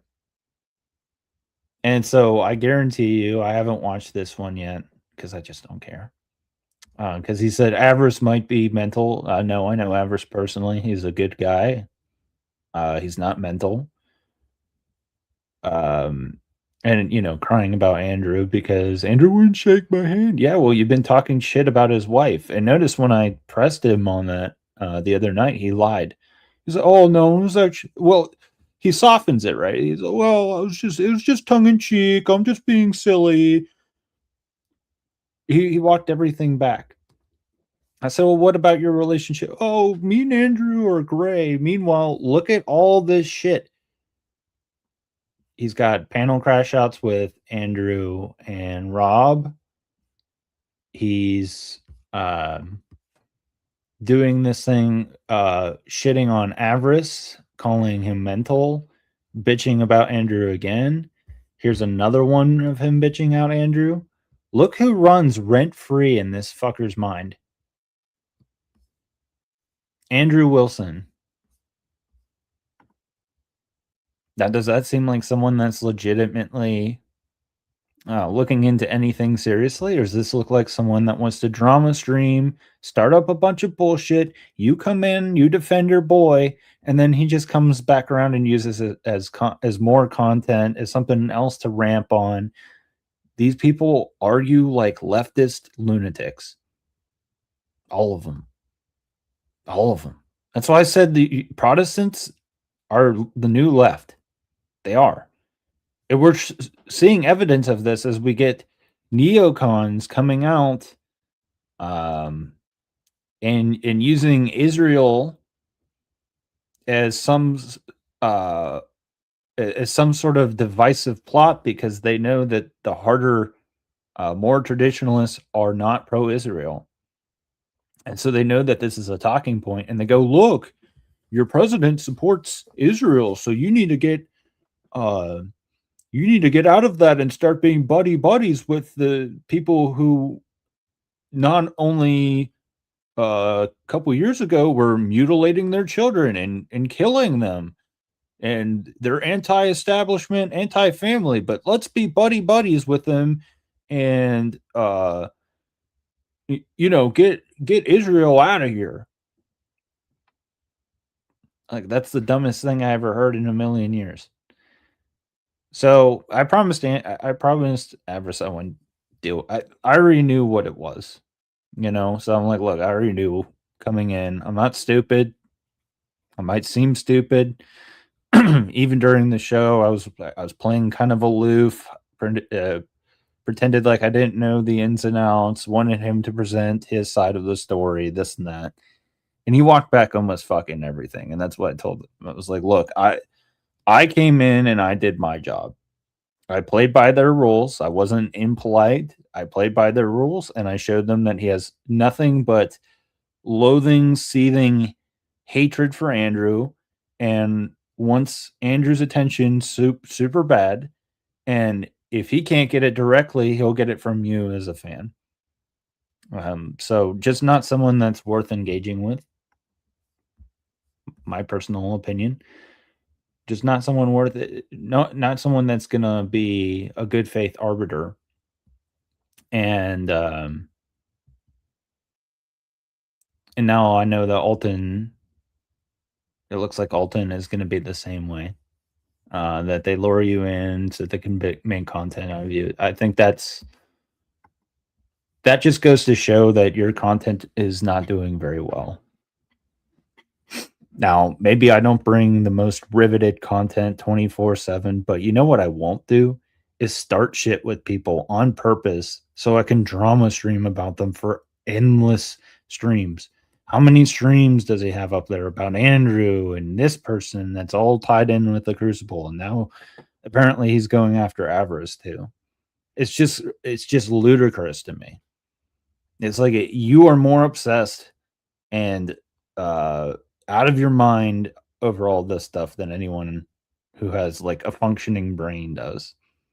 So, I mean, why do we have to endlessly?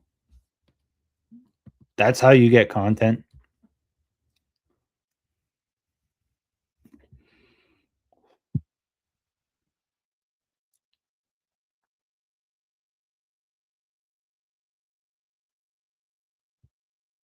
So I don't think Dusty is worth engaging in. So I got my lashings from Mavericks, and I said, look, I mean, I don't care. He can clip what he wants to clip, and I'm just not even going to engage in it. He's just not worth my fucking time. So he can do what he wants to do. I already figured that's what he was. I already had that premonition in my mind. Oh, I'm going to come in. I'm going to play by the rules. He's going to walk back 90% of his slop, and then he's going to twist it, turn it around, act like we're friends. So I have this false sense of trust. No, I already know how these people work. They're fucking slime balls. He's going to clip it all icons. Oh, look at this ortho cuck. Cucking for Andrew. Yeah, I already knew that was happening.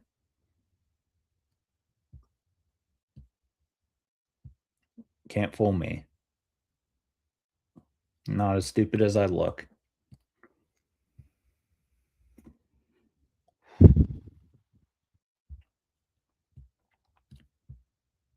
So have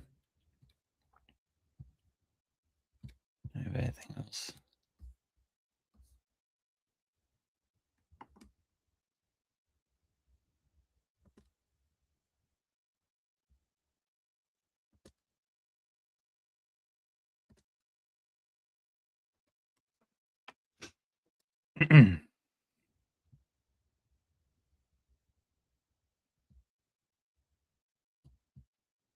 Not seeing anything great. What's this one from Jim Bob? Panel Mania.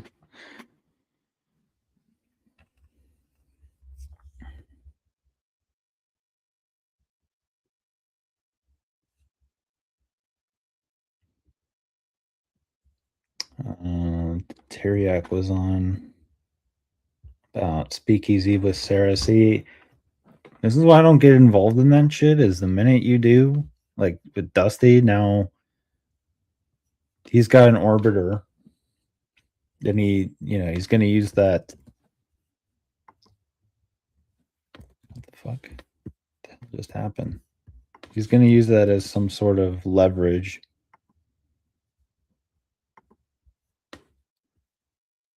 I don't know what. There we go.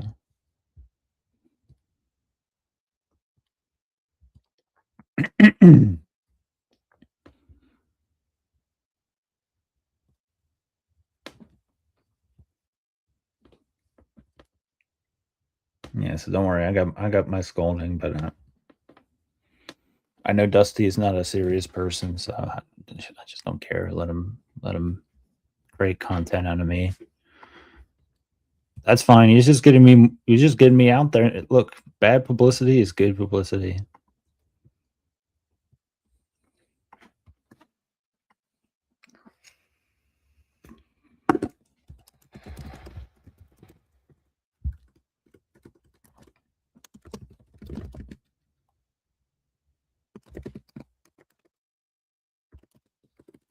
Can't even spell.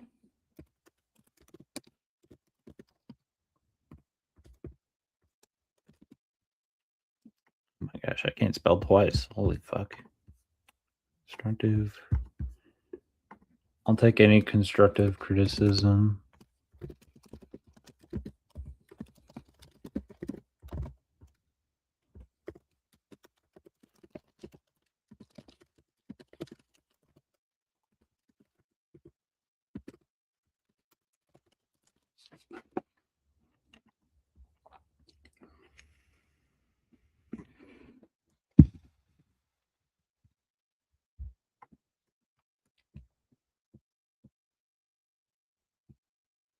I guess some people are gonna say I'm coping now.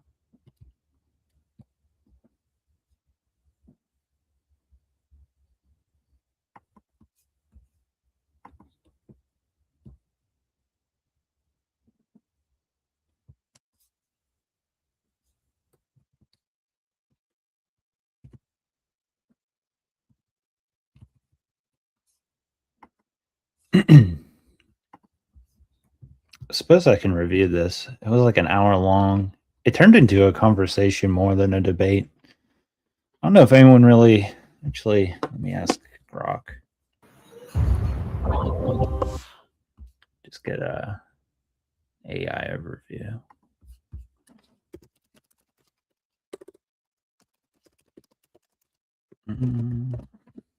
I think my opener and closer were stronger than anything else.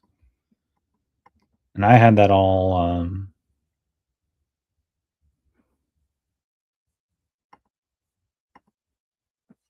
I had that pre-written on my notepad. So I didn't get to rehearse it or anything. So I'm like just reading what I had written out IRL. So having that pre-planned a little bit would have probably looked better for me, but I mean, I see no issue in reading an opening and closing statement. Let's see what Grok says. Probably not my best performance, but coming in last minute too.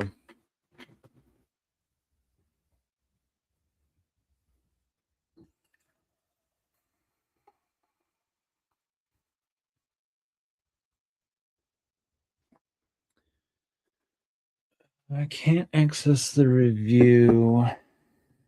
My tools couldn't receive the page title.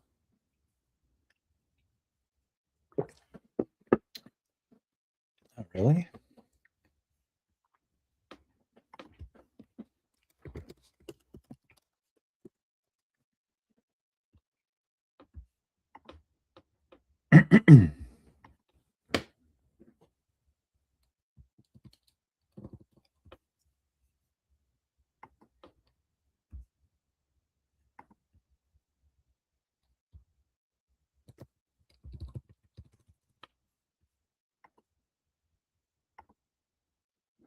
There we go. Let's try it again.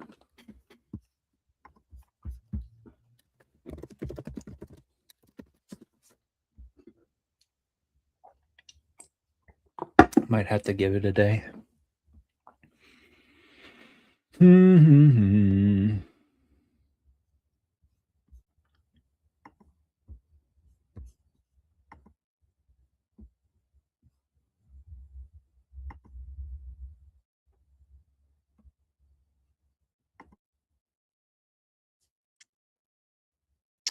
I can't access it.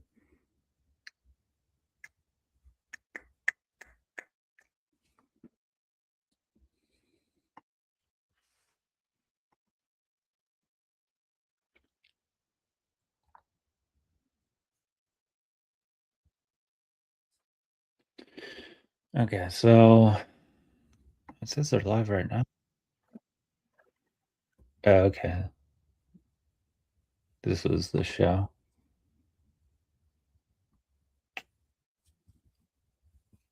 All right, well, I'll have to come back and check it in a day. Also try mine when I'm done streaming, see if that does it.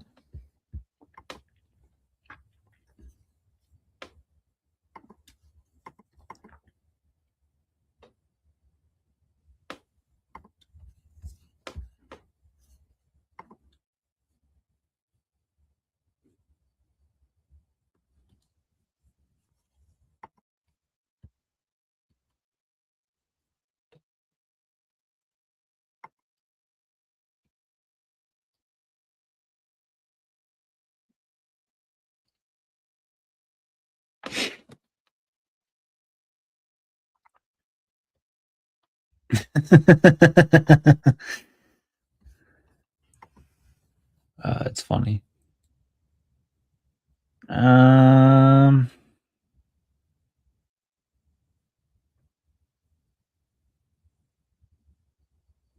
Eastern Orthodox. See what I mean? Everything's being exposed. Guys argue like a bunch of Democrats, man. No good faith conversations with these people, I swear. Not one. There's not a good. Give me a good Protestant. Maybe that Lamb kid. But even during that debate, I think he ended up going with more rhetoric than substance. I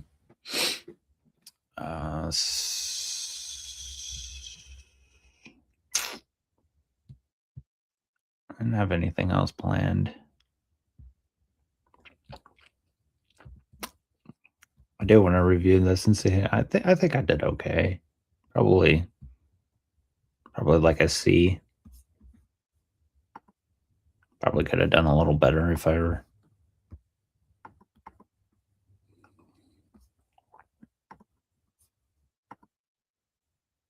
If I were known to come into it, I did make some notes.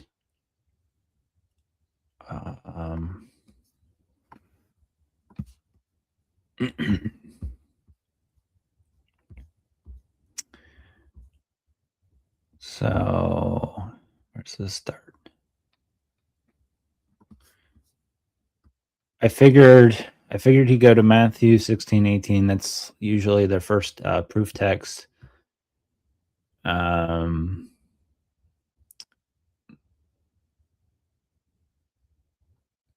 And he didn't really address, if you read St. Chrysostom or St. Augustine, they actually reflect that Peter's unique role is it's of honorary, not judicial.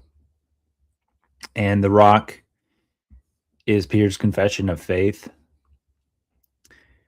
The power to bind and loose in Matthew 18:18 is given to all the apostles. And Peter in the scripture is never portrayed as a monarch over the others. I think that's the strongest proof that they have to get to. I did address the feed my sheep. Every apostle and every bishop is commanded to feed their flock.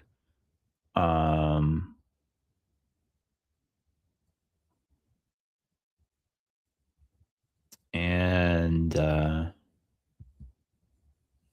we would say that this isn't a creation of a universal jurisdiction. Peter calls himself a fellow elder, not a head or supreme elder, right? That's 1 Peter 5:1. Early church history.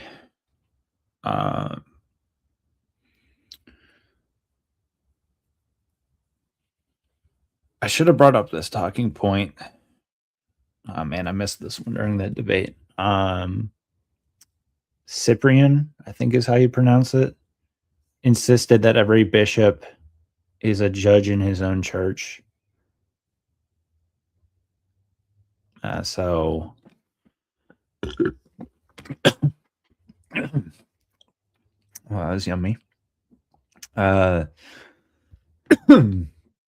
None of the saints in the Eastern Church would have accepted papal supremacy, as Vatican II and I suggest.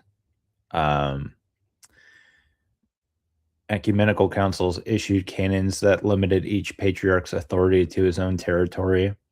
I think I did bring this up. So Nicaea 6, Constantinople 3, and Chalcedon 28. And notice what he had to do there. He's like, well, it just got annulled. So it's like, so then Rome's refuted right there because you won't even, you're basically illegitimate, a legitimate council you're saying is illegitimate now. So that wasn't a good response for him. Kind of just proves our point. I guess I could have pushed him on that a little bit more, but I think that admission right there, because I said, what do you do with this? And I was like, well, the Pope decrees it otherwise. So basically, the Pope's never wrong, and that's problematic. So the Pope can never err. The Pope's never wrong. Even when refuting a council, that's pretty wild to me.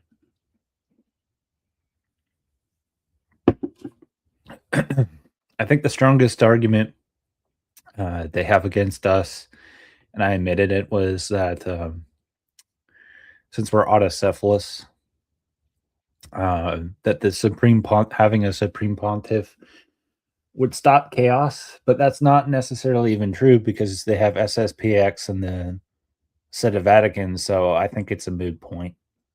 It doesn't necessarily demonstrate unity because you don't even have unity amongst your own. You have breakout camps too. And I admit it, because it's like we have our own breakout camps, but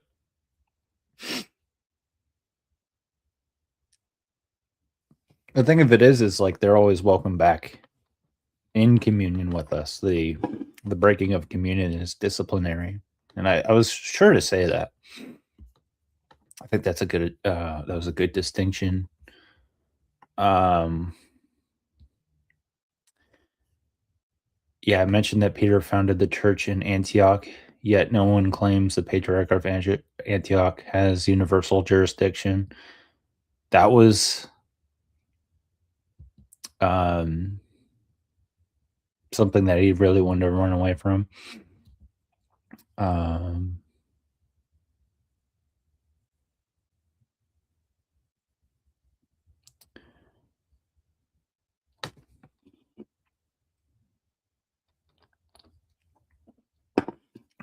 I should have made this note. I had this in my notes, but I don't know if I got into it as much as I should have. A legitimate, so it's not to say that every development in of itself is good or bad.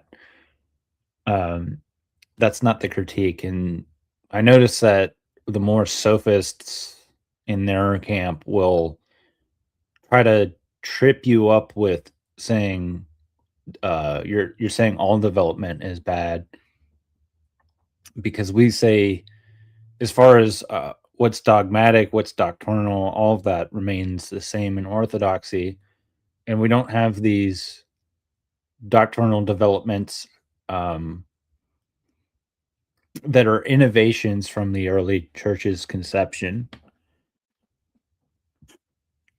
And so they'll try to trip you up in saying, oh, so you're saying any development? Well, no, because we have the councils. Those would, you could classify those as developments. So it's not to say it's wrong because it's a just because it's a development on it by itself inherently. The problem is a legitimate development makes explicit what was always believed. Papal supremacy of jurisdiction and infallibility introduced something new that contradicts the explicit conciliar and canonical tradition of the first millennium. The church cannot develop into a form of government the apostles and the fathers never practiced or taught. So what Rome calls develop, we call innovation. I might have touched on that. I can't remember. And I planned up for...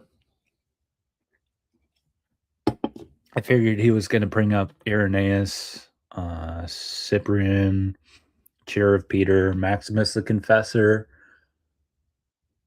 And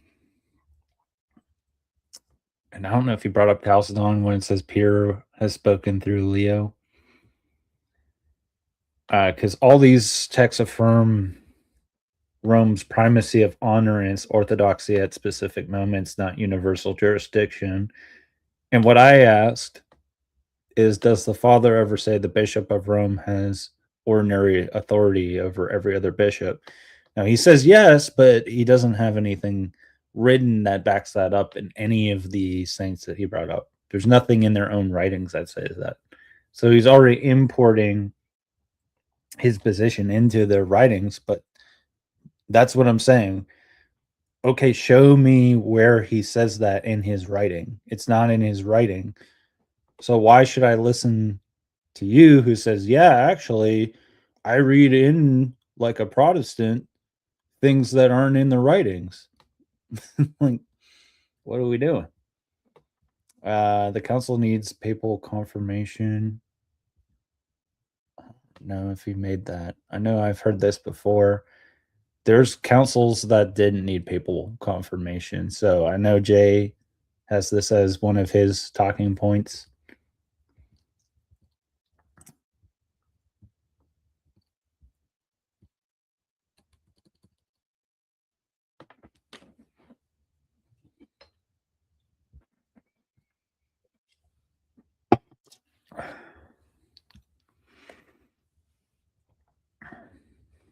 Here's some things I could have hammered on.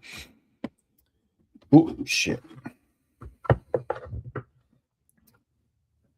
Yeah, let's take a look at this. Things I could have hammered on had I got more prepped up. Name a single canon of an ecumenical council in the first millennium that grants it. I think I did get him here. Why do canons 6 of Nicaea and 28 carefully limit each patriarch? I did press him on that. Do you accept that the early church gave Rome a primacy of honor? I think they usually answer yes with that. Follow up with, can you show me where that primacy of honor is defined as universal? Yeah, that's the bingo. In the Council of Jerusalem, yeah, I don't know if I did it during this debate, but I know I have this talking point. I bring up Acts 15. I think I mentioned it in the opener. Council of Jerusalem, the final decision is James, not Peter. So if their position's right, it doesn't make any sense. Why is James the one that gets to close out the council? Why wouldn't it be Peter if he's the pontiff?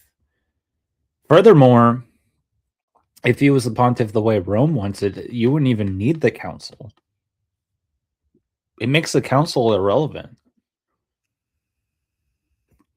Why would you need a council at all if you have a pontiff? It doesn't. There's a logical problem there.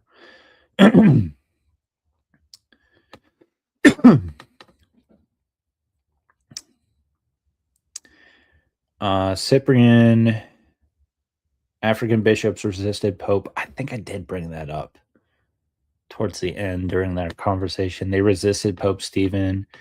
They were considered schismatics by the wider church. Did any church father ever say a bishop outside Rome patriarchs must obey the Pope under pain of schism? Well, that's a good one.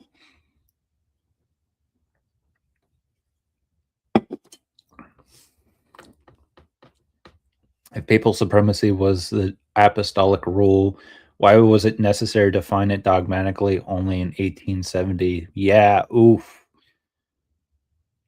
Oof. That would have been a good one. Why did the East function for centuries without submitting internal matters to Rome? Yeah, that's a good one. I'll have some of these more prepped up. I know I'm going against Primer.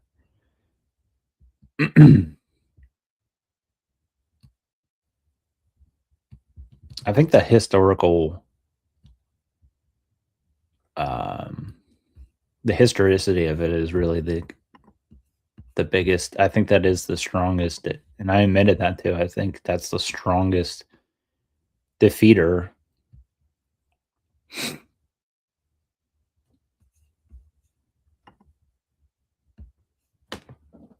I think that truly kind of ends the argument right there. Did the early church have this? No. Okay, so it's a development. Yes. Okay, so is it legitimate? No. The Orthodox say no.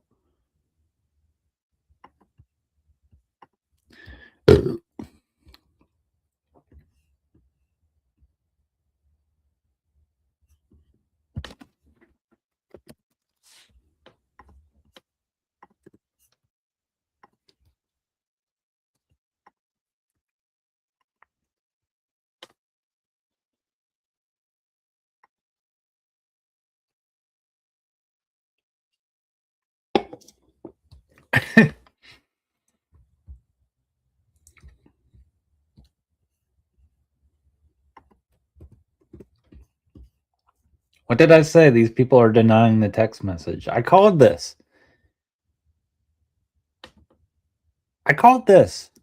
They're denying the text message.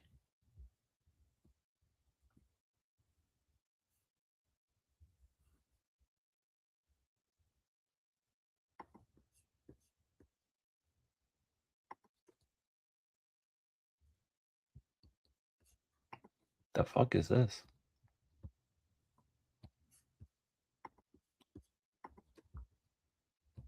Okay. Oh man.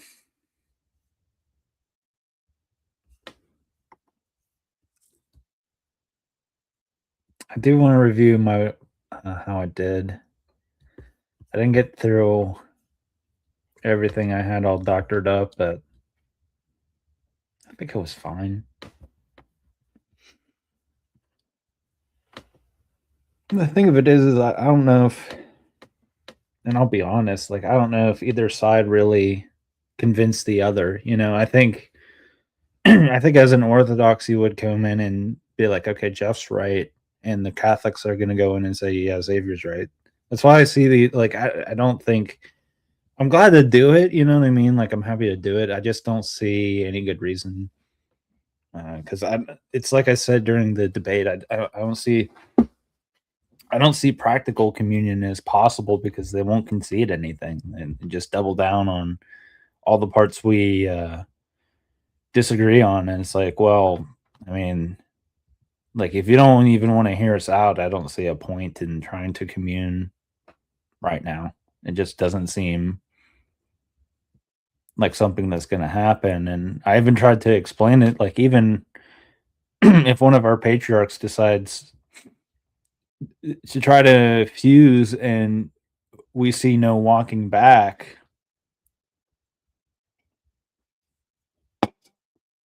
the church won't accept that because the gates of hell won't prevail. So you let your gate down, Rome.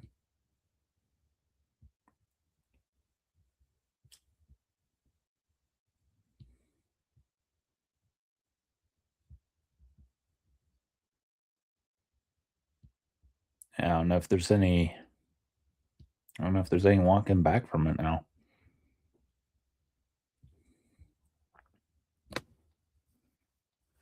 So I was pretty thorough in saying no. I mean, like, if you won't concede on filioque, papal infability, I'm not sure how damning it is to have immaculate conception. I know we don't agree with it. I just don't. I know papal infability and filioque are the two big ones they'd have to concede on. And I'm not sure. I don't want to speak for the church on the last one. I find that one. It was a point of contention when studying. I just didn't think it was as powerful of an argument as going against papal infability. So that if we're right, Vatican I and II are wrong, and Rome's in schism, and so instantly you can't hold to papal infability. That would have to be conceded. Then the other big one's filioque. I mean, I love Xavier to pieces, but I know he's lying through his teeth when he says, "Well, it's just through the Son." No, it's the legitimate doctrine says, "and the Son." So you have a double spiration. That's why we won't hold to it. I don't like. I wouldn't even be okay with it not being in my creed, but still being a doctrine I'd have to hold to. I would see that as it's a logical contradiction. Oh, you don't have to say it. You just have to believe it.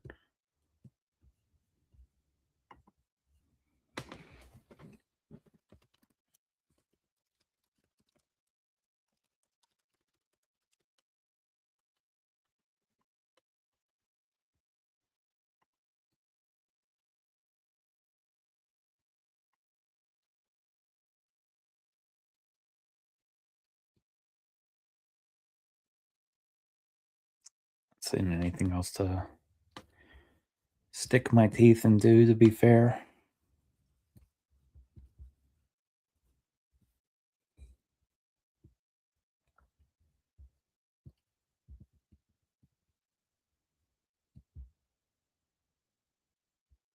I didn't have anything planned. I was going to do the debate, and then I saw Andrew was on.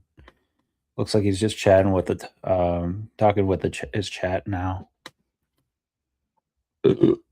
So that's not really that entertaining for me. I don't care. I can just go talk to him personally if I want to talk to him.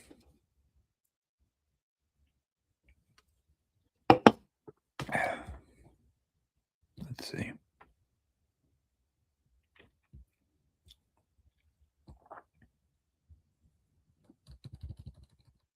Yeah, I'm not seeing anything.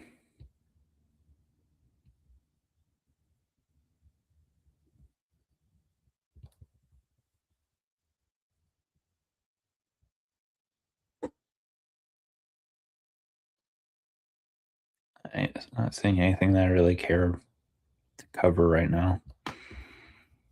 Sorry if this isn't entertaining. I apologize. Just don't. I was kind of curious what Jay was getting at. Let's see what Jay's getting in. Copyright. I want to see miracles. Occultic demons cast out. Woo! Look at them demons. Occultic demons too. Sage wisdom. Woo.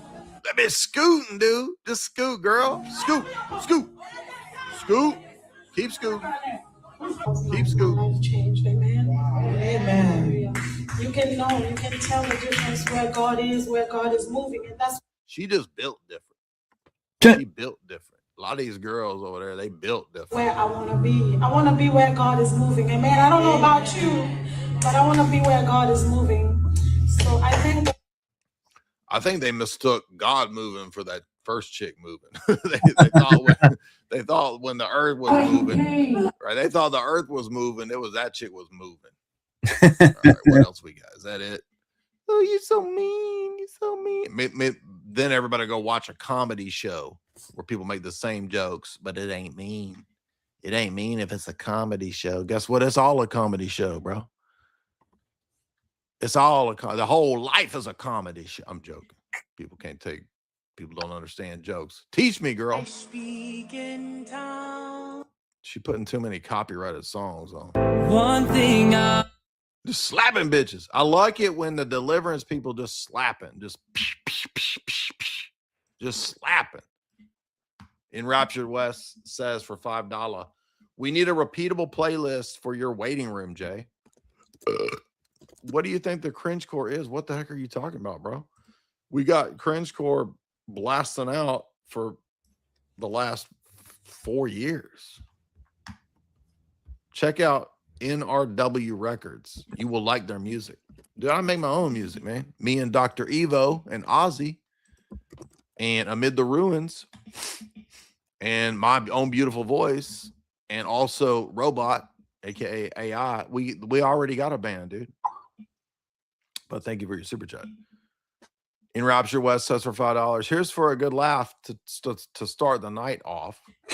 Owen Benjamin is real life Frito from Idiocracy. You're welcome, Frito.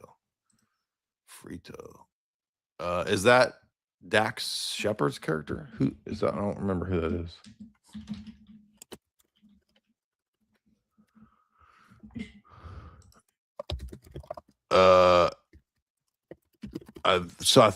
You're saying he like sounds like him? Okay, how about this? You get me to the time machine, and when I get back, I open a savings account in your name. That way, 500 years later. I'm assuming that's what you're saying, right? He sounds like Frito. Let's see. Be worth billions. Billions. Oh, I like money. Yeah. How many billion? It's 80, Frito. It's $80 billion. That's a mighty big minus, isn't it? Yeah, I like money, though. That wasn't really part of the deal. Okay, I'll throw in another couple billion. Maybe a little bit of a semblance. Tom Bombadil, $5. This is why you got to lock your doors and roll at the windows when you see a homeless guy at the red light. That's just because you're a bigot and you're not prepared for wisdom. You're not ready for spirituality. Flavia's $20. Man, you are right. This dude is Earth ashy. That's the whole audience tonight. All of y'all are ashy. Y'all need to get wisdom. That's what we're here for. A lot of y'all are just ashy. Ashy as hell. Gasty, $5. Super chat fallacy. Canonical beer, $10. Indulgence for the ascension. This man is thinking correctly. That is not farting. That is sweaty foot on this purple throne. Listen. You think I could just fart at will like that? That's my sweaty foot, dummies. Don't start an internet controversy. Exposed dude's farting. William Williamson, $20. With kinda cross is that insular. Oh, what the hell kind of cross is that? Oh, you mean the homeless dude? He actually had a Ethiopian cross. He had a Coptic cross. So I don't know where the hell he got a Coptic cross. User $20. No, we did that. That was Peter Thiel. Pete Thiel. Alex Jag. Nick Fearless Truth had a debate with the Muta physician. Of course, he made appeal to Jay and Bronson. Jay and Dr. Bronson.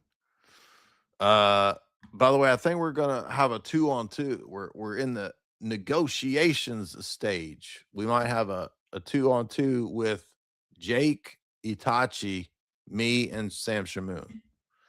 It's being discussed. Hunster, $10. No, we did that.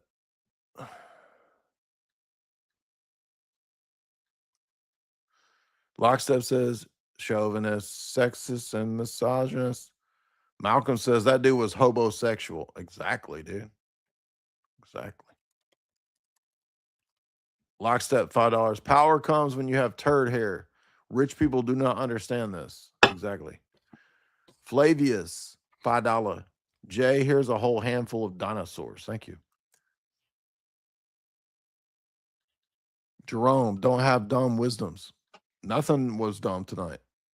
Everything was super spiritual. And if you didn't get it, then that's because you are not vibrating at a high frequency. You're low vibrational, dude.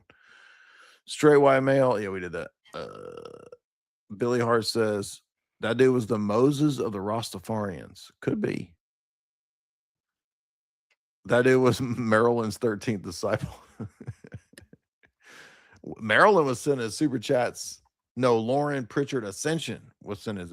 Maryland and Lauren Pritchard need to get together because them is some goddess queens. They could ascend together. Dude, if you got Lauren Pritchard Ascension and Maryland together, dude, the interdimensional time matrix would explode. We would have to be in a TARDIS to even survive that, dude.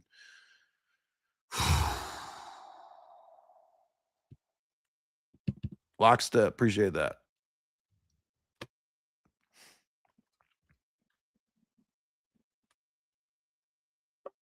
Okay, that's really funny. Eric Johnson says for $5, Jay, you call me. I'm actually dumb. Thank you, an honest man in the chat. He says, teach me. You should have learned and listened to the sages tonight. We had a sage in the first hour. To rewind, go back an hour.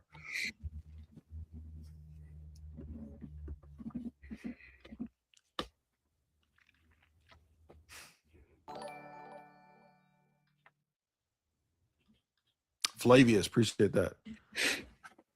Oya Destroyer, $20. Thank you, Jay Dyer. Appreciate that, dog. Appreciate you, man. What do you think about Ben-Hur? It's a classic movie. It's a pretty good movie. I haven't watched it in many years, but I've seen it many times growing up. Flavius, $5. The papal butt stuff is a fallacy. It doesn't negate the reprobate according to Vatican II. Well, I guess I'm refuted. Time to pack it up, dude. I'm refuted. Dre God, $10. Massachusetts governor, who's a Roman Catholic, signed a controversial antinatalist bill. No disciplinary action from the papacy. The religion is actually all leftist and promotes degens. Yeah, but they've been that way for a long time. Like, when was the last time any of them cared about a politician. They don't care. They were giving Biden, Pelosi, like every Roman Catholic politician who is absolutely morally horrendous, wicked. They've been giving them communion for forever, dude. They don't care. Even back to like JFK.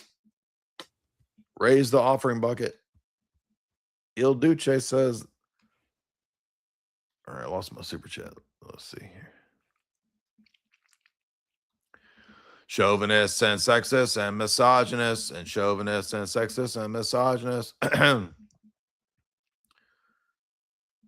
Trent Horn citing the catechism, and then he would say, well, it's fallible, so I can disagree with it and reject it. Of course he would say that.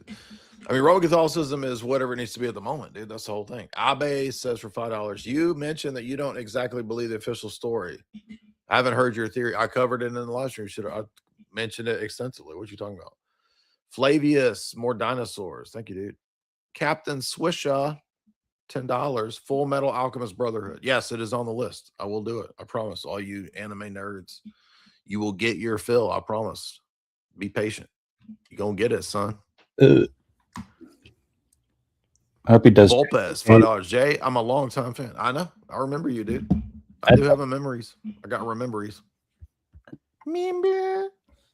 Please gift a Wixantium name. For example, I would like to be called Jaquarius T. Billings. Okay. But you got to add the third to it. So you already messed up. You effed up right there. You are Jaquarius T. Billings the third. Don't forget it. Ian Reynolds says, here's $10. Thank you. Fernando, $10. Jay, you destroyed Marqueef. Marqueef. His gay political movement and his gay political stuff in that debate. It was painful to watch, entertaining. Exactly. I'm all about entertaining debates. Dude, this is just for comedy for me, man. This is comedy practice for me. When I went to that 1v5, I was practicing crowd work, dude. When I was at DebateCon 8, it was crowd work, son. This is me preparing for the next phase. Y'all don't even understand because I'm overstanding you as you understand me. This is a phase 66-dimensional chess as I prepare for my Mothra-like transition from Mothra to Butterfly. That's an MK Ultra reference. As I transition into doing stand-up comedy, crowd work, and being DJ Dong Butter, my future. You don't even understand because you are overstood by me. Painted Fanatic, $20. You a real felinated king. Absolutely. I'm a felinated king. Brennan Bell, $10. Jay, you got to be careful. You talking about brother Nathaniel, and that's his girl Dasha. Well, I'm starting to think maybe he got some. I don't know. He might have scored. We'll have to ask Dasha what the baby name going to be. Darth Jeff, $20. The Spirit move tonight. Also, we might need to get a forklift. I'm confused about what that's. Oh, you talking about the lady? You talking about Queen Latifah's church? You talking about the Queen Latifah at her church? Can Noodle, $20. How much of Dasha's audience is actually simps? Would you, if her would her channel podcast plummet if she got 50 pounds fat?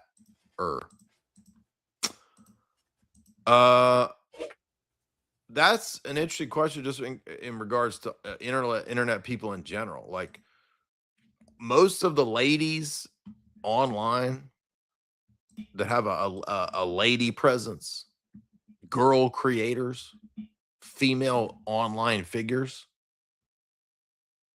how many of them do you think the whole audience is simps? What do you guys think? Now, it kind of depends on what platform you is on, because if you're on YouTube, everybody's audience on YouTube is mainly dudes.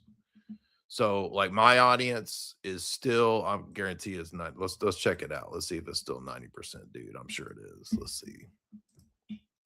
Chauvinists and sexists and misogynists. See, that song has been in my head all day long. I don't want to see him kissing goblins, ingratiating goblins, in bed with a goblin. I don't want to see. I don't want to see. That's in my head too. I got 2 songs playing in my head. All right, audience breakdown, analytics. Listen to this. And this is why I'm telling you this. We got over here. Where's it breaking down the dudes and the chicks? Here we go. Dang, dude. Ooh, I lost 2% of girls, dude. I was at 9% chicks, and we are down to 7, dude. Base. We are flushing them out, dude. We're thinning them out, culling the herd. We're dropping chicks left and right, dude. We don't even care. We're 92.5% dude, and we're 7% chick on this show. We used to be 9% chicks. We'd talk to the hand, woman. Leave, woman. What do we do? I guess we're getting high tier. We're getting it's getting too high tier for the ladies, y'all. Either that or we are attracting much more gay dudes or something like that. I don't know. Start talking about Trent Horn, the gay dudes or start piling in. I don't know. But reason I say that is I think if you're on YouTube, everybody's audience is mainly dudes. Even Jamie's audience is mainly dudes. Now you'll notice Dasha is not on YouTube. She doesn't have a channel. I mean, she got a channel. I don't know what it is. I don't know what she does. Red Scare podcast on, I don't know, podcasts on iTunes. I don't even know. So, yes, I think the answer to the question is yes. Most lady streamers, figures, influencers, feminist. If they got fat, dude, they would lose half the audience or more. I'm trying to think of so the question is who's the chunk tard audience chicks? Are there any chunky streamer girls? Influencers? Who's the chunky ones? Do they exist? I mean, maybe if you get over into the true crime, the true crime makeup sphere of YouTube or something. You don't really see a lot of chunky ones. So you're probably correct. Flavius, $100. Woo! Paying the bills. All the clothes are about to come off. It's getting hot here. Clothes are about to come off. Keep sending in the clothes. Come on. Flavius says, let's freaking go, bro. Let's LFG. Let's freaking go. LFG, I'm thinking LFO. I like girls in the summer, New Kids on the Block had a bunch of hits. Chinese food makes me sick. Isn't that LFO? Dude, put LFG. I'm thinking LFO. Isn't that LFO? Or is that not getting the bands mixed up? Let's see. New Kids on the Block had a bunch of hits. Chinese food makes me sick. I like girls in the summer. In the summer. Yeah, I was right. Look at that. LFO, dude. Remember this? In the summer. Yo, summertime girls. So hot. Walking around. Been a second since New Kids on the Block had a bunch of hits. Chinese food makes me sick. I take her if I had one wish. Dude, you can't get more 2000s than them dudes. Is there anything more 2000s than those dudes? New Kids on the Block got a bunch of hits. Chinese food make me sick.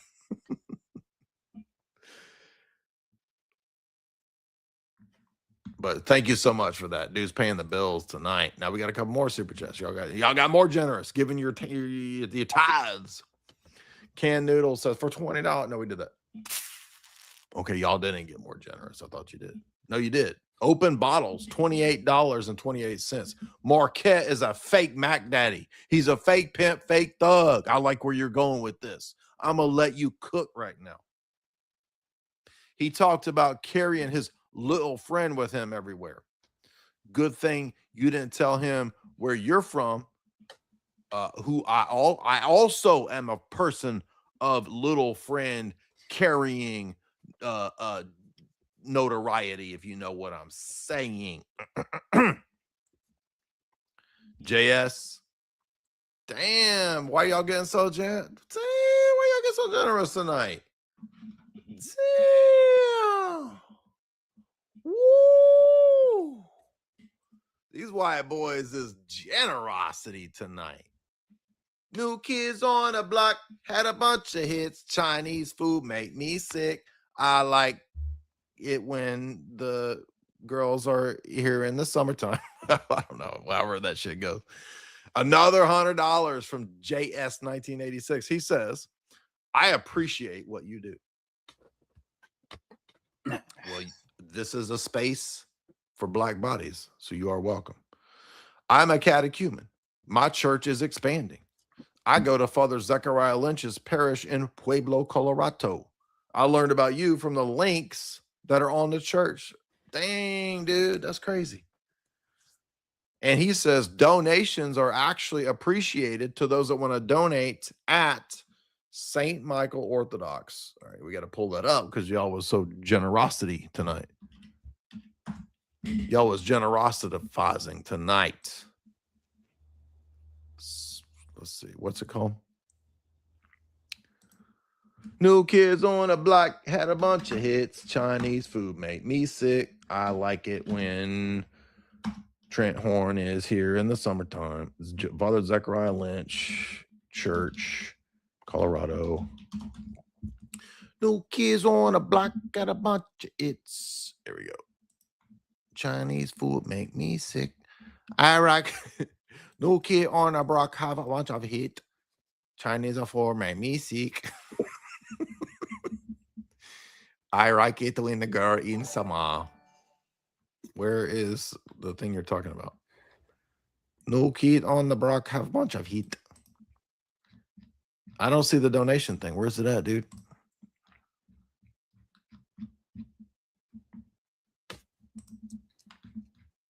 Oh, right here. No.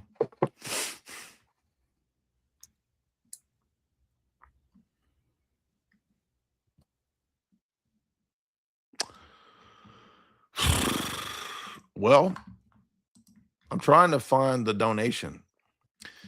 I'll tell you what, for those that would like to donate,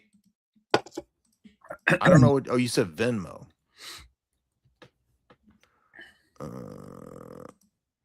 Okay, so let me pull that up in the actual, let me pull the actual Venmo thing up. We'll do it that way.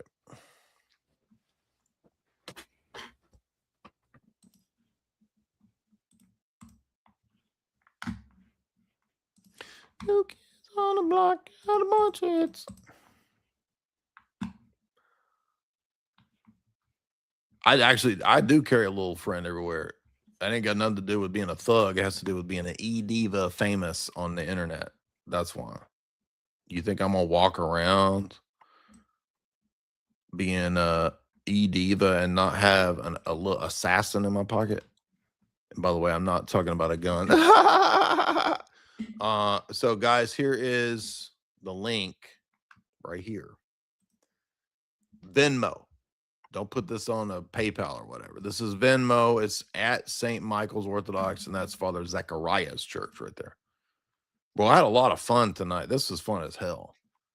Honestly, I would rather just get on the live stream and just cut up, dude. This is more fun than having to deal with all these gay wads and butt buddies everywhere.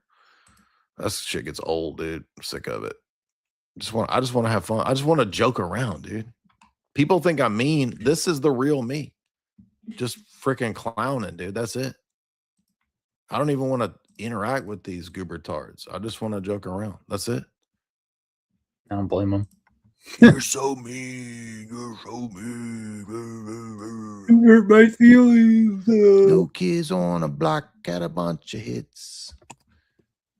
Trent Horn makes me sick. All right, guys, thank you so much. A lot of fun tonight. Go check out LFO's Summer Girls. It's straight up 2000 and it's straight 2004 right now. straight. What year is this? 2004?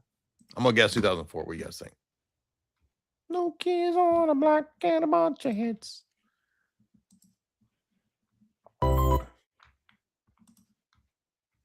I don't. Well, shit. It's not gonna tell me what year it is. We're just gonna say it's 2000. Time is fake and gay anyway. There's no such thing as time. Can you show me time in a microscope? No. Therefore, time, fake and gay doesn't exist. It's a prison. It's a mental mind matrix. Break free from that.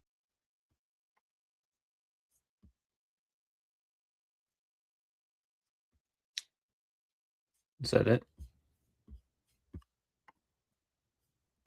Oh.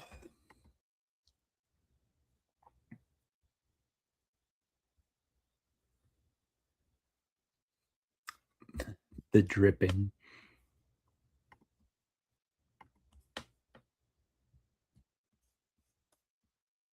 Oh, that's on my watch list. When's he going? Wait, it says upcoming, but it's already past 7 p.m. Oh. Yeah. Oh. No, I'm dumb. It just became set. Okay, never mind. 7 p.m. tonight. It's 2 in the morning now.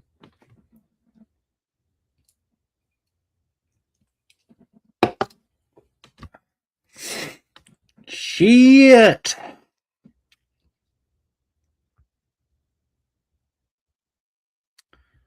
What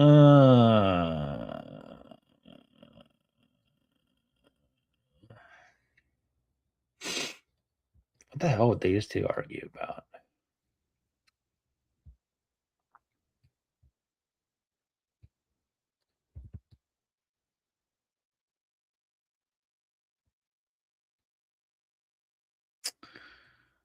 Um.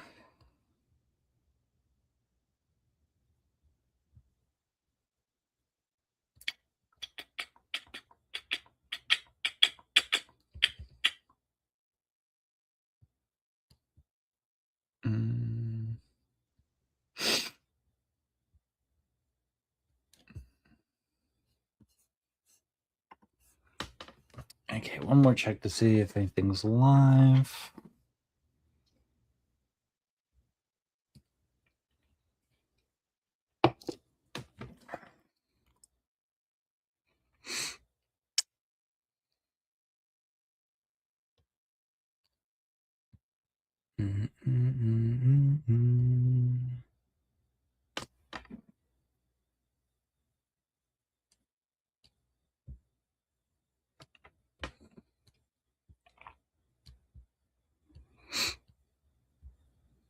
Nothing of interest.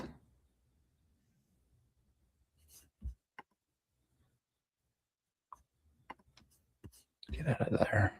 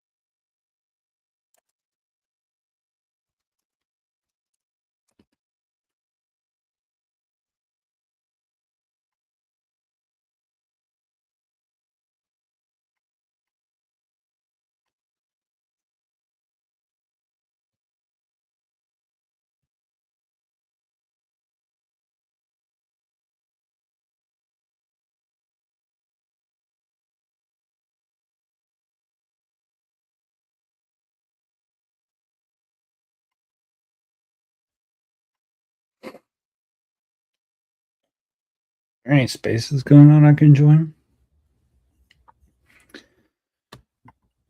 Oh, my back's hurting me.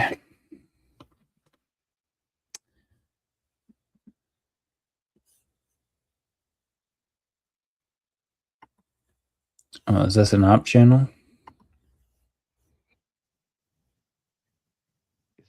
This case is so far from ironclad. It's honestly it's laughable. You know, even just on the identity aspects, and that's one thing they never want to talk about. And they'll just say, "Well, his mom recognized him." Oh, okay. I guess his mom recognized him. Like it's like the dumbest thing ever. Like think about how parents actually are. You know, we're not like penguins where you just have like a chirp call and like the mom and the baby are bonded forever by that little chirp sound. It's like unique to them or something. I remember that from National Geographic. I could be wrong. But anyway, you know, the fact of the matter is like most parents see something that might even somewhat resemble their son, and they're going to get that feeling of they need to check in on this. Right? I mean, Yeah. that's just how it goes. Yeah. And that doesn't mean that they positively ID'd him from those footages because there's just no they're not clear enough to be able to do that. You could He was like, think as a parent, hey, that looks like my son, and then call and maybe check in. But there's no way that they looked at those and were like, that is my son. And same with the rifle. By the way, Viva Frey is such a joke. He had any sort of I don't know if you saw, that's who you were playing, right? Viva Frey was interviewing Joe Kent. trying to get him to turn himself in. Exactly, yeah. Did you see Dan Bongino on August 18th and 19th did a show, shoe shows each day, calling out Joe Kent, and he actually lied. Big surprise there regarding Joe Kent as the director of the NCTC and his role. And I did deep dives into the NCTC's role. Obviously, it was created after 9/11 because of the interagency sharing of intelligence failures, and they never wanted that to happen again. So the NCTC's creation was to make sure that agencies aren't holding intel in their respective departments and not sharing it with one another.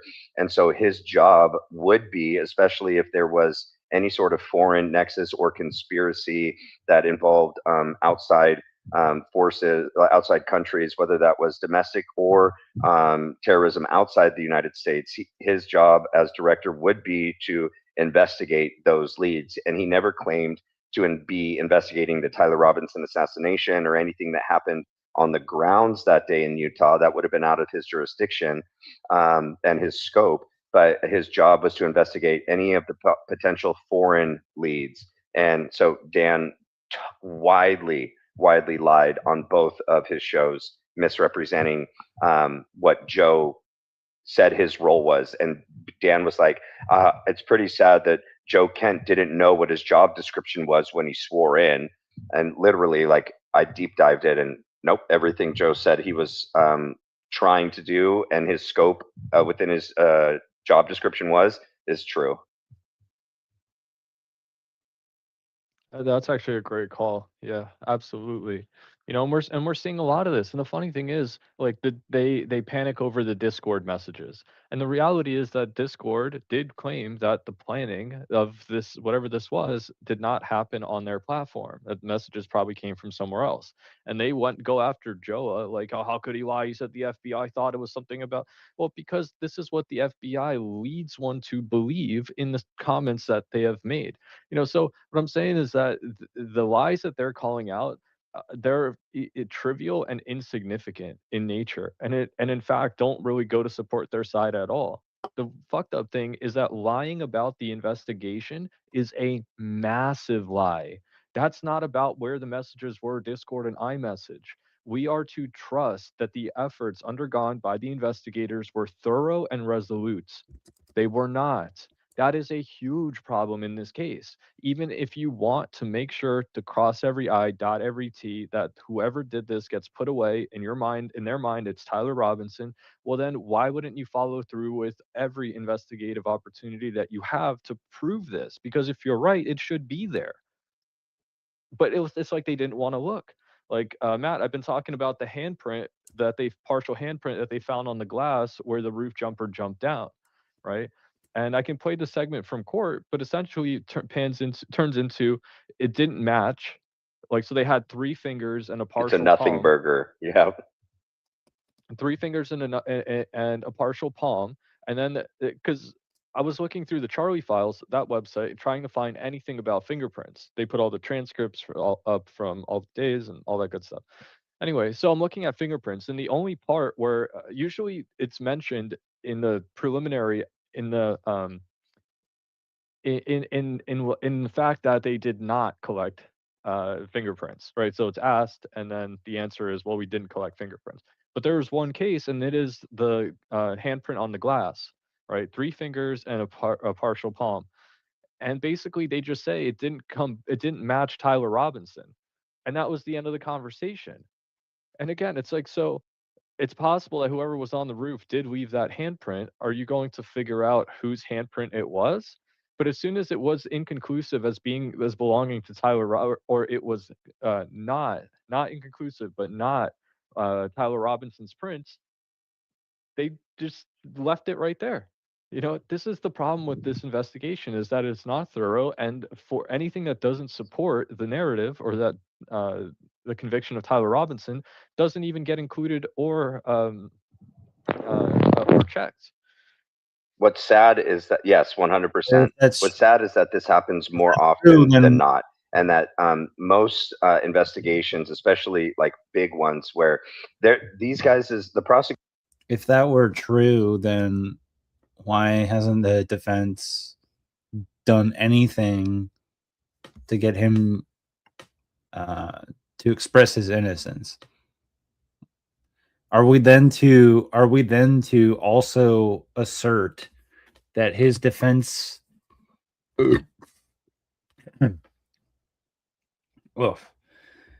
are we then to assert that his defense lawyers are purposely also there to just forward the narrative? Like, this is, once again, you can see how this is just leftist deception. Like, they just want to gaslight and lie about freaking everything. That's like their whole strategy. We're just going to gaslight and lie, gaslight and lie, gaslight and lie, gaslight and lie. Let me get back in there for a second. Overwhelming as convincing. You know, the fact of the matter is, it's not. They have maybe barely what it would take to compel a jury to believe that Tyler did this.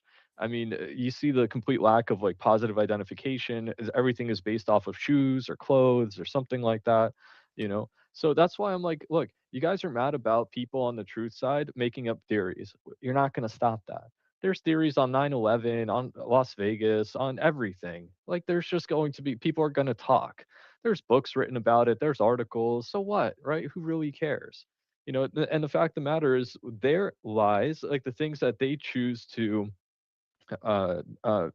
like mediate out, or yeah, is that right? Mediate out, but essentially not include as part of their analysis, tend to be far greater issues. Like, here's the part where Joe Kent sat down and he clearly explained the foreign nexus thing in regards to Charlie.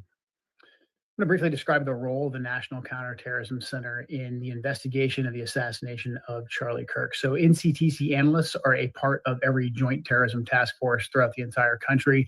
The JTTFs are typically led by the FBI. NCTC's role within the JTTF is to determine if there is any foreign nexus. So that would be a foreign country, a foreign government, a foreign individual, a foreign company. If there's any foreign connection or nexus to an act of domestic terrorism, like the assassination of Charlie Kirk. So that's what NCTC analysts were doing as part of the JTTF to assist the investigation of the assassination of Charlie Kirk. So NCTC analysts were operating at the request of the FBI to determine if there was any kind of foreign connection or foreign nexus to the assassination of Charlie Kirk. So NCTC is a unique organization within the intelligence community. It's part of the intelligence community. It can see all the operational traffic, all the raw reporting coming from the forward-facing intelligence community, the CIA, the DIA, the NSA, et cetera. But it can also see the raw operational reporting coming from the FBI and other federal law enforcement agencies. And it does this, it has this authority in order to connect the dots. NCTC was formed after 9/11 because of the failures failures of the CIA and FBI and their inability to communicate prior to 9/11. So NCTC has that unique role. That's why we're part of the JTTF. So at the request of the FBI, we were looking to see if there was any kind of foreign nexus or connection to the assassination of Charlie Kirk. In very order, we were told that our services were no longer required, that we no longer had access to the repository the FBI had where all the information on the investigation was being kept. And then the FBI said shortly thereafter they were going to hand over the investigation to the Utah law enforcement. I protested. I disagreed. I thought that we still had a lot more work to do. I still believe that to this day that we had more leads to run down to determine if there was any kind of foreign connection. I'm not saying there definitively was. I am only saying that we still had more work to do to ensure that we actually did our due diligence to ensure there was no foreign nexus. We don't even need to listen to more of it. It's very clear. I mean, Matt, how much more like plain put could he have said it? 100%. And what's funny is that's the clip that Dan Bongino played and tried to make Joe Kent out as a liar. And I looked it all up. I uploaded the audio from Dan Bongino's 2 episodes and this, and I put it in chat, and then I did my own due diligence and cross-referenced it, and it agreed that Joe Kent was it's completely within his scope, and this is what his role and NCTC's role was, and he did the right thing and was trying to do the right thing. Right. And why try to confuse people about this? You know, he's speaking from a place of authority. I mean, they're basically saying the FBI is totally unaccountable. That's really the outcome of his stance on it, is that they're unaccountable. No, the fact of the matter is that they're not. They're supposed to do the investigative part, and that information is getting like synthesized or analyzed, whatever. Sometimes you need to onboard certain resources, I guess, that the NCTC has, like specialized for looking at this kind of stuff. Why close the door? Why? And it's moments like this that, for me, make it look more like some kind of an intelligence operation that got botched. You know, because if it was clean, they wouldn't care. They would have been like, sure, search my car. You won't find anything in it. You know, something like that kind of situation. But the fact that they locked out, they sealed the book 33 hours. They told us that they were going to do all this other tracking down the left, like in their little, petri dishes of chaos on Discord. I think that's where some of that confusion came from. But ultimately they did to what Kent is. He can't tell you what it was. And he's mentioned that quite a few times. He's like, I don't want to go to prison. But, he's clearly saying that the FBI locked him out of the case file. Why? And so the reason it makes it seem like more of an intelligence op or something gone bad that needs to get covered up is because there's a precedence for this kind of a thing.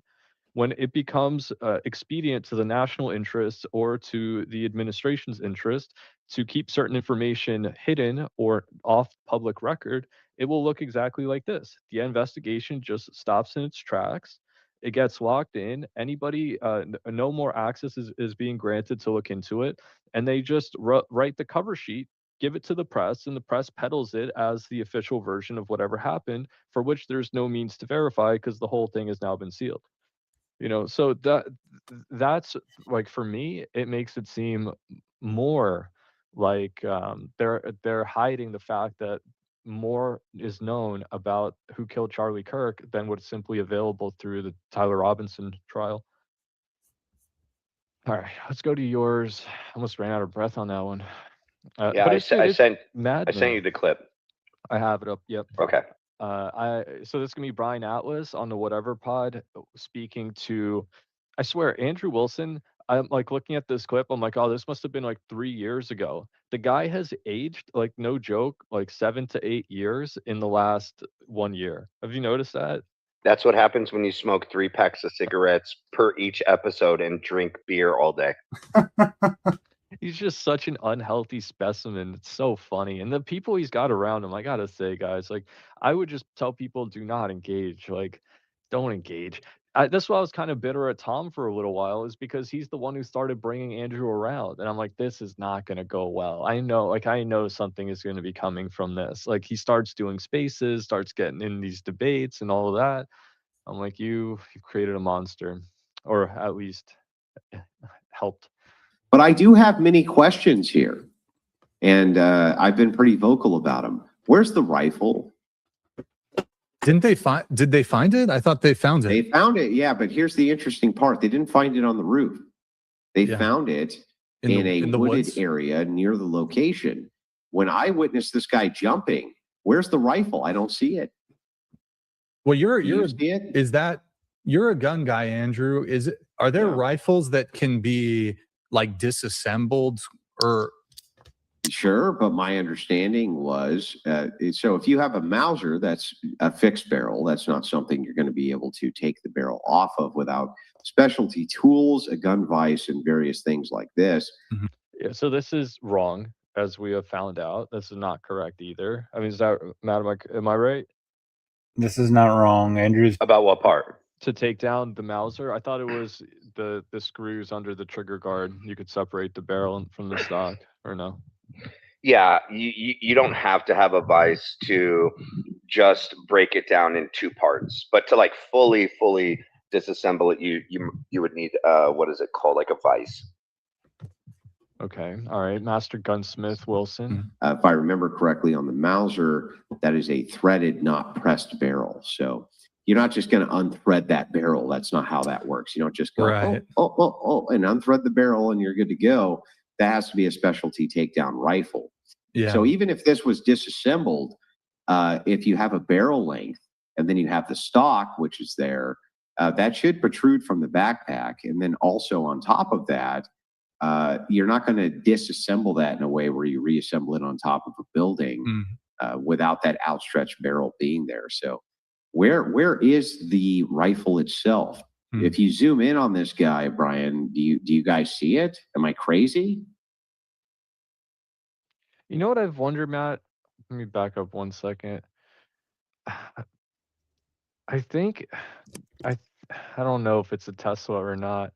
I was wondering, like, if this dude is running past a Tesla, isn't the Tesla constantly recording everything around it, or is just doing the inside? No, I think it's constantly because I've seen that they use Teslas around crimes, even when it's like not on and it's the exterior cameras. Yeah, and I'm looking in the front row of cars after he jumps down the roof. I think one of these might be a Tesla. I'm not 100% sure. It's black. Interesting. Well, all right. Let's Brian, do you guys see it? Am I crazy? Where is it? Like, are you talking when he's walking in, or like as he's leaving? Anywhere. I don't see it anywhere in any of this footage. He looks like he's carrying it, to be honest. Where is it? Could it be?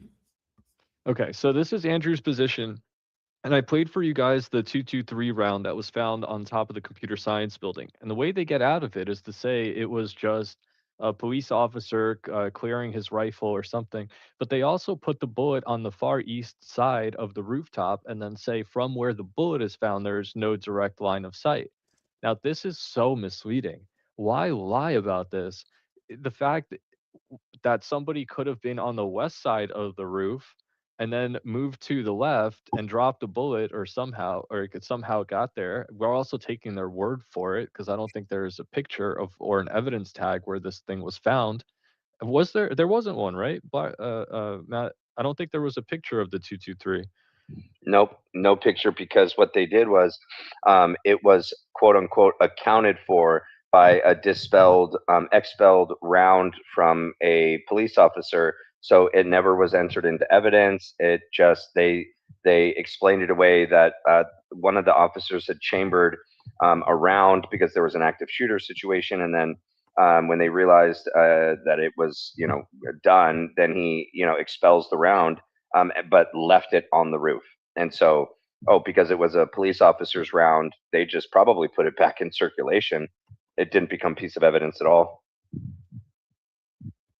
Yeah. And that's insane. And so here was I got to watch it on YouTube, but all right, here's the short part of that testimony. You've been present for the duration as the case agent of the preliminary hearing. Is that right? Yes. We heard testimony yesterday about turning to the the scene at UVU on September 10th that a bullet was found on a roof. Do you remember that testimony? I do. Do you have knowledge about that bullet, what that is about? Yes, I do. What roof was that bullet found on? I believe it was found on the computer science building on the roof, on the far east side of the roof of the building itself.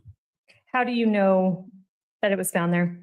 I reviewed the agent's report that found that, documented it, and collected it. What agent was that? It was Agent Ben Schneider with SBI. Are you aware of where the computer science building is on campus? Yes. Can you explain generally where that is located? Yeah, from where the Losi building is, it's a building directly kind of south and east of there, from the Losi. Southeast from the Losi building. Where is it in connection to the auditorium section that we've been talking about where Mr. Kirk was stationed? It's east of there. East and a little bit south, and mostly east.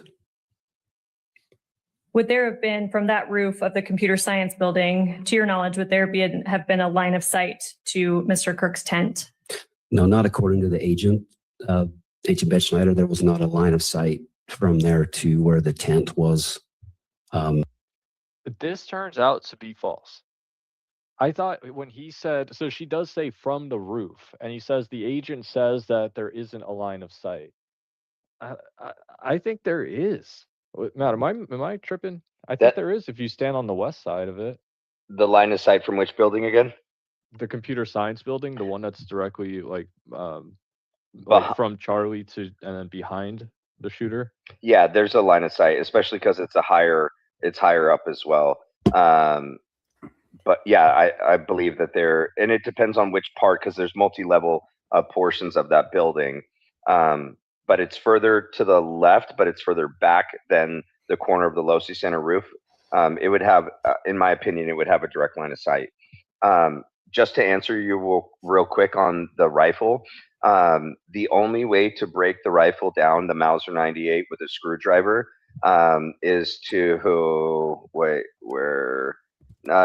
not in the sense of making standard 98 into roughly 2 equal length halves with only a screwdriver. You can separate the stock from the barreled action, and I can send you these images. It is massive still. The wooden like buttstock and like the major portion of the what would be the wooden part of the rifle is massive. I'm looking at images, and then the barrel, if you wanted to only break it down into 2 parts with a screwdriver, it literally it still leaves 2 massive sections, and no way one of these was down his pants, and no way another one was in the backpack. I'll try to send you what this looks like. Yeah, because it doesn't have the full length of the barrel. There's a part where the barrel and that action overlaps with the stock. So it's still 2 big pieces. It's not like you turn a 43 or whatever 46 inch into 2 23-inch pieces. They're still bigger than that. Here was the part about the handprint. Now everybody's all about their Did those who process that area of the crime scene collect the latent prints and the shoe impressions that you've talked about? Yes, they did. And this is a good point to read a stipulation into the record. All right. The language of this has been agreed upon by the parties. The parties stipulate that investigators at the crime scene observed latent fingerprints and a palm print on a glass window near the area where the individual landed when the individual jumped from the rooftop of the Losi Center at UVU. SBI fingerprint. All right, I'm bored with that. No sense in arguing with those guys. They're just, Andrew bad.